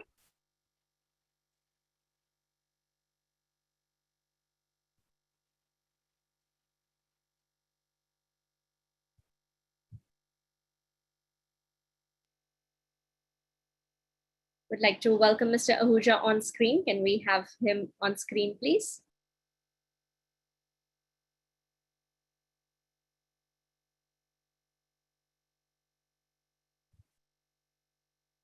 Well, these are unprecedented times and we rely on technology and connectivity so much. But Mr. Ahuja will be joining us shortly. Till then, let's take a look at the Exchange for Media audiovisual. Can we have the AV, please?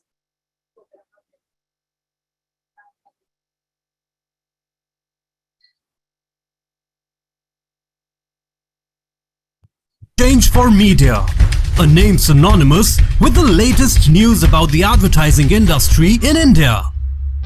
The Exchange for Media Group, set up in 2000, has the most credible media platforms covering the entire advertising, media and marketing domain with its highly acclaimed digital, print and on-ground assets. The group's flagship news portal, exchangeformedia.com, reaches over 6 lakh subscribers who are the first to receive breaking news in the industry. The buzzing website not only covers the news but goes beyond the obvious to bring in a fresh point of view. Impact, the weekly news magazine from the group, is the most widely read business magazine in the advertising trade, with in-depth analysis and news-based features providing perspective to key happenings in the industry. The monthly Pitch magazine provides a ringside view of events unfolding in the marketing landscape, along with media and advertising. Another monthly magazine, Realty Plus, is a market leader in reportage on the real estate industry. Today, Exchange for Media is not only a leading publisher in the domain, but owns the IP of more than 50 events spread across Mumbai, Delhi and Bangalore, making it a powerhouse of information and knowledge sharing. Exchange for Media has curated and launched some of the most successful IPs across marketing, digital, TV, print, radio, mobile, OOH and PR.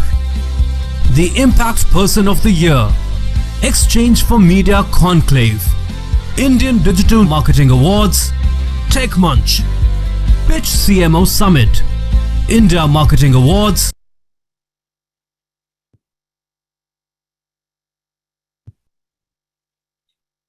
Thank you. Ladies and gentlemen, for the valedictory session and to conclude this beautiful day and summit, I'd like to welcome on screen our co-founder Exchange for Media Group, Mr. Naval Ahuja. A very warm welcome to you. Thank you, Khyati. Good evening to all of you, wherever you are. And let me welcome you to this evening show of the first inaugural session of Exchange for Media 30 Under 30 PR and Corporate Communication Specialist. Part of us wanted to actually postpone the event given what is happening around us. The mood has been somber. A lot of us have directly been impacted because of the pandemic, either our family members, colleagues. But as Karan and our team discussed yesterday, the show must go on. We could find something to cheer and talk about, and also take our minds off what's going on around us by getting together, talking to each other, and being part of an initiative that we've all invested in so much. So here we are. Thank you so much for joining us today evening. We've had a very fruitful day of discussions, and Karan and his team have put together a fantastic set of speakers today who debated through the day what's happening in the PR and corporate communications industry, what is the shape of the industry. As some of you have already experienced, the last 1 year has been very defining for the PR corporate communications industry. PR Corp Comm, which was already very growing and a very in-focus domain over the last few years, has come under spotlight even more. A lot of companies are now even more focused on PR and corporate communications. And for youngsters who entered the domain recently or who are planning to enter the domain soon, it augurs well as a career opportunity. As you know, this is the inaugural year of the Top 30 Under 30 initiative in the PR and corporate communications domain. We've been doing many such initiatives to recognize young talent in the larger umbrella of the marketing communications industry. As many of you know, we already have an Impact 30 Under 30 list. Last year, we also curated another list, which was about people in the content domain who are young and who have recently entered the industry. This list specifically recognizes the corporate and communications professionals, and Taran and his team put together a fantastic jury this year. I'm sure you will be showcased the jury soon, but let me just read out some names to give you an idea of who all was in the jury. The jury had Samir Kapoor from Ad Factors, Sujit Patil, Godrej Industries, Nitin Mantri. These are very accomplished professionals. You already know Nitin Mantri from Avian, Dipshika of Genesis, Manisha Chaudhary of Value 360, Uday Pathak, Media Mantra, Aman Abbas from Comvisor, Amardeep Singh from Gutenberg, Ruby Sinha, Commune Brand Communications, Amitabh Saxena, Actimedia, Abhilasha Paddy, my apologies, ATDB Communications, Dilip Yadav, First Partner, C. Lika, Brand Reputation, Indigo, Nikhil Day, Ad Factors, Chetan Mahajan, The Mavericks, Sunil Nair, Concept PR, Mukesh Kharbanda, Fusion PR, Pooja Chopra, PNA Origin, Aman Gupta from Spag Asia, Shailesh Goyal, Simulations Public Affair, and Nikki Gupta of Teamwork Communications Group.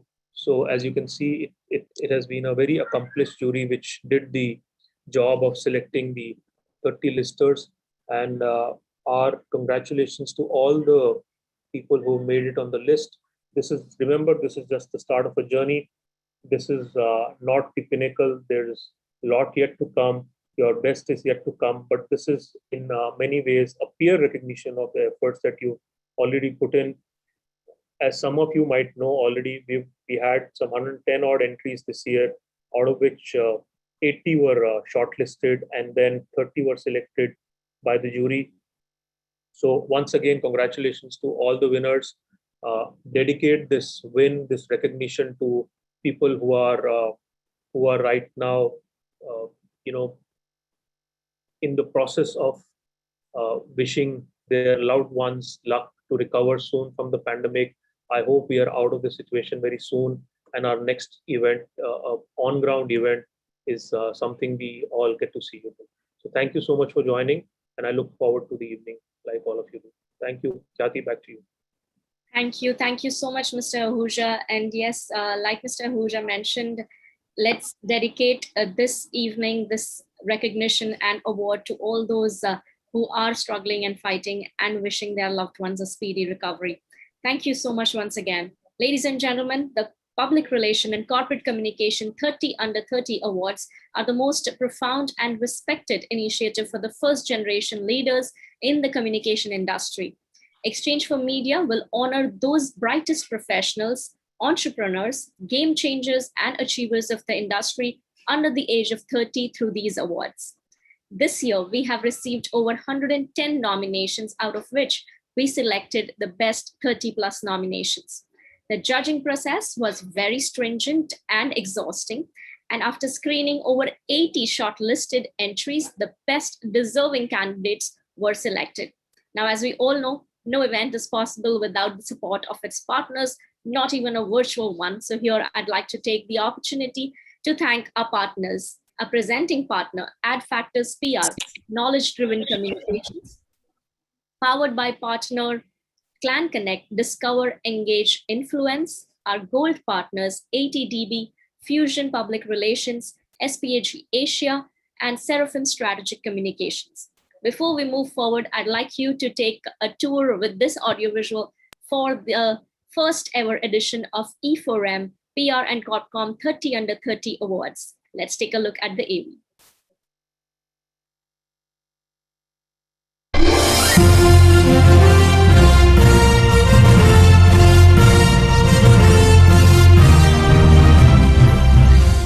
The Exchange for Media, the PR and Corp Communications 30 Under 30 Awards are the most profound and respected initiative for the next generation leaders in the communication industry. Exchange for Media will honor these brightest professionals, entrepreneurs, game changers, and achievers of the industry under the age 30 through these awards. This year, we have received over 110 nominations, out of which we selected Best 30 Plus nominations. The judging process was very stringent and exhausting, and after screening 80 shortlisted entries, the best deserving candidates were selected.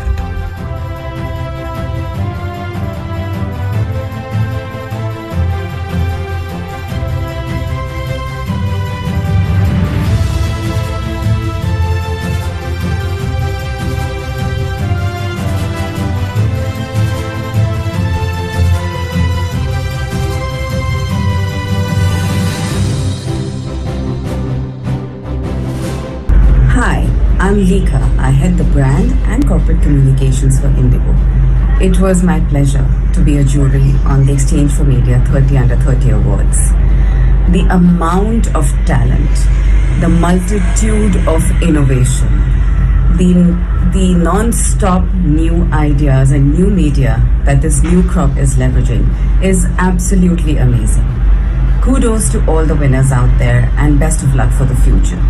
Hi, I'm Aman Abbas, founder and CEO of CommVisor. Thank you Exchange for Media for making me a jury member for 30 Under 30 list of PR professionals, and I was absolutely awestruck to see some of the entries. I think they're fantastic, a bunch of people who have come together, and I'm very confident the industry is in the safe hands.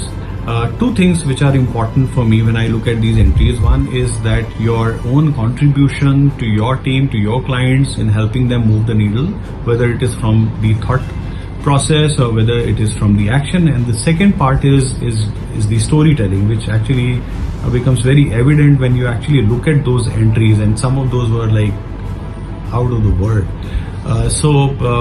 It was extremely difficult to choose the top 30 because there are lots of very, very talented people in the industry, and I wish everyone all the best, and my special congratulations to the winners and everybody who has participated in this.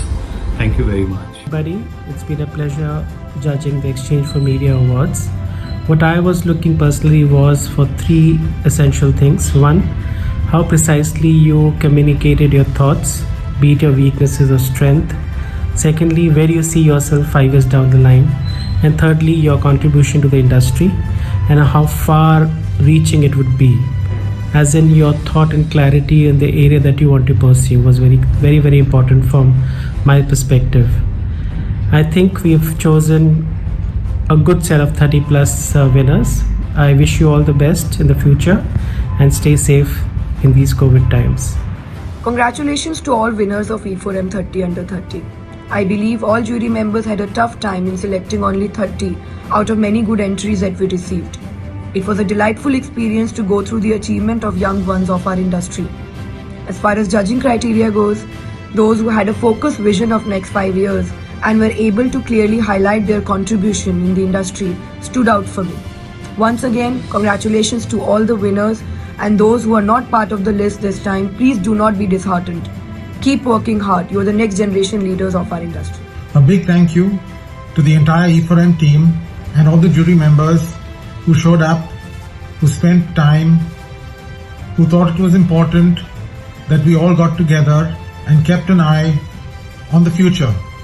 It is a very, very tough, difficult period that we are going through. But I also believe that at a time like this is when we must invest our energies on also recognizing and encouraging the next generation of PR professionals. And it is events like these and this kind of a jury meet and these kind of awards that I think are part of that ecosystem that come together to encourage and to give the next generation hope. And I really hope that we bring a smile to a few people's faces when they see the results. And to all those who entered and didn't make it, try again. Tomorrow is bright and tomorrow will be brighter. Thank you. Hello, I'm truly delighted to be a part of the jury of 30 Under 30 by Exchange for Media. This is the first edition of Exchange for Media 30 Under 30, and the kind of overwhelming response we got from the young PR professional, it was commendable. We got number of entries, and I would say a good number of quality entries that we received from the industry. And going forward, it will be a more it will definitely help to encourage more professionals, and they will be a part of it.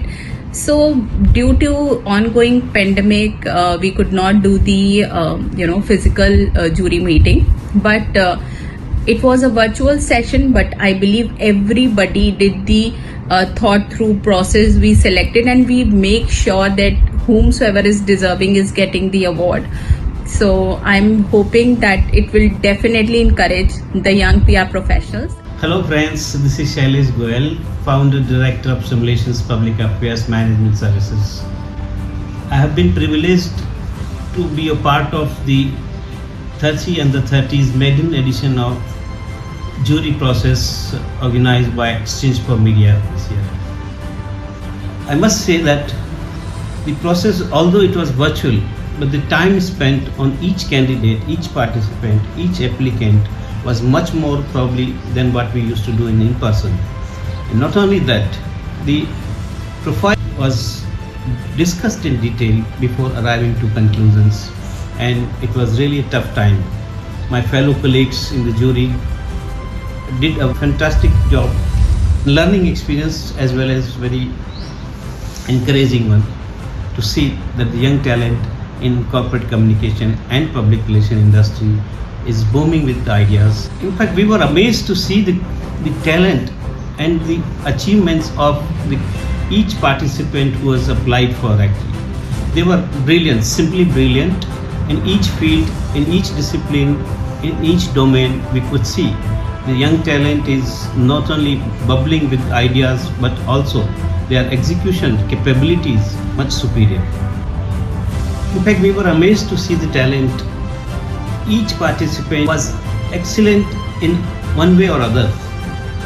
While their achievement was one important criteria, also insisted to see that ability to become a good leader in the future, in the time to come. My fellow friends, we are passing through a very tough and challenging time. We were saying that these are unprecedented times, but this year, the second wave has put us all into a very, very depressing and deprived situation. My humble request to all of you is to stay safe, be realistic, explain your clients what is achievable, what is possible, and stick to that rather than trying to show and get into a very depressing mode, which is not going to help either. Stay safe. Thank you Exchange for Media team, Karan, Anurag, Naval. It was a wonderful experience, and may the best talent get recognized. All the best. Hi, thank you for having me on the jury for the E4M PR and Corporate Communications 30 Under 30. The whole process of judging was very, very interesting because when I saw the varied types of people who had nominated themselves, it was interesting to see there were young PR professionals who started an entrepreneurial journey. There were those in the corporates who were eking out a strong position for themselves in their communication field, and of course those in agencies taking on leadership roles. One of the important things that I looked for in the entries was what is the vision of the young professional to give back to the industry and the community. And I think today in Corona times more than ever, think of how can you be part of a larger information and awareness program or part of some self-help group to help out those who are struggling with the virus. At the end of this, when we come out of the whole Corona situation, we should all be proud of our contribution to not just our own selves, but to the larger community and to the nation. So get out there while being safe, but being there to help others. Thank you.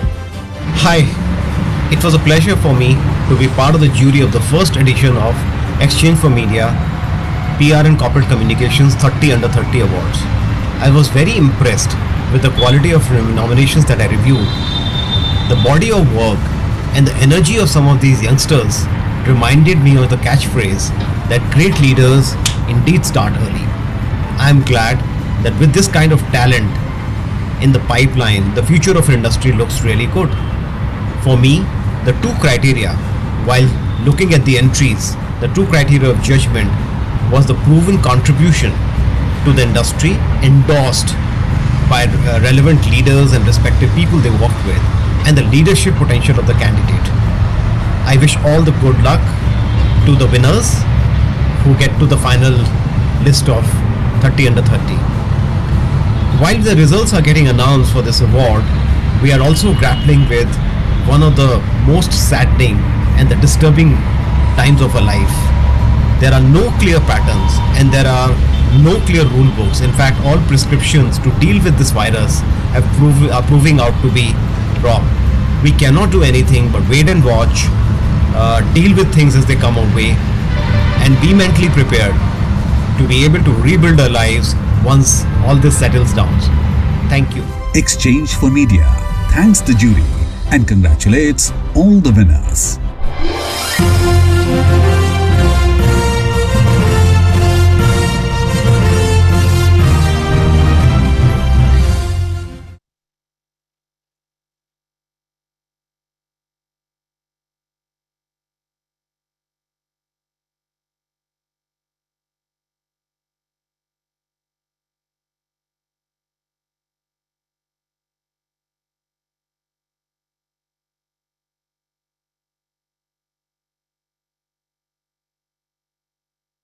Exchange for Media, a name synonymous with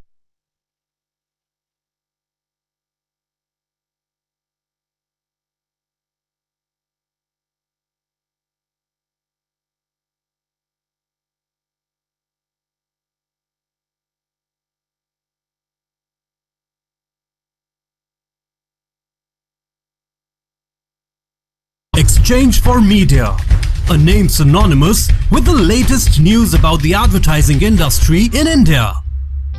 The Exchange for Media Group, set up in 2000, has the most credible media platforms covering the entire advertising, media and marketing domain with its highly acclaimed digital, print and on-ground assets. The group's news portal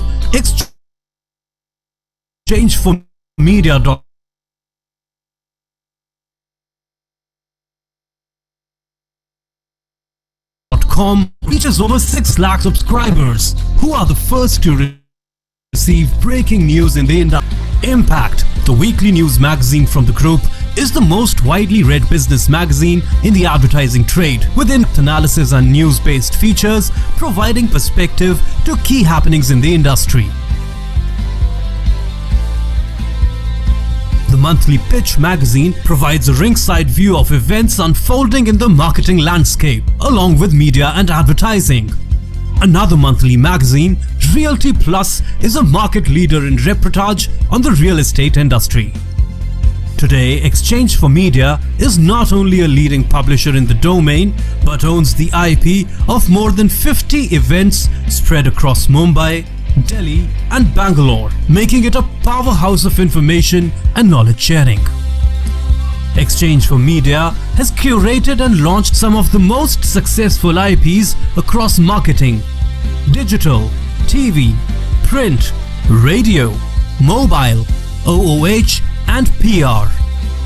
The Impact Person of the Year, Exchange for Media Conclave, Indian Digital Marketing Awards, Tech Munch, Pitch CMO Summit, India Marketing Awards, Primetime Awards, Indian Content Marketing Awards, Golden Mics, NBAR are some of the group's top-notch events, in addition to niche, bespoke events and roundtables curated especially for discerning clients. Exchange for Media events attract stalwarts as speakers, along with a loyal audience comprising of leaders, trendsetters and opinion makers. They are the perfect networking platform for the entire media and advertising industry. No wonder Exchange for Media Group publications and events have high credibility and reach and are the destination of choice for agency, brand and media professionals across the industry. Exchange for Media. BW Businessworld presents a rich legacy of curated events that enable conversations on policy issues in India. Because of the state of our cities, we have no option but to build smart and resilient cities. Digital India is more for the poor, underprivileged and the deprived. Covering a range of topics, BW Businessworld events look to create a strong narrative around smart cities, digital India, healthcare, Swachh Bharat, human resource issues, education, banking and finance, among others. The world is fast changing. Best practices are available now on the net. Because development पूरी राजनीति में ये focus बन गया है. BW Businessworld events provide a speaking platform to the voices that matter. Smart से ताल्लुक यह है कि हम जो बेसिक एमिनिटीज हैं उसको हम चुस्त दुरुस्त करें. You don't have to be a technologist. You need to understand how technology influences the world. Mahatma Gandhi was a great man. He was the leader of the freedom struggle. We believe that e-governance and IoT will play a very, very important role. BW Businessworld is an excellent exhibition platform that helps you showcase your services to the right audience. To be a part of our legacy, write into us at partner@businessworld.in.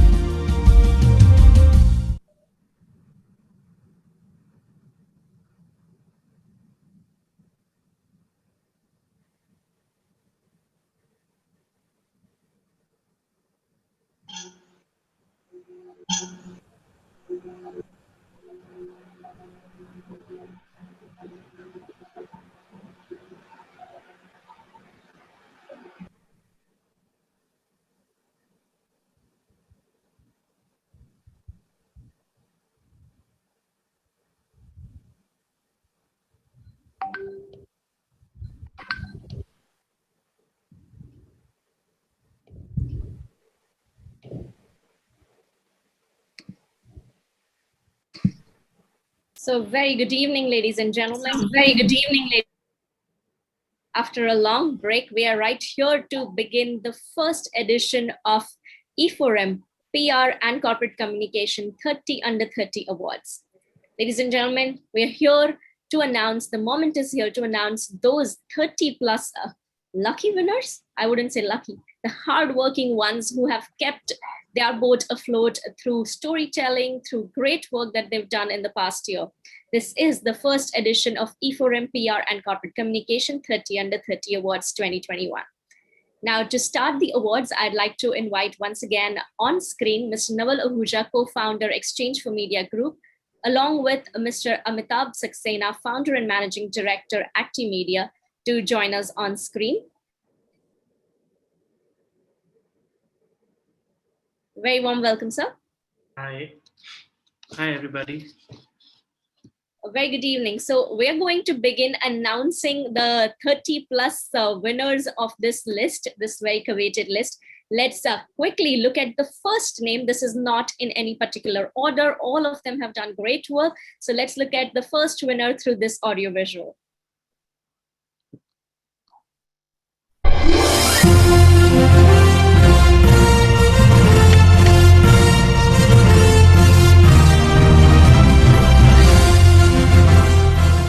Soumya Jan, Redefining.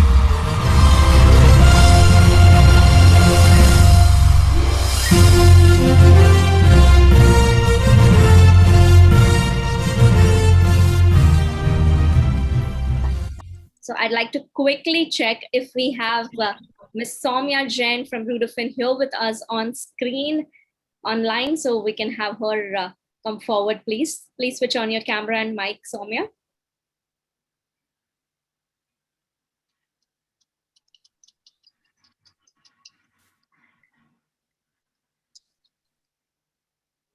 I don't think she's here. Let's move forward. Yes, but I'd like to definitely give a very warm welcome to all our jury panel members here. Very warm welcome, gentlemen. Thank you for taking the time and being here at the awards. So we'll move forward to announce the next name who's part of this coveted list. Can we have the AV, please?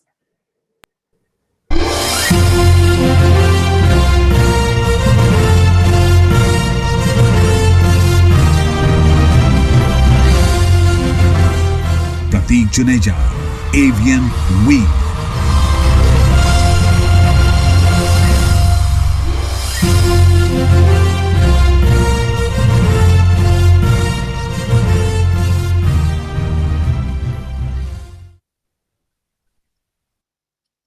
So, many congratulations to Pratik Juneja of Avian We. Pratik, if you're here with us online, request you to please switch on your camera and mic and join us.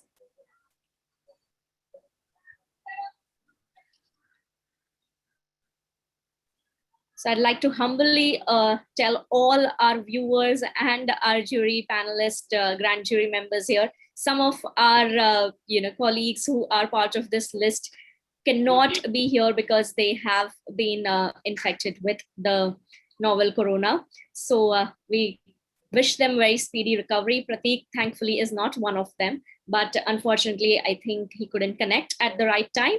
So let's move on to announcing our next name on this list. Can we have the AV, please?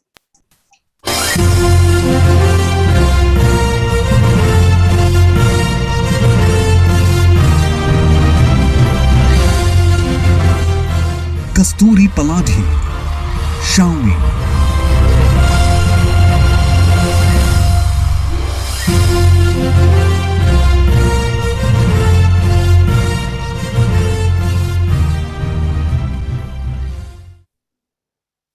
So many congratulations to Kasturi Paladhi from Xiaomi.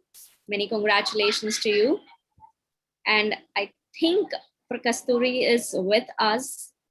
So we'd like you to please join us on screen.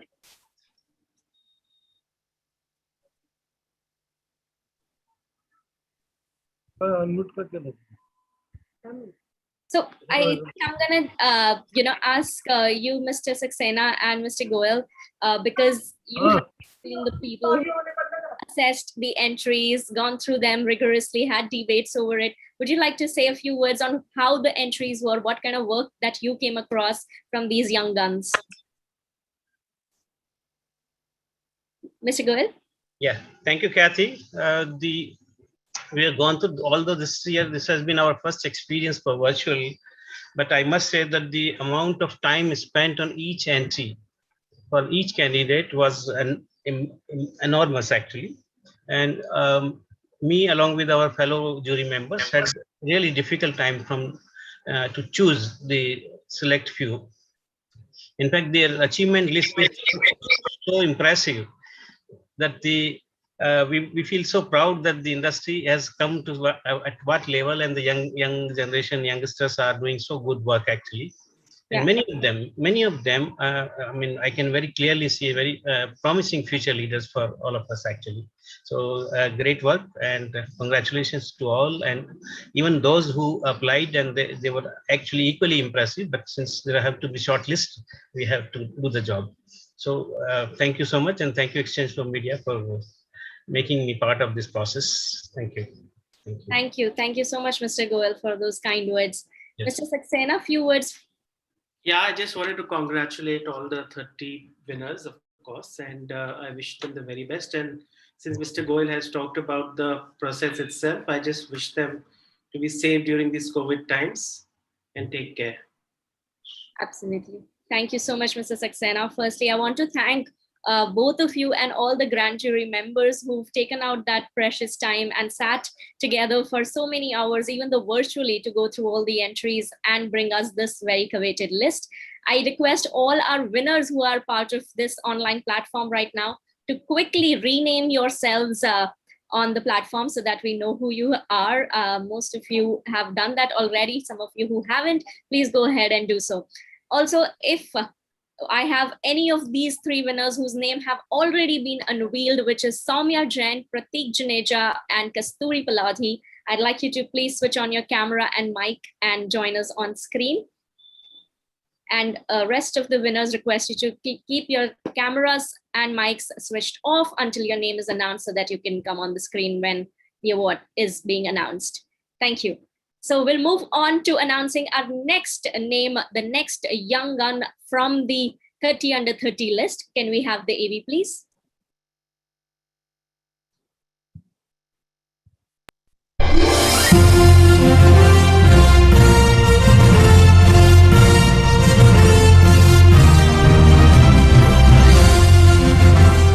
Jai Behel, Ad Factors PR.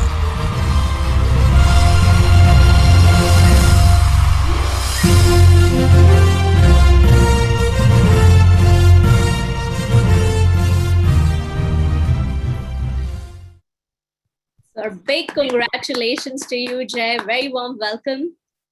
Tell us how you feel. It's awesome. I mean, it's one of those things that, you know, we've been part of these forums before, but having your name in the light, and it's truly an honor. Thank you so much. Thank you, judges. I think it's awesome. It's a great Saturday. It's a great Saturday. And what are your plans to do with this win with your family at home? I'm guessing you're home. Yeah, I think a lot of pizza is in order. So wonderful. So our heartiest congratulations to you. Mr. Goel, Mr. Saxena, would you like to say a few words? Congratulations, Jay. You very well deserved for Thank sure. you. And it's difficult to assess from a whole lot of people, but you surely stood out amongst the rest. Thank you, sir. Congratulations. Khyati, we also have Nikhil Day, Mr. Aman Abbas, Nitin Bantri, and Dilip Yadav on the jury. So I request everyone to, you know, switch on their camera so that we can see them. And as and when we'll invite those winners, you can say a few words. Udit is here as well. Wonderful. I request all the winners to please rename themselves so that we see who it is, because I see a lot of Malay here. But I see the main Malay there. Yeah. Yes. So, congratulations, Jay, and all the best. Thank you. Thank you so much. Let's move forward, Kathy. Absolutely. Congratulations, Jay, once again. And wow, I mean, this is the first time that I'm seeing the entire grand jury coming together on the screen. Lovely to see all of you. Thank you for your time, firstly. Let's move on and announce our next name on this coveted list, which is E4M PR and Corporate Communication 30 under 30.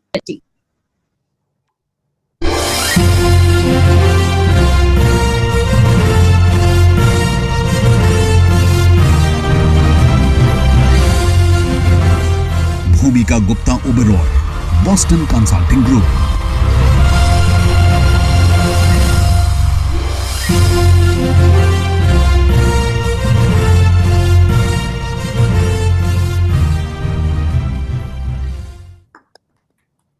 Big congratulations to you, Bhumika. Bhumika, if you're here, please join us online.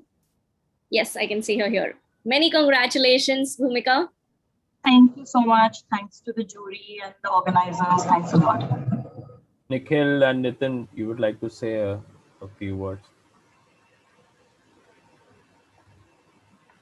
Well, I'd like to first just say it's a strange world we live in, because the gentleman who just went by, Jai Behel, part of the same company I work in. I've never met him, so the first time I'm seeing him is right now. So Jai, good to meet you virtually, and congratulations.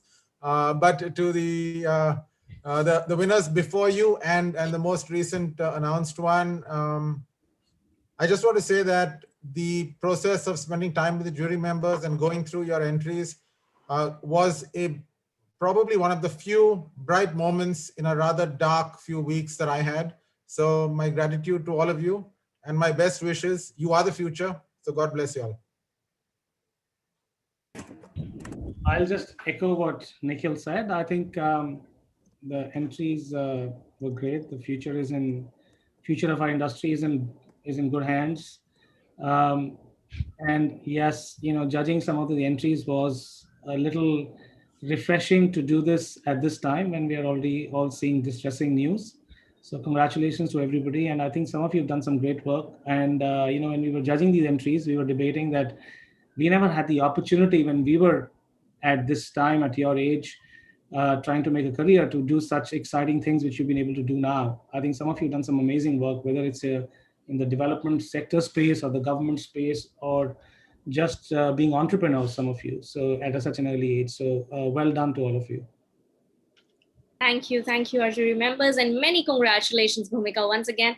Here, I would like to request all our winners. I know we all are excited, but want you to please switch off your cameras for now, and please switch it on when your name is announced. I can see a lot of videos being taken while on screen. So let's do that when the time comes, and let's move on to unveiling the next name on this coveted list. Can we have the AV, please?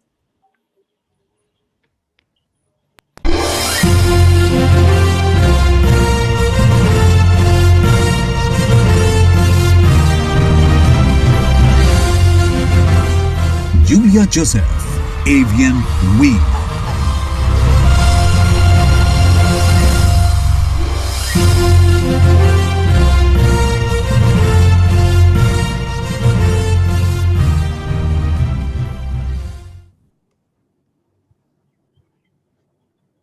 So many congratulations to you, Julia. Very warm welcome. How do you? Thank you so much, Khyati, and good evening, everyone. Hi, Udit, if you'd like to say a few words. I just want to congratulate Julia. I think what is important is, with the list coming out, when the names come out, there is a responsibility which comes out also, right? So I think yes. I totally feel that, the industry is in the right hands and you deserve it. Congratulations once again. Thank you so much. And we also have Mr. Aman Abbas. Aman Bhai would like to say a few words.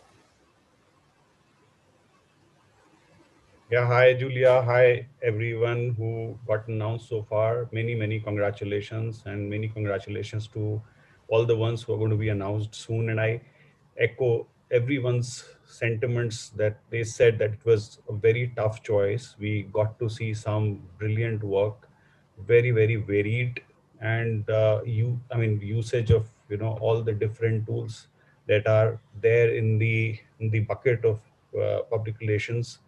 And I think some amazing work happened, and it was quite impressive, very difficult to choose 30. So all of you are winners who could make it or who couldn't make it. All the best for the next year, and many congratulations to all of you who could make it this time. Yeah, so we also have Prateek Juneja. He just joined in. If you can call out his name, Khyati. Absolutely, I would love to. Firstly, congratulations, Julia, once again from all of us here. Thank you so much. And I'd like to invite Prateek Juneja of Avian Week to join us on screen, please. Hi. Welcome, congratulations. Thank you so much. It's a great honor to be here. I hope I'm audible. Yes. I know it's not a best time to be celebrating, but it just feels great to be celebrated amongst other peers, and congratulations to everyone.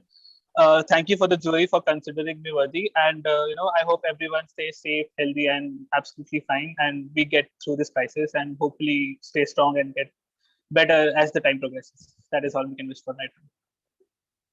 Thank you, Prateek. And yes, in these uncertain times, I think we need to hold on to these small victories and small bright moments that we can. Mr. Aman Gupta, would you like to say a few words here? Thank you, Khyati. I think, congratulations to all the winners. I think my fellow jury members have already said, but one, it was definitely a tough one, but also I think it was an amazing exercise to just look at the kind of work such youngsters are doing, something which at such age, if they're doing, we know our industry is in safe hands, and, we look forward to sort of, seeing more of their works in the coming years and really delighting and taking the PR profession to the next level. Wonderfully said. Thank you so much, Mr. Gupta. Once again, congratulations, Prateek. And now let's move on to unveiling our next name on the list. Can we have the AV, please?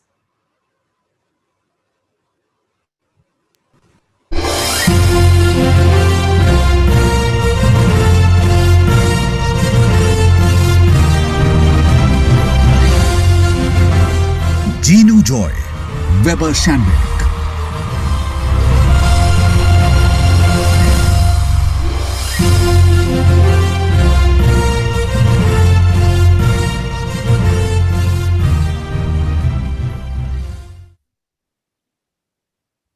Many congratulations to you, Genu Joy. We have from Weber Shandwick. Congratulations. Thank you, everyone. Thank you, E4M, for this opportunity. Yeah, this is indeed something to be happy about in the middle of this grim situation that we all are in. But yeah, thank you once again. Wishing you, your teams, and your loved ones better health and safety. Thank you. Shailesh ji, would you like to say a few words on Amardeep?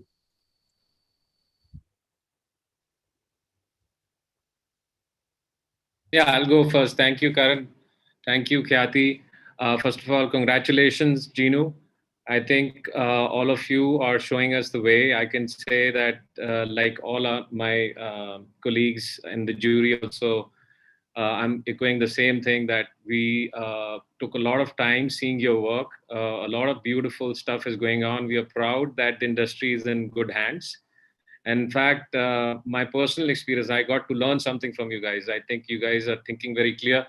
You're using the power of content to, tell these beautiful stories. So all the best to you and all the winners who've been declared till now, and for the future names to come. Thank you. Thank you. Thank you so much. Shailesh bhai, you want to say a few words?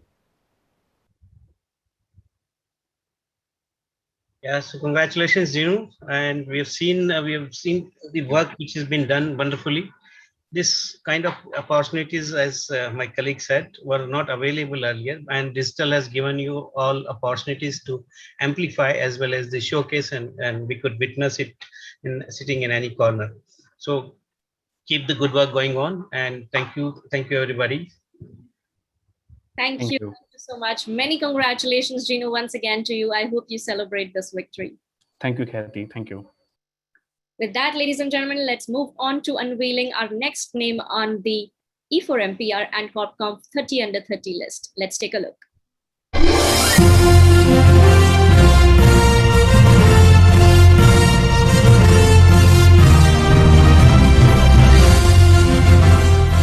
Inaugural, SPAG Asia.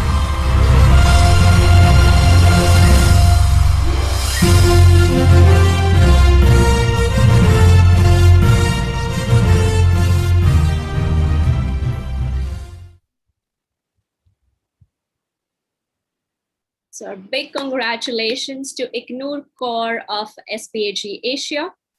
Ignore, if you're here, would like you to please switch on your camera and mic and join us on screen. Hi, Khyati. Thank you so much. I'm here, but I'm not able to. I think I'm as an attendee. Can everybody please mute yourself? I know it gets difficult sometimes, but let's all of us just make sure that we are on mute. And Ignore, can we have her on screen? Ignore, you can log in once again as you did while for the speaking opportunity. Okay. Okay. I'll Use just the log same back. link. All right. Come back again. We can move on. Let Ignore come back. Yes, absolutely. Till then, let's go ahead and find out who our next name is on this list. Can we have the AV, please? Oh, there she is. I'm here. Thank you so much. I'm so sorry. There seemed to be some technical issue. Thank you so much for this. This is, I think, we just in such troubling times right now. It's very motivating, very reassuring to get this. And I just want to thank the entire E4M team, all the judges, and I think most essentially the organization I work for, SPAG, and the leaders that I have. I think they play such a big role in kind of making sure that you are as productive as you can be. And I think that is the push that one needs every single day. So I think I'm just blessed to be in an environment that is that productive, and I definitely owe this to them. So thank you so much for this award, and to SPAG for giving me the opportunity to do all of this work. Dilip, you would like to say a few words, Nikhil? Yeah, absolutely. Congratulations. And I would like to say congratulations to ICNUR and everybody. I would like to add that one thing that one must keep in mind, that success early on life can be a big morale booster. And it should allow you to do more and keep pushing yourself to new limits. It should not get to your head and slow you down, because there are many more battles to be won. I also believe that this group really, is a good representation of what the industry will look like probably a couple of decades down the line. And therefore, they have that much more responsibility to take the industry to the new limits, as the lines between communication and other disciplines will get increasingly blurred. So those who did not make to the list, they should not lose heart as well. There are many more milestones to crack as they go on, and good luck to all. Thank you. Thank you. Nikhil is online right now. Yeah. Yes, I am. ICNUR, congratulations. More than anything, I love the visual picture you present. The branding looks great. Your smile is super. And that's part of what I think we all have to learn, how to show up well online. So full marks on that. Nice to see the SPAG logo glowing there. So Aman, you should be proud. Thank you so much, Nikhil. Thank you, Nikhil. It's always a proud moment to see your teammates out there, making showing the world that what they can do, because finally the organization constitute of each of them, and really proud of ICNUR. Thank you so much, Aman. Thank you. It's all because of your guidance and support. Thank you so much, and many congratulations once again, ICNUR, to you. Let's move on. Yes, let's go ahead and find out who our next name is on this list. Can we have the AV, please?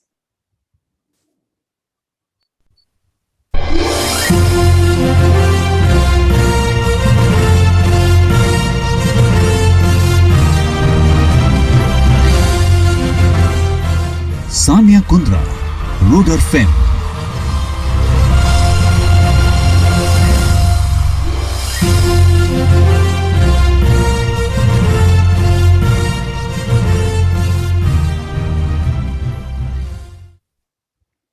Many congratulations to you, Sania. Unfortunately, I'm unable to hear you. Would you just quickly go out and come back, re-enter the platform? Yeah. I would just like to let all of you know that Sania is under COVID, so we would like to give her our best wishes. And while she is fighting this novel virus, she is here to motivate herself and those around. So many congratulations to you, Sania. I am still unable to hear you, unfortunately. Maybe something to do with the phone. Yes. So would you like to just quickly get out of Zoom and re-enter and just make sure that the audio is on? And while you do that, we're just gonna wait. Don't worry.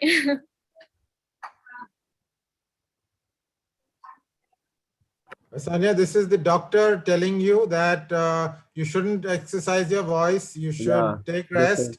Your smile looks lovely. Your acceptance is noted, and our best wishes are with you. But I was told repeatedly don't talk and lie down. So I advise you to do that and get well soon. Yeah. In fact, most of the people from Redefining are going through this situation right now. But our heartiest congratulations to you, Sanya, and we hope and wish you a very speedy recovery so that you can go ahead and do the awesome work that you've been doing. Many congratulations. Take care. Congratulations, Sanya. Moving forward to our next name on this list, let's quickly take a look at the audiovisual.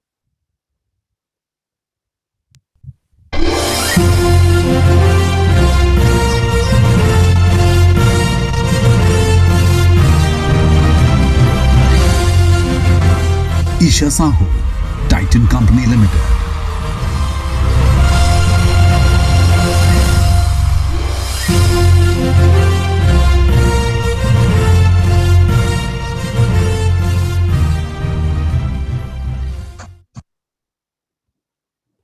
A big congratulations to you, Isha. Very warm welcome.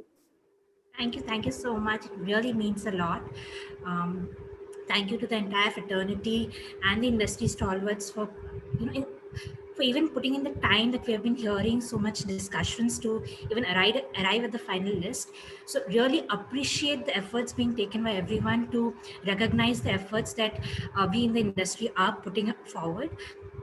And it actually kind of creates an encouragement and motivation for all of us to continue doing such work and be able to pursue, especially for me, my personal mission of influencing positively as much as possible in people's home, in people's heart, in people's health.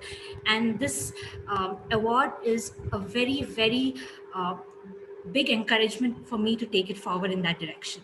And I've been really fortunate to have started my career with the Titan company, where, when you start as a fresher, it's very important that your leadership trusts you and gives you that much of opportunities to shine, right? So that is something that I have been fortunate enough to be bestowed with. And under the able, leadership of people like Shamla and Mansoor, I would like to take the names here because they have been really showering me with all the trust and confidence that is needed for a person to put in such kind of work. So really, really appreciate the effort, and want to also congratulate all my colleagues here, all the peers who have been part of the 30 under 30 winners list. Congratulations to all of you, and really heartfelt thanks to the team for putting this together. Please stay safe, everyone. Nitin, you would like to say a few words?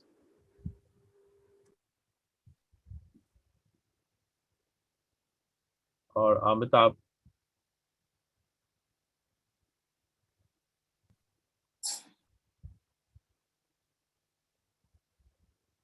Sorry, congratulations, Isha. It's good work done. And of course, stay safe. I'm sure you're working very hard, but stay safe while you do that as well. And congratulations.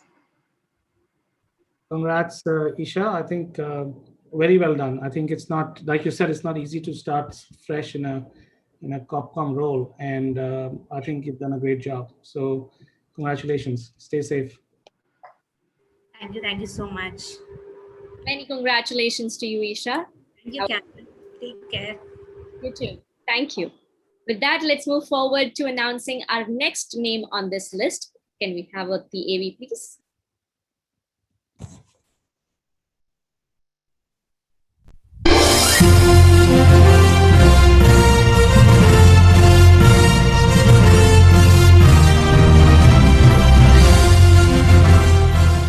Millennials, Samsung.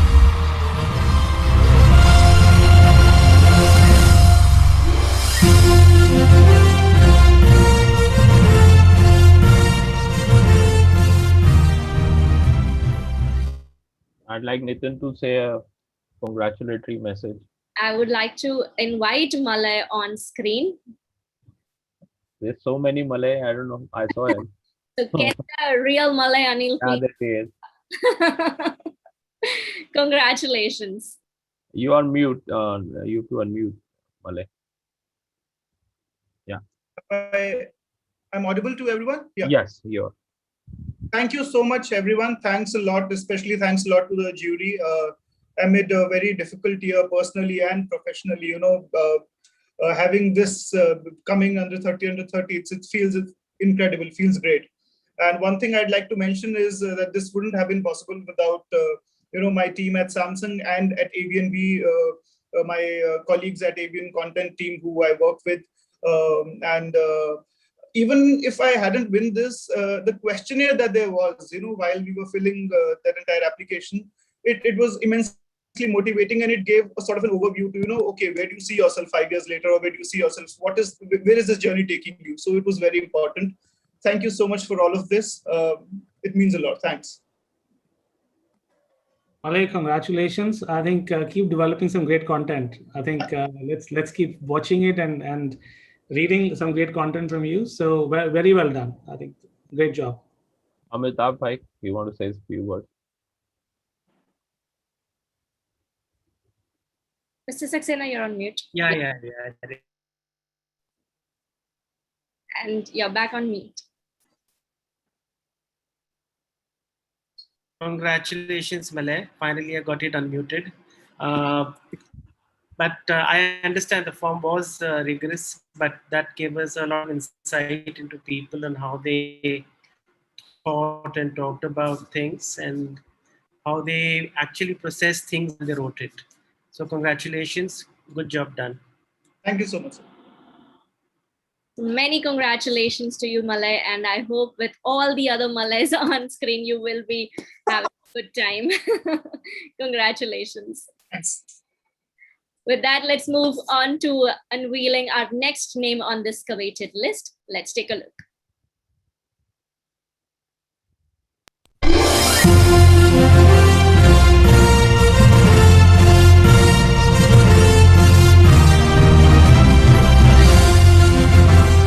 Somali Bajpai, Crown Plaza today.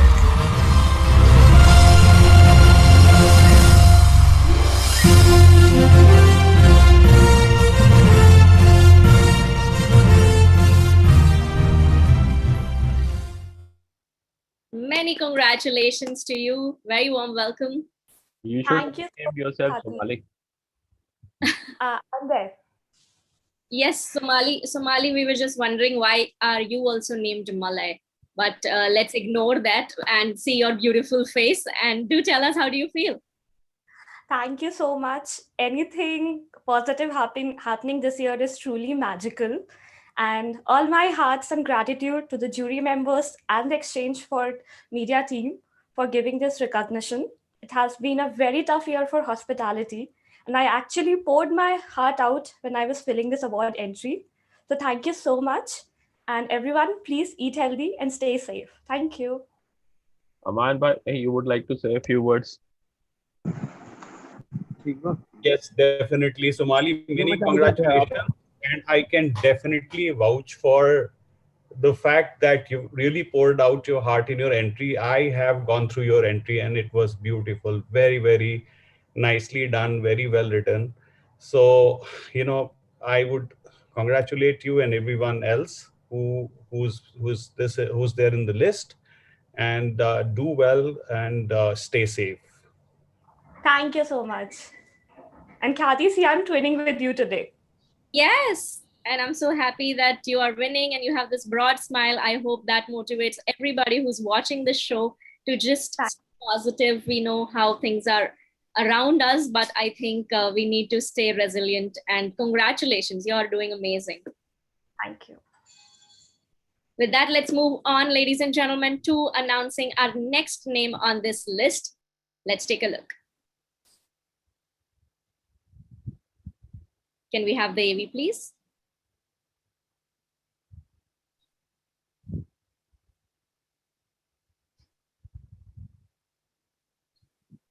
While the AV comes up, let me just urge all of you to go ahead and give a shout out to all the winners of this coveted list, which is first ever E4M PR and Corp Comm 30 under 30 awards list. We would love for you to shower some love on these young guns of the PR and Corp Comm industry. Go ahead and congratulate them and make their day. Let's move ahead and play the next AV.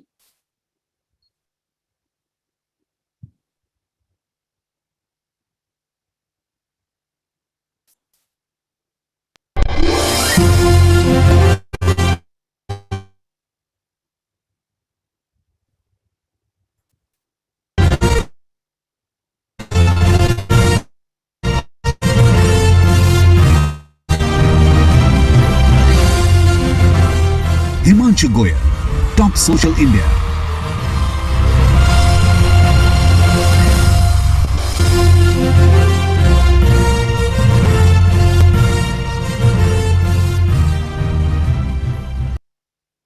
Congratulations to you, Himanshu. We have Himanshu Goyal of Top Social.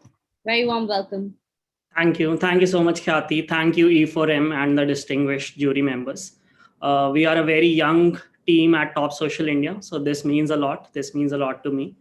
And we are in the influencer marketing space, and we are hoping to shape the future of influencer marketing. So thank you so much for the recognition, and hope to see every one of the 30 under 30 in the next few months when the situation gets better. Shailesh, few words of wisdom from me. Yes, I had the opportunity to go through Himanshu's profile, and it was very impressive, I must say. And the best thing is some of these great work has happened in last 12 months or 9 months, which have been very, very challenging actually. So they have not only been innovative in their approaches, but the meaningfulness have been added to the work which have been done, besides the previous work which everybody has showcased actually. So this is immensely satisfying, and I must congratulate once again to everyone. Thank you. Thank you so much, Mr. Goyal, and many congratulations to you, Himanshu, once again. And I hope that you will be celebrating this victory. Thank you. Thank you. With that, let's move on quickly and find out our next name on this list. Can we have the AV, please?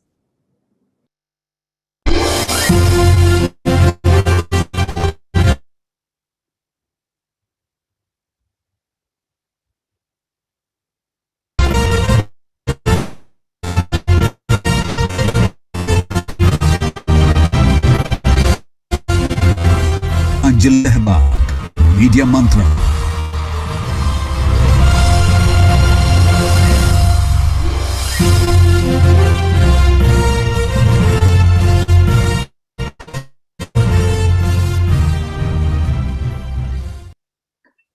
Thank you. And here I'd like to welcome and congratulate Anjali Sehwag of Media Mantra.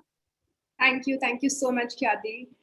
This is definitely a big win for me, and I'm super excited to have been recognized as one of the winners.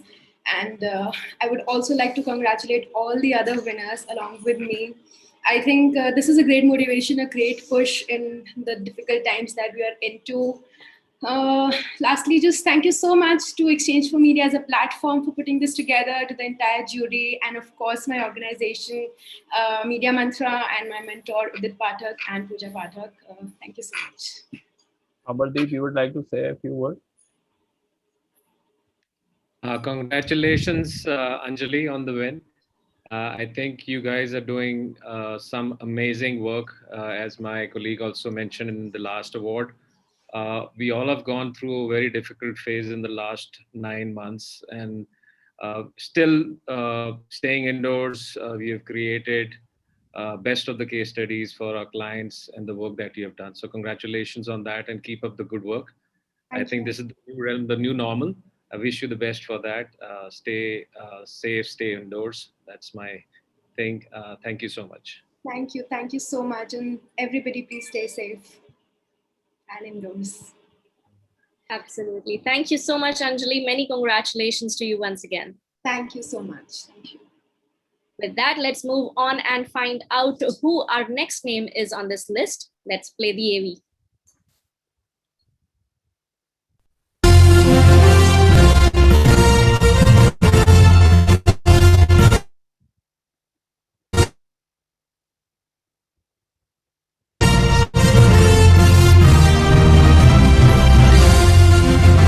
Bushra Sheikh, India First Life Insurance Company Limited.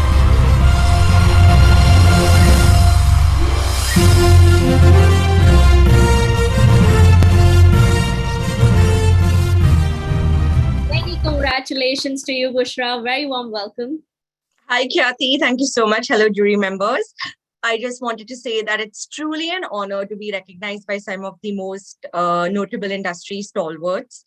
For me, receiving this honor means the acknowledgement of a job well done and motivation and commitment to do even better going forward. And I would just like to say that I owe this win to every individual who has helped me over the years and to my team at India First Live. So thank you once again to all the jury members and E4M. And I would like to say congratulations to all of the winners. Thank you. Philip, you'd like to say a few words? Yeah, so, right. So congratulations, Bushra. I personally saw your entry as well. And I think I could very clearly see that you have really been punching good weight in whatever you have been doing. So that was particularly impressive. So congratulations, and I hope you keep the same energy and momentum as you go along. Thank you so much, Dilip. Thank you for your kind words. Thank you. Many congratulations, Bushra, once again to you, and I hope you will celebrate this victory. I definitely will. Thank you so much, Kathy. Congratulations, Bushra. Thank you. Be safe. All right, we are halfway through and few more young guns to be announced here. I hope all of you started pouring out the love to all of these winners. Moving forward, we are finding out who our next name is on the E4M PR and Corp Comm 30 under 30 list. Let's take a look.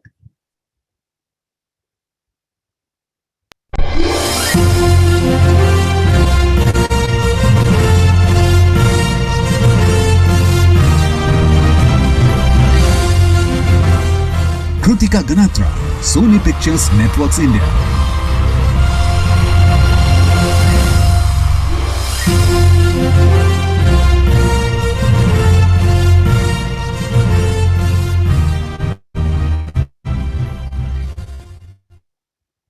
So our big congratulations to Kritika Ganatra of Sony Pictures Networks India. Very warm welcome. Congratulations. Hi, thank you so much. I just want to say thank you to everyone for removing time. 2020 has been an unprecedented year for all of us, but it's definitely instilled in me a change of outlook towards life and work. And it's made me realize more than before the importance of living with compassion, integrity. And yeah, thank you, everyone. Thank you to the judges for removing time and yeah, judging our entries. So yeah. I'd like to invite Nikhil to say. Hi, Kritika. Very well deserved. I think I went through your entry as well, and you know, you deserve all of it. It's been a tough year, even for the entertainment industry. It's not been that easy. So you've done a good job. So thank you so much for applying, and I can safely say that you know, all of you, all the winners, including you, you're doing a terrific job, and just keep hanging in, and stay safe. Thank you, Nitin. And I would like to add, it's with the help of your team at Avian. So thank you so much for the support always. I'd also like to invite Nikhil to say a few words. Hey, Kritika, congratulations, and nice to see the last few winners. There have been people who have spent time on both the agency side and the Corp Comm side, and I think spending time on both sides gives a much heightened appreciation on how to work better together, work smarter together. So I love the fact that at the under 30 age, there's a lot of y'all who have been able to explore both and then find which you like better. So keep it up. Thank you. Thank you. And many congratulations once again. With that, let's keep the momentum going and move forward and announce our next name on this list. Let's play the AV, please.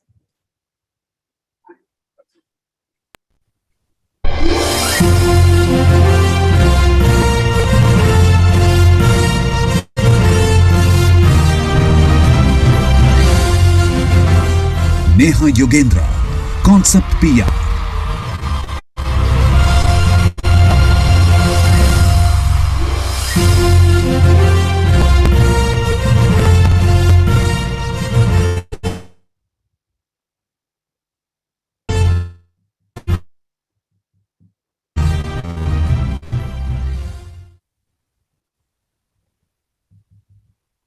So congratulations to Neha Yogendra from Concept PR.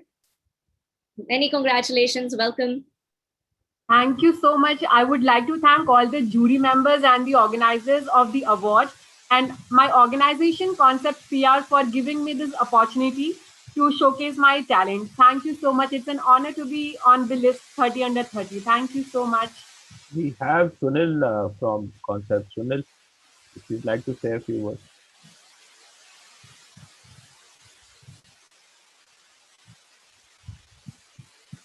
And maybe Aman. Hi, can I have a video issue with my network? I think it's a for Neha. She's worked hard for it, and I'm very happy to see her on this list. Really delighted. I think she's really put in a lot of work from where we took on the entire assignment in UP, and I'm very happy for us. And thank you for members who selected her. Happy moment for us. Congratulations, Neha, once again. Thank you so much, Karan. Thank you. Thank you, Neha, and congratulations once again. Thank you. With that, let's quickly move on to find out who our next young gun is on this list. Let's take a look.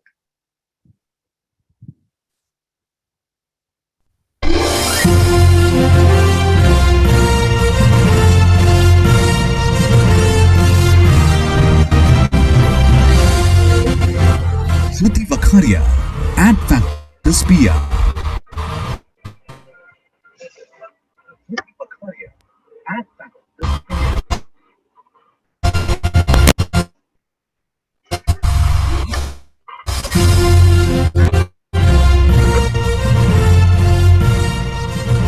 Many congratulations to you. We of Ad Factors PR. And I think there are people watching this show while you are on the screen. So I hope the celebration's already begun. Many congratulations to you.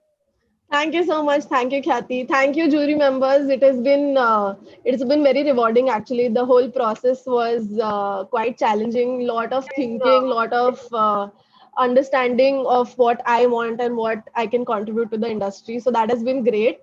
This award is definitely for my team because everything I have right now is my work, my first job, and my first mentors at Ad Factors. So this one is for my team and also my family who have literally sustained and motivated me for the last whatever time that we have been at home. Like even I'm quarantining right now, last 2-3 days left. But this has been some hope and this has been something nice that has come. So thank you. We also have a mentor for you from your organization, Mr. Nikhil Day, who will say a few words to you. Hi, Shruti. I just sent Hi. you a message on LinkedIn saying that we haven't met. I look forward to getting to know you. Definitely. And this is a wonderful way to connect with some wonderful young people. So onwards and upwards, yeah. Thank you.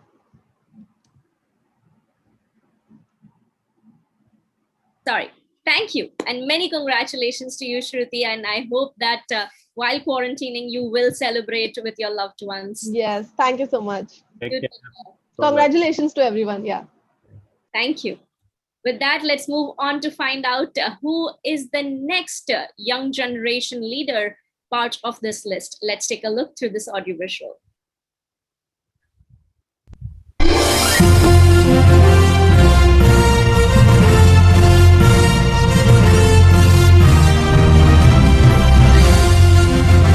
Prerna Dalakoti, PR Professionals.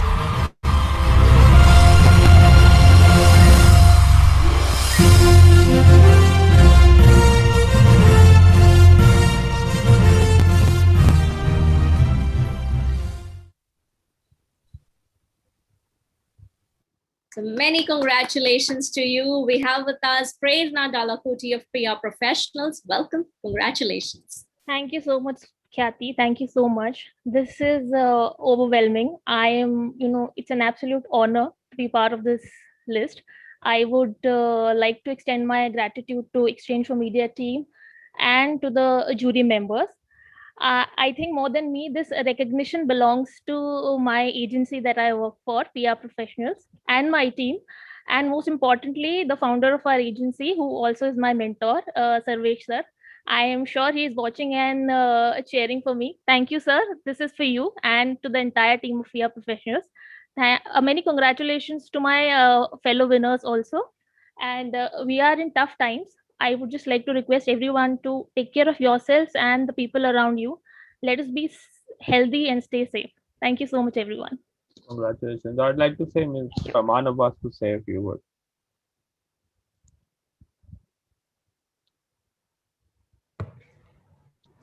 Yeah, Prerna, congratulations. Thank you, I sir. think very, very good work being done. And thank you so much for your wishes for everyone. You also stay safe. I think if we all stay safe, the infection rate is going to go down. So many congratulations and keep doing good work. Thank you, sir. Thank you so much. Thank you. Thank you, Prerna. Many congratulations. Thank you, everyone. Thank you. Moving forward, let's find out who are the next leader of PR and Corp Comm on this list. Let's take a look.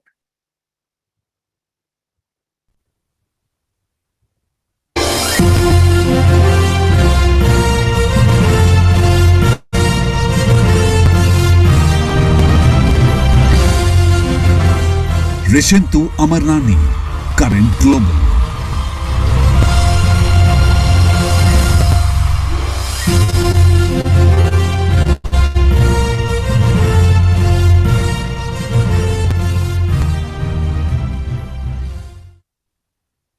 Many congratulations, Rishitu Amarnani. We have from Current Global. Congratulations, welcome. Hi, good evening. Thank you so much. Great to see everyone here. I'll just make it quick. Everyone's spoken a lot about the uncertain times, and it is difficult times. And yes, it doesn't feel as celebratory as it should, given everything that's happening. But I think what also it reiterates is that the need for communication has never been more important than now. And I hope that all the amazing bright minds here, including me, uses their skills and their power to aid the challenges of today and tomorrow. Having said that, it's also important to make most of the happy moments we get. And this is definitely one of them. So thank you so much for putting me on this list. I certainly feel young, if nothing else. And I would like to thank my mentors, Shashikant Someshwar, Ruchika Vyas, for making me the person I am today. And for my amazing team at Current Global, who I personally believe are some of the brightest minds I've worked with, growing from around 2 to around 50 plus people in the past 55 years with such diverse, amazing, creative mindsets. So I'm representing them here. So thank you to them. Congratulations to everyone here on the list. And lastly, stay safe, stay masked, and I hope everyone's registered to get vaccinated as soon as they can. Nikhil, you would like to say a few words? I would actually. I'm a big fan of Rishitu, and I've never disguised that. I had the pleasure of working with him for a few years, and he is truly a rock star. He's looking like he's lost quite a few kilos since I last saw him. So good job there, my friend. And you're starting to look more and more like Shashi. So follow in his footsteps. Thank you. Thank you so much, Nikhil. Thank you. Thank you, and many congratulations, Rishita, to you. Like you said, we have to hold on to these happy moments as much as we can. So do celebrate. It's a big win. Congratulations. Thank you. With that, we're moving forward to announcing our next name under the list. Let's take a look with this audio visual.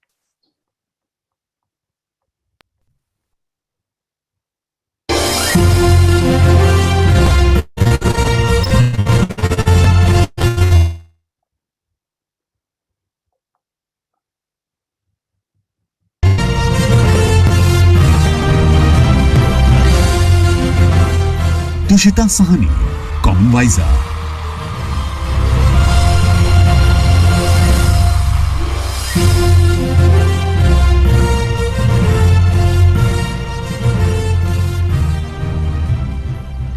So congratulations to you, Tushita.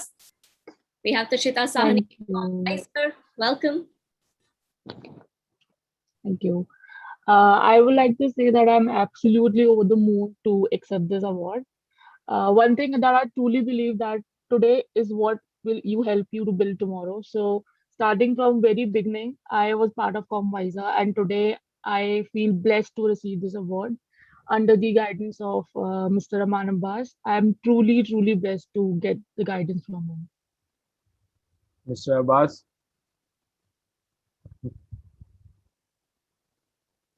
Sir, I'm so happy that Tushita could make it to this list, and she's done really well. So many congratulations, Tushita. Thank you, sir. Thank you, and many congratulations, Tushita, once again to you from all of us here at E4M. Thank you. All right, ladies and gentlemen, don't forget to keep showering your love on our young leaders of the PR and corporate communication industry, the winners of 30 Under 30. Moving forward, let's find out who is the next winner. Play the AV, please.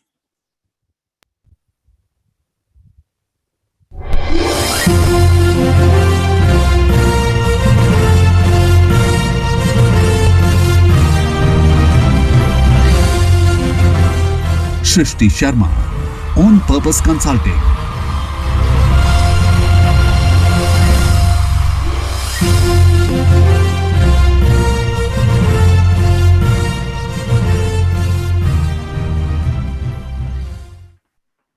Ladies and gentlemen, welcome our next winner here, Shrishti Sharma from On Purpose Consulting. Very warm welcome and many congratulations. Thank you, Khyati. First, thank you for the opportunity, and thank you for all the effort and the time taken by the E4M team and the jury. I won't take too much time, everyone's covered all the bases, but I'd just like to point out that I've been so lucky to have some great opportunities and have some risks that I've taken pay off. And I owe this to the amazing teams that I've worked with, both in my previous organization and now with On Purpose. And such opportunities and recognition, there's such a push to keep improving and doing better. So thank you for putting this together. And again, the times we're in, it's small joys like these that, that drive us, and it's good to appreciate them. So thank you, and wishing a lot of safety and health to everyone. And I'd like to congratulate all the winners and just appreciate the great work that everyone is doing. Thank you for being so inspiring, because when I look at all the work that my peers are doing, it's times like these when, that little voice at the back of your head driving you, telling you that, someone else is just so much more awesome, so that you have to try that extra a little bit harder. So thank you for being so inspiring, guys. And that makes me sort of hopeful for the future of our industry. So thank you. I'd like to invite Mr. Nitin Bantri to say a few words. Well, Shrishti, congratulations. I have no doubt that you'll make this list. I mean, I've had the opportunity of working with Shrishti in the past, and I was sad to see her go. So, but you've done some great work. So congratulations, and keep doing all that work. Thank you. Thank you, Nitin. Thank you. Congratulations, Shrishti, once again to you. And I love the name, actually, On Purpose. I hope On Purpose, we keep telling great stories, building great brands, being ethical and transparent, and just bringing integrity to the whole system. Thank you, and many congratulations to you. With that, moving on to unveiling our next name on this list, let's have a look at the audio visual.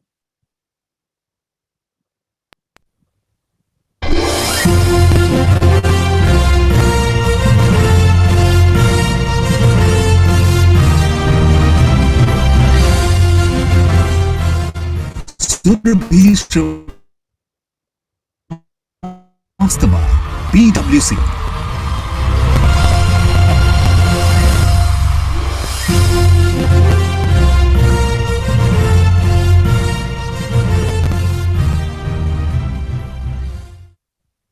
So many congratulations to you, Surbhi. Very warm welcome.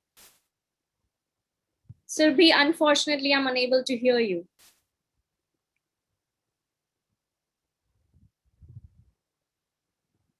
Would you just quickly exit and re-enter the link Till then, let me also tell all our viewers that go ahead and tag these young guns, give them your love.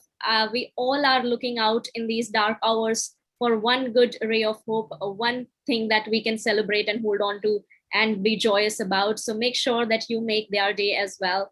And the teams and the companies that these young guns are part of, go ahead and celebrate them, because this is a great moment for all of them to come forward and celebrate the work that they've done, even in these unprecedented times. So congratulations once again to all our winners so far. And yes, welcome back, Surbi. Congratulations. Hi, Kathy. Can you hear me now? Yes, I can. Perfect. Thank you so much. Honestly, first off, I wish that you and your families are keeping good health. And it's really so encouraging and almost reassuring, and I know that with this award comes a unique responsibility to do more, lead with empathy, and actually bring a positive impact. And I'd like to thank the entire E4M team at Factors for this platform, and all the jury members, for actually investing their time in doing this. I mean, despite the current times, and it's just so difficult. Also, really, really big thanks to the entire team back at PwC. And I really have to give a big shout out to Khyati, you, Karan, Faisal, the entire team. Really, you've been so pleasant, and it's really, really great. And definitely many congratulations to all the others in the list. You can expect like a connect request from me very soon. I'd love to get to know all of you. So thanks, really appreciate this, and take care. Do stay safe. Saleshi would like to say a few words. Yeah, hi, congratulations. I think there was a bit of skepticism when she was a bit skeptical when she wrote the application, but I could see, and we could see, read between the lines. So it was very impressive. And at times it so happens that we underestimate our work, and that was probably one of the case here. But it was really good and worth highlighting. And congratulations once again. Keep the good work going on. Congratulations to all the winners announced so far. Keep safe, stay happy. Thanks, Shailesh. Really means a lot. Thank you. Many congratulations to you once again. And I hope you keep smiling this way and keep inspiring others with your work. Thank you. With that, let's move on to find out who our next winner is on this list. Let's take a look.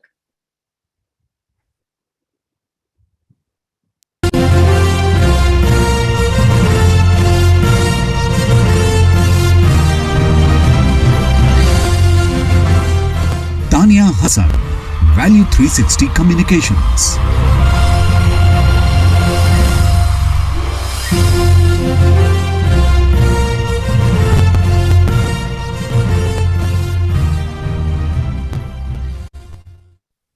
So our big congratulations to Tanya Hassan of Value 360 Communications. A very warm welcome to you. Hi. Thanks, Kathy. Thank you, everybody. Thanks, everybody, for choosing me and putting me on the list. Like everybody mentioned, last 1 year has been really tough for everybody. But especially, I would like to mention one particular thing here is the last 1 year, I was also a part of a huge cyber bullying, and the entire PR industry stood. And that's what makes me feel, privileged to be a part of this industry.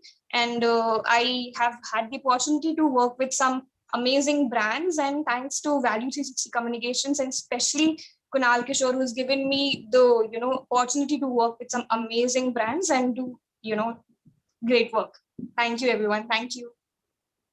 Thank you. Amitabh, would you like to say a few words? Congratulations, Tanya. You have a good boss in Kunal, of course. He's worked with us as well earlier before he started Value 360. And I think it's great training, great work. Congratulations, and be safe. Thank you. Thank you, sir.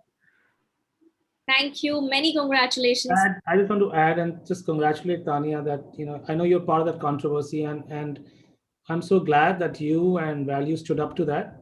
And, and you really came out stronger on the other side. So well done. Thank you so much, sir. Really appreciate it. Thank you. Many congratulations, Ms. Hassan, once again to you from all of us here at E4M.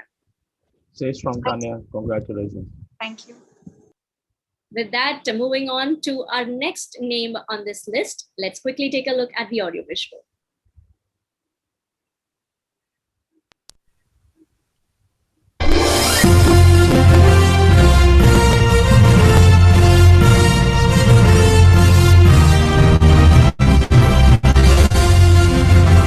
Sohini Singh, upgrade.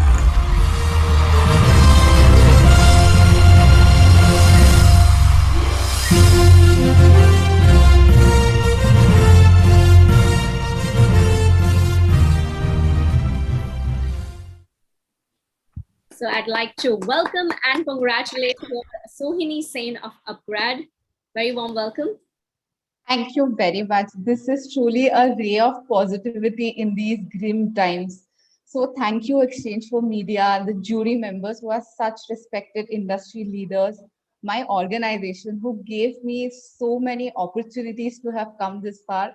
And last but not the least, my lovely team who are equally the winners along with me. And also many congratulations to the other winners, because I completely believe that this is a real honor and an encouragement to do better from here, to take the bar really higher. So yeah, I wish everyone here a very good health, safety, and positivity. Let's hope that we come out of this situation soon and strong. Thanks once again. I'd like to invite Sunil to say a few words. Mr. Sunil Nair.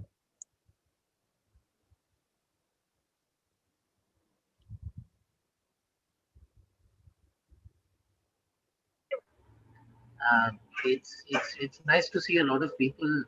Some of them I know, some of them I don't know. But it's good to see those young talent coming up, and we the oldies who've been in the industry for a long time see a very, very fresh blood of energy in these trying times. And congratulations to everybody who's actually won till now. And congratulations, Sohini. I'm sure you deserve the best going forward. Thank you so much. Thank you so much, and many congratulations, Sohini. Thanks, Karen. Thank you. With that, let's quickly move on and find out who our next winner is through this audiovisual. Can we have the AV, please?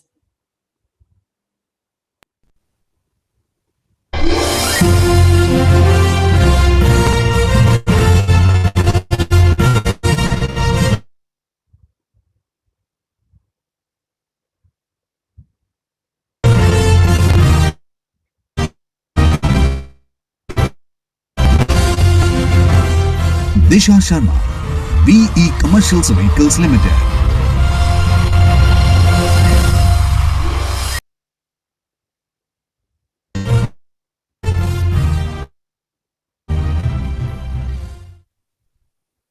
I'd like to welcome and congratulate Disha Sharma of VE Commercial Vehicles Limited. Disha, if you're here, we'd like you to switch on your camera and mic and join us on screen.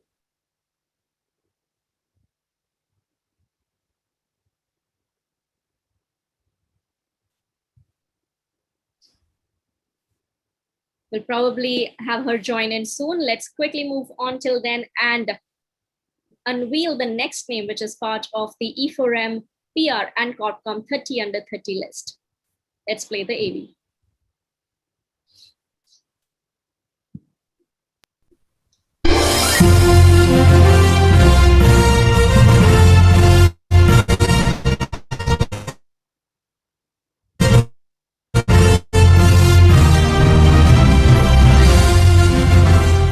Harsha Pillai, Standard Chartered Bank.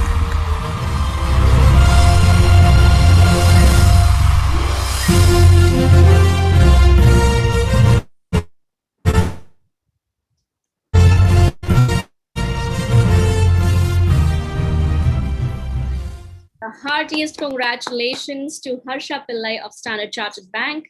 Harsha, if you're here online, then please switch on your camera and mic. Hi, I'm here, but I'm unable to switch on my video. Can I just exit and re-enter, if that's okay? Yes, for sure. Yeah, just a sec. All right, till then, let me once again remind all of you that this is the first edition, the inaugural edition of E4M Public Relation and Corporate Communication 30 Under 30 Summit and Awards. We've had some great discussions through the day. If you haven't watched it yet, you can go back. Camera on settings. You can go back to our Facebook and YouTube pages to go forward and view the entire conference. Here we have Harsha, who is one of our winners at E4M PR and Corp Comm 30 Under 30.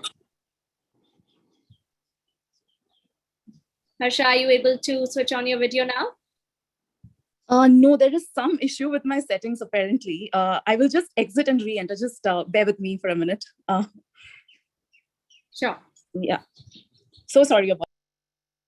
Let's move forward and then we. Yes, till then we will move forward and unveil the next name on the list. Let's quickly take a look at this audio visual.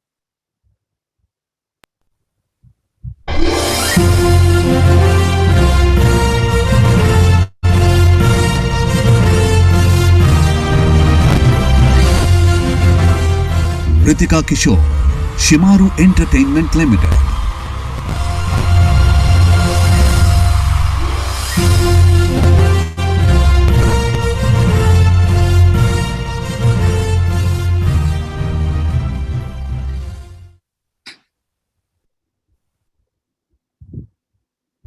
Welcome. Many congratulations, ladies and gentlemen. That's Ritika Kishore of Shimaru Entertainment Limited.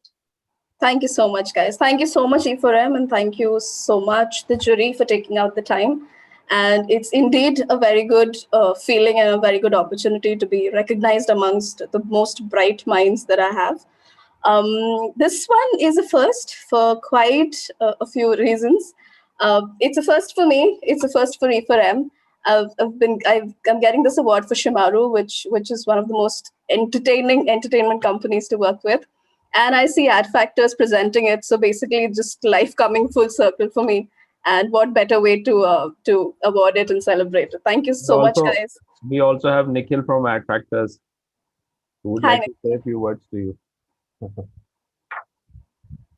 Hey, Ritika, I guess that means that you had your grounding and spent a few years with us before you are enjoying the world of corporate communications. And that's the same thing I said to a few others. I'm so happy to see that mix and that interchange continues to happen. So yeah, keep the flag flying high. Thanks. Thank you so much. Thank you so much, guys. Stay safe, stay healthy, and above and beyond. Thank you. Thank you, Ritika, and many congratulations to you once again. With that, ladies and gentlemen, moving forward to unveiling our next name on this list, let's quickly take a look.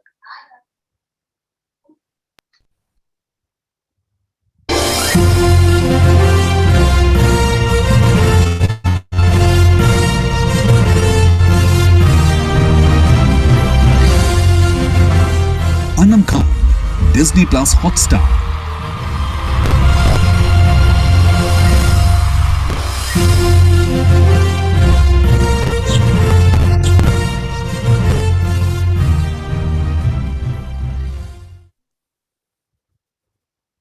Ladies and gentlemen, please welcome our winner, Anam Khan from Disney Plus Hotstar. Many congratulations to you, Anam. Can we have you on screen? Thank you, Kathy. And can you see me? Am I audible? I can hear you, but I'm unable to see you. Would you please switch on your camera? Now is it better? I think there is connectivity issue, Anam, because I'm unable to see you. I'm really sorry. I have very sketchy internet. Yeah. Sorry.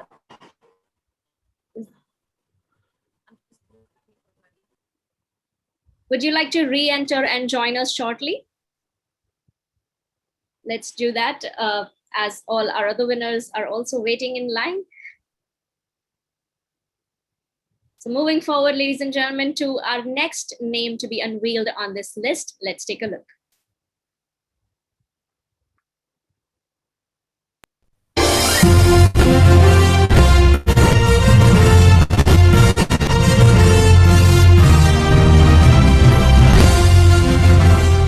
Gurudat Biswal, ATDB Communications.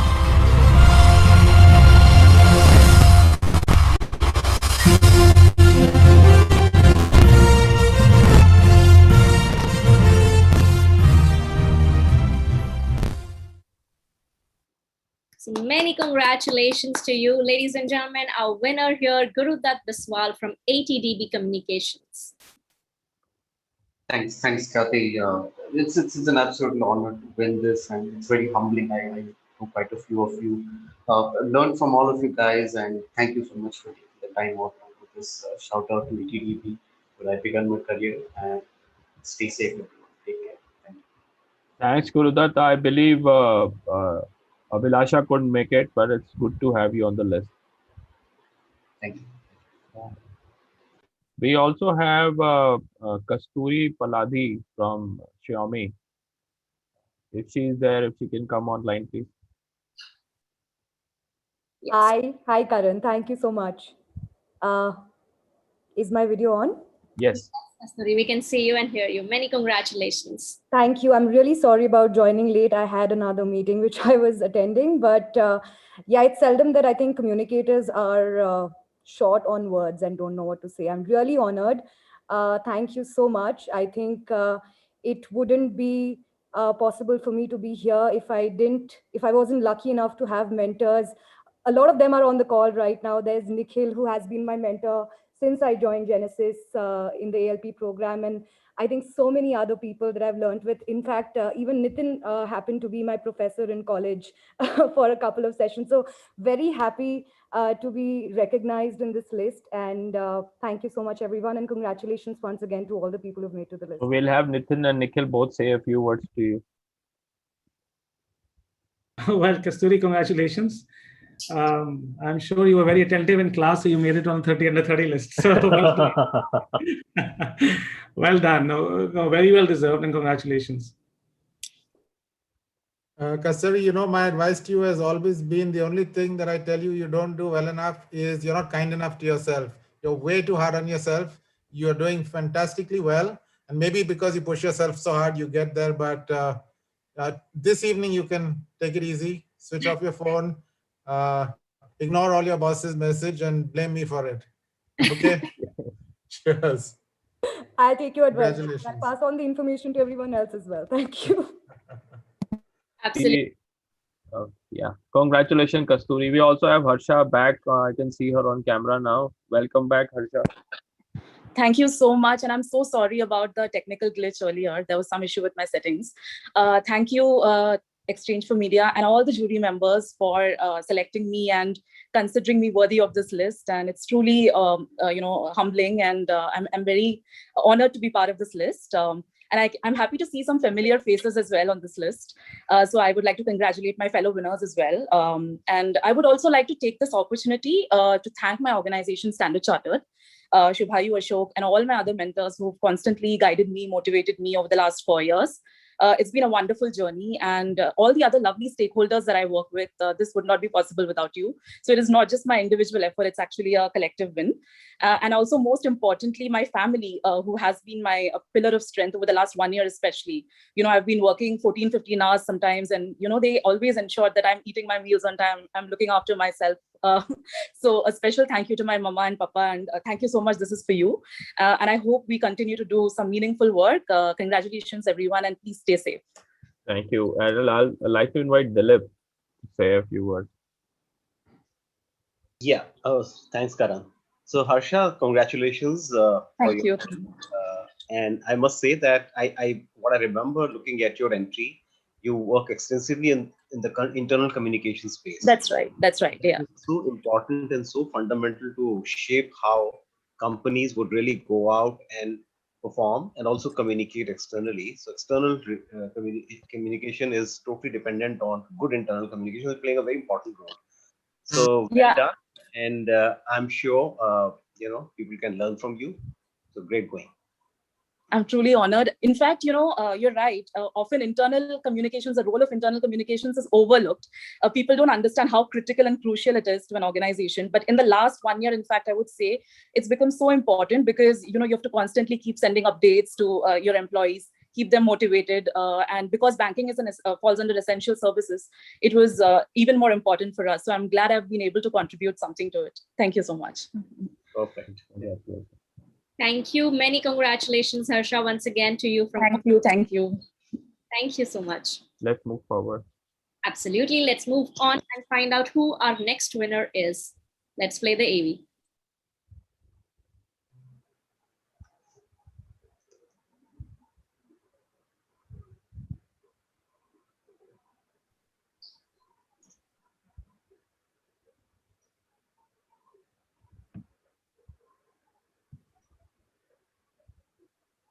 Sagar, we don't have any voice here.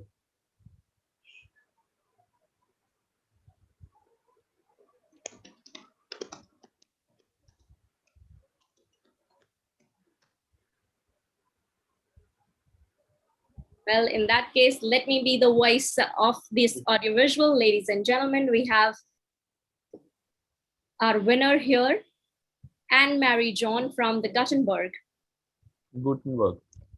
Gutenberg, I'm sorry. So we have Amardeep from our team to say a few words. And Amardeep, you're on mute. Sorry. Thank you so much, Khyati.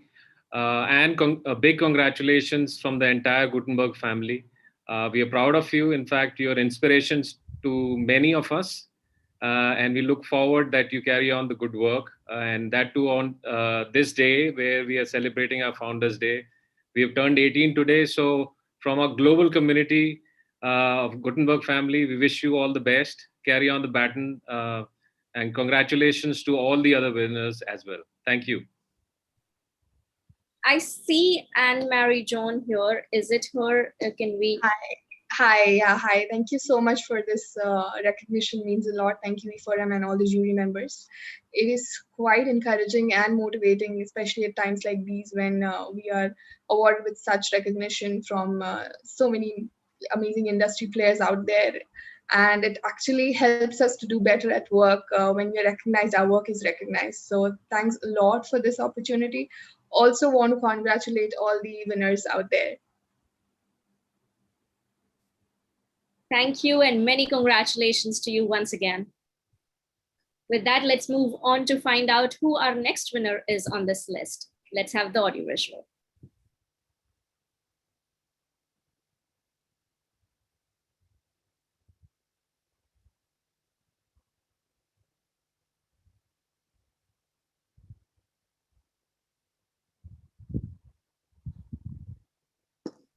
So let me announce that our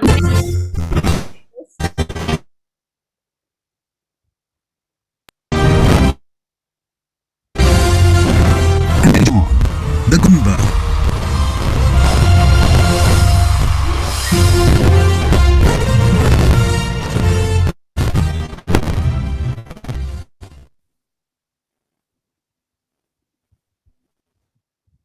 Seems like we are facing some technical difficulty.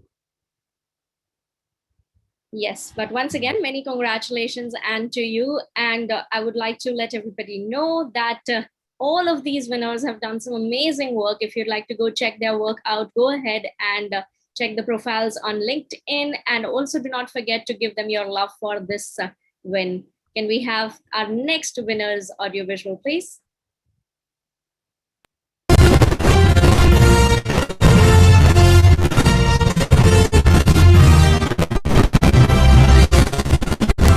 Shreya, Edelman.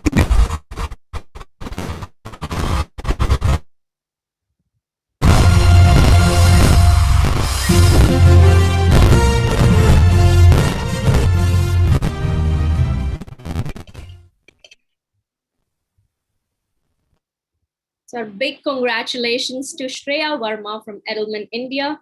And unfortunately, Shreya is also down with COVID. So we'd like to give her our best wishes. And I would love all of you to just take a moment and give her all the love for the win and to recover speedily with COVID. So thank you once again. Moving forward, let's find out who our next winner is on this list.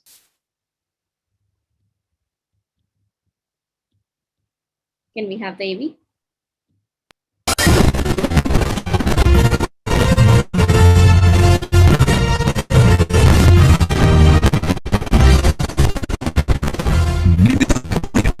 PR.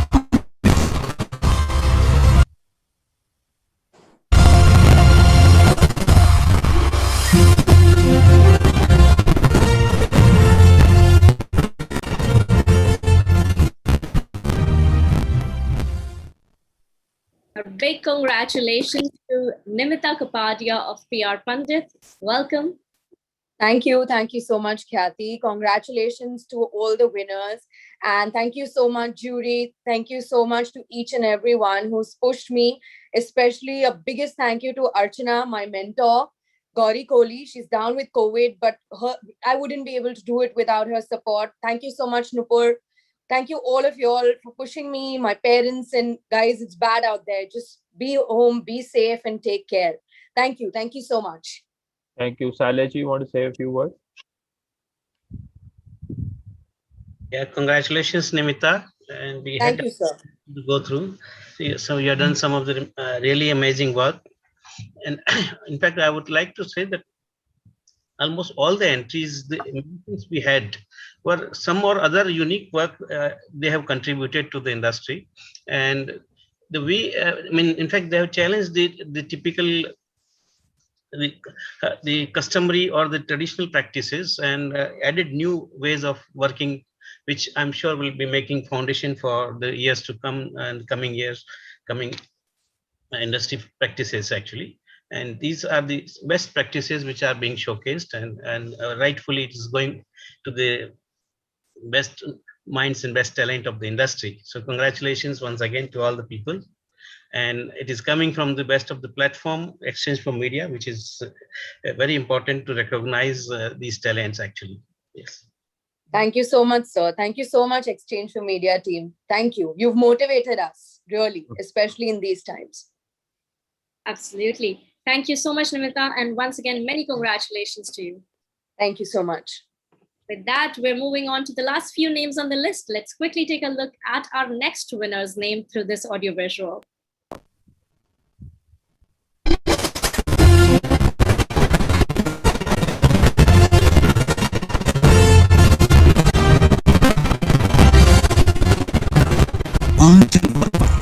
Realme Telecommunications.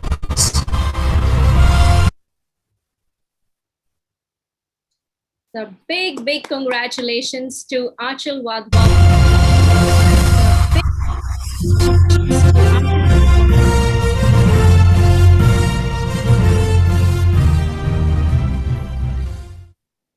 Yes, ladies and gentlemen, here I'd like to once again inform all of you that Achal is our winner and she is also infected with the novel COVID. So we'd like you to please send her your best wishes while you congratulate her.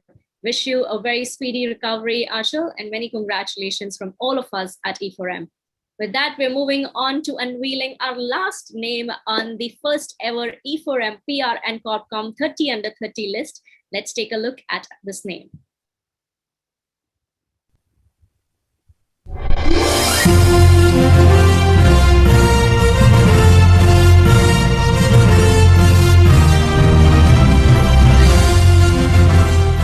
Akriti Agarwal, Novo Nordisk.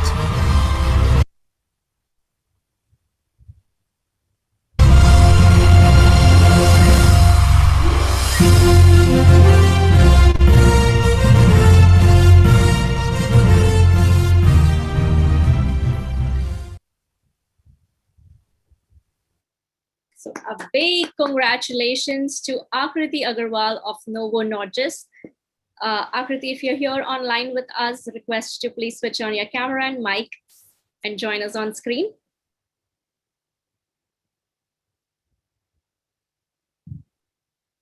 I don't think she is here.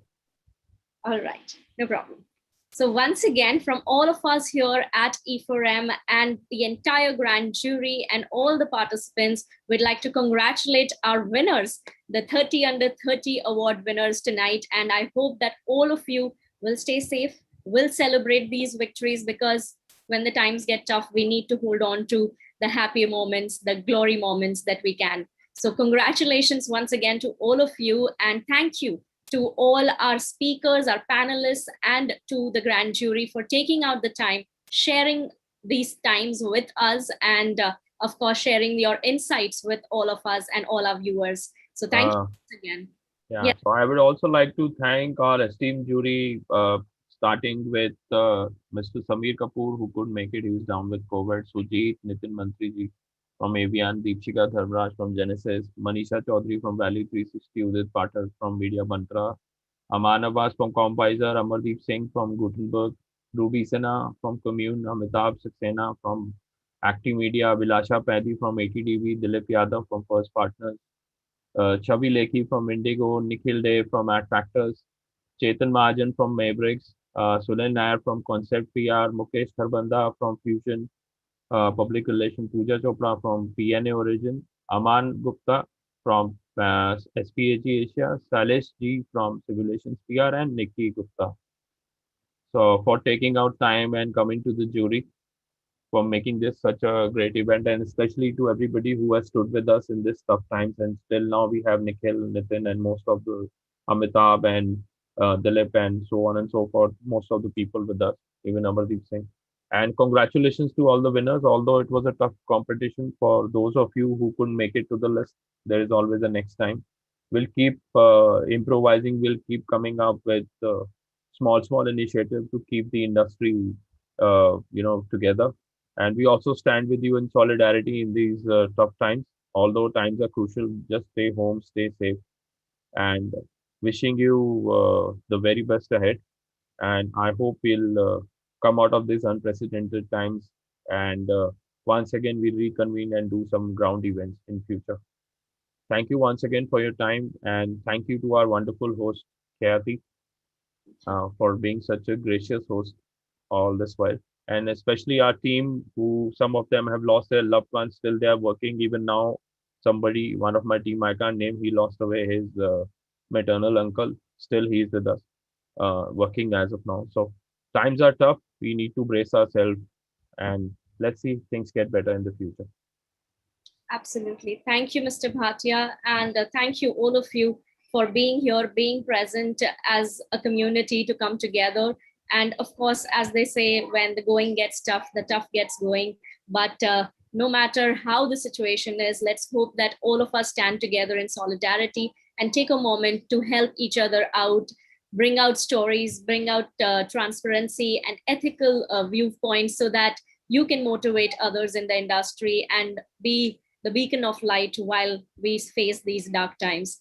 Once again, thank you, all of you, for your time. We wish you all the best for the future and wish you safety and good health. This is the most important that we've realized in the last year. So make sure that you keep yourself safe so that you can keep all the people around you safe as well. Thank you. On behalf of Dr. Anurag Batra and Naval, both of them were here, but unfortunately have their prior commitment, and some of them are already going through some personal situation. Could not make it today. We'd like to congratulate all their winners on their behalf as well. Yes, ladies and gentlemen, with this, we come to the end of the first edition of Exchange for Media, Public Relation and Corporate Communication 30 Under 30 Summit and Awards 2021. We hope to see you next year, hopefully in person. Thank you once again. Have a good evening, everybody, and stay safe. Thank you. Thank you. Thank you for a fab job. Bye-bye. Bye-bye. Bye. Congratulations. Stay safe.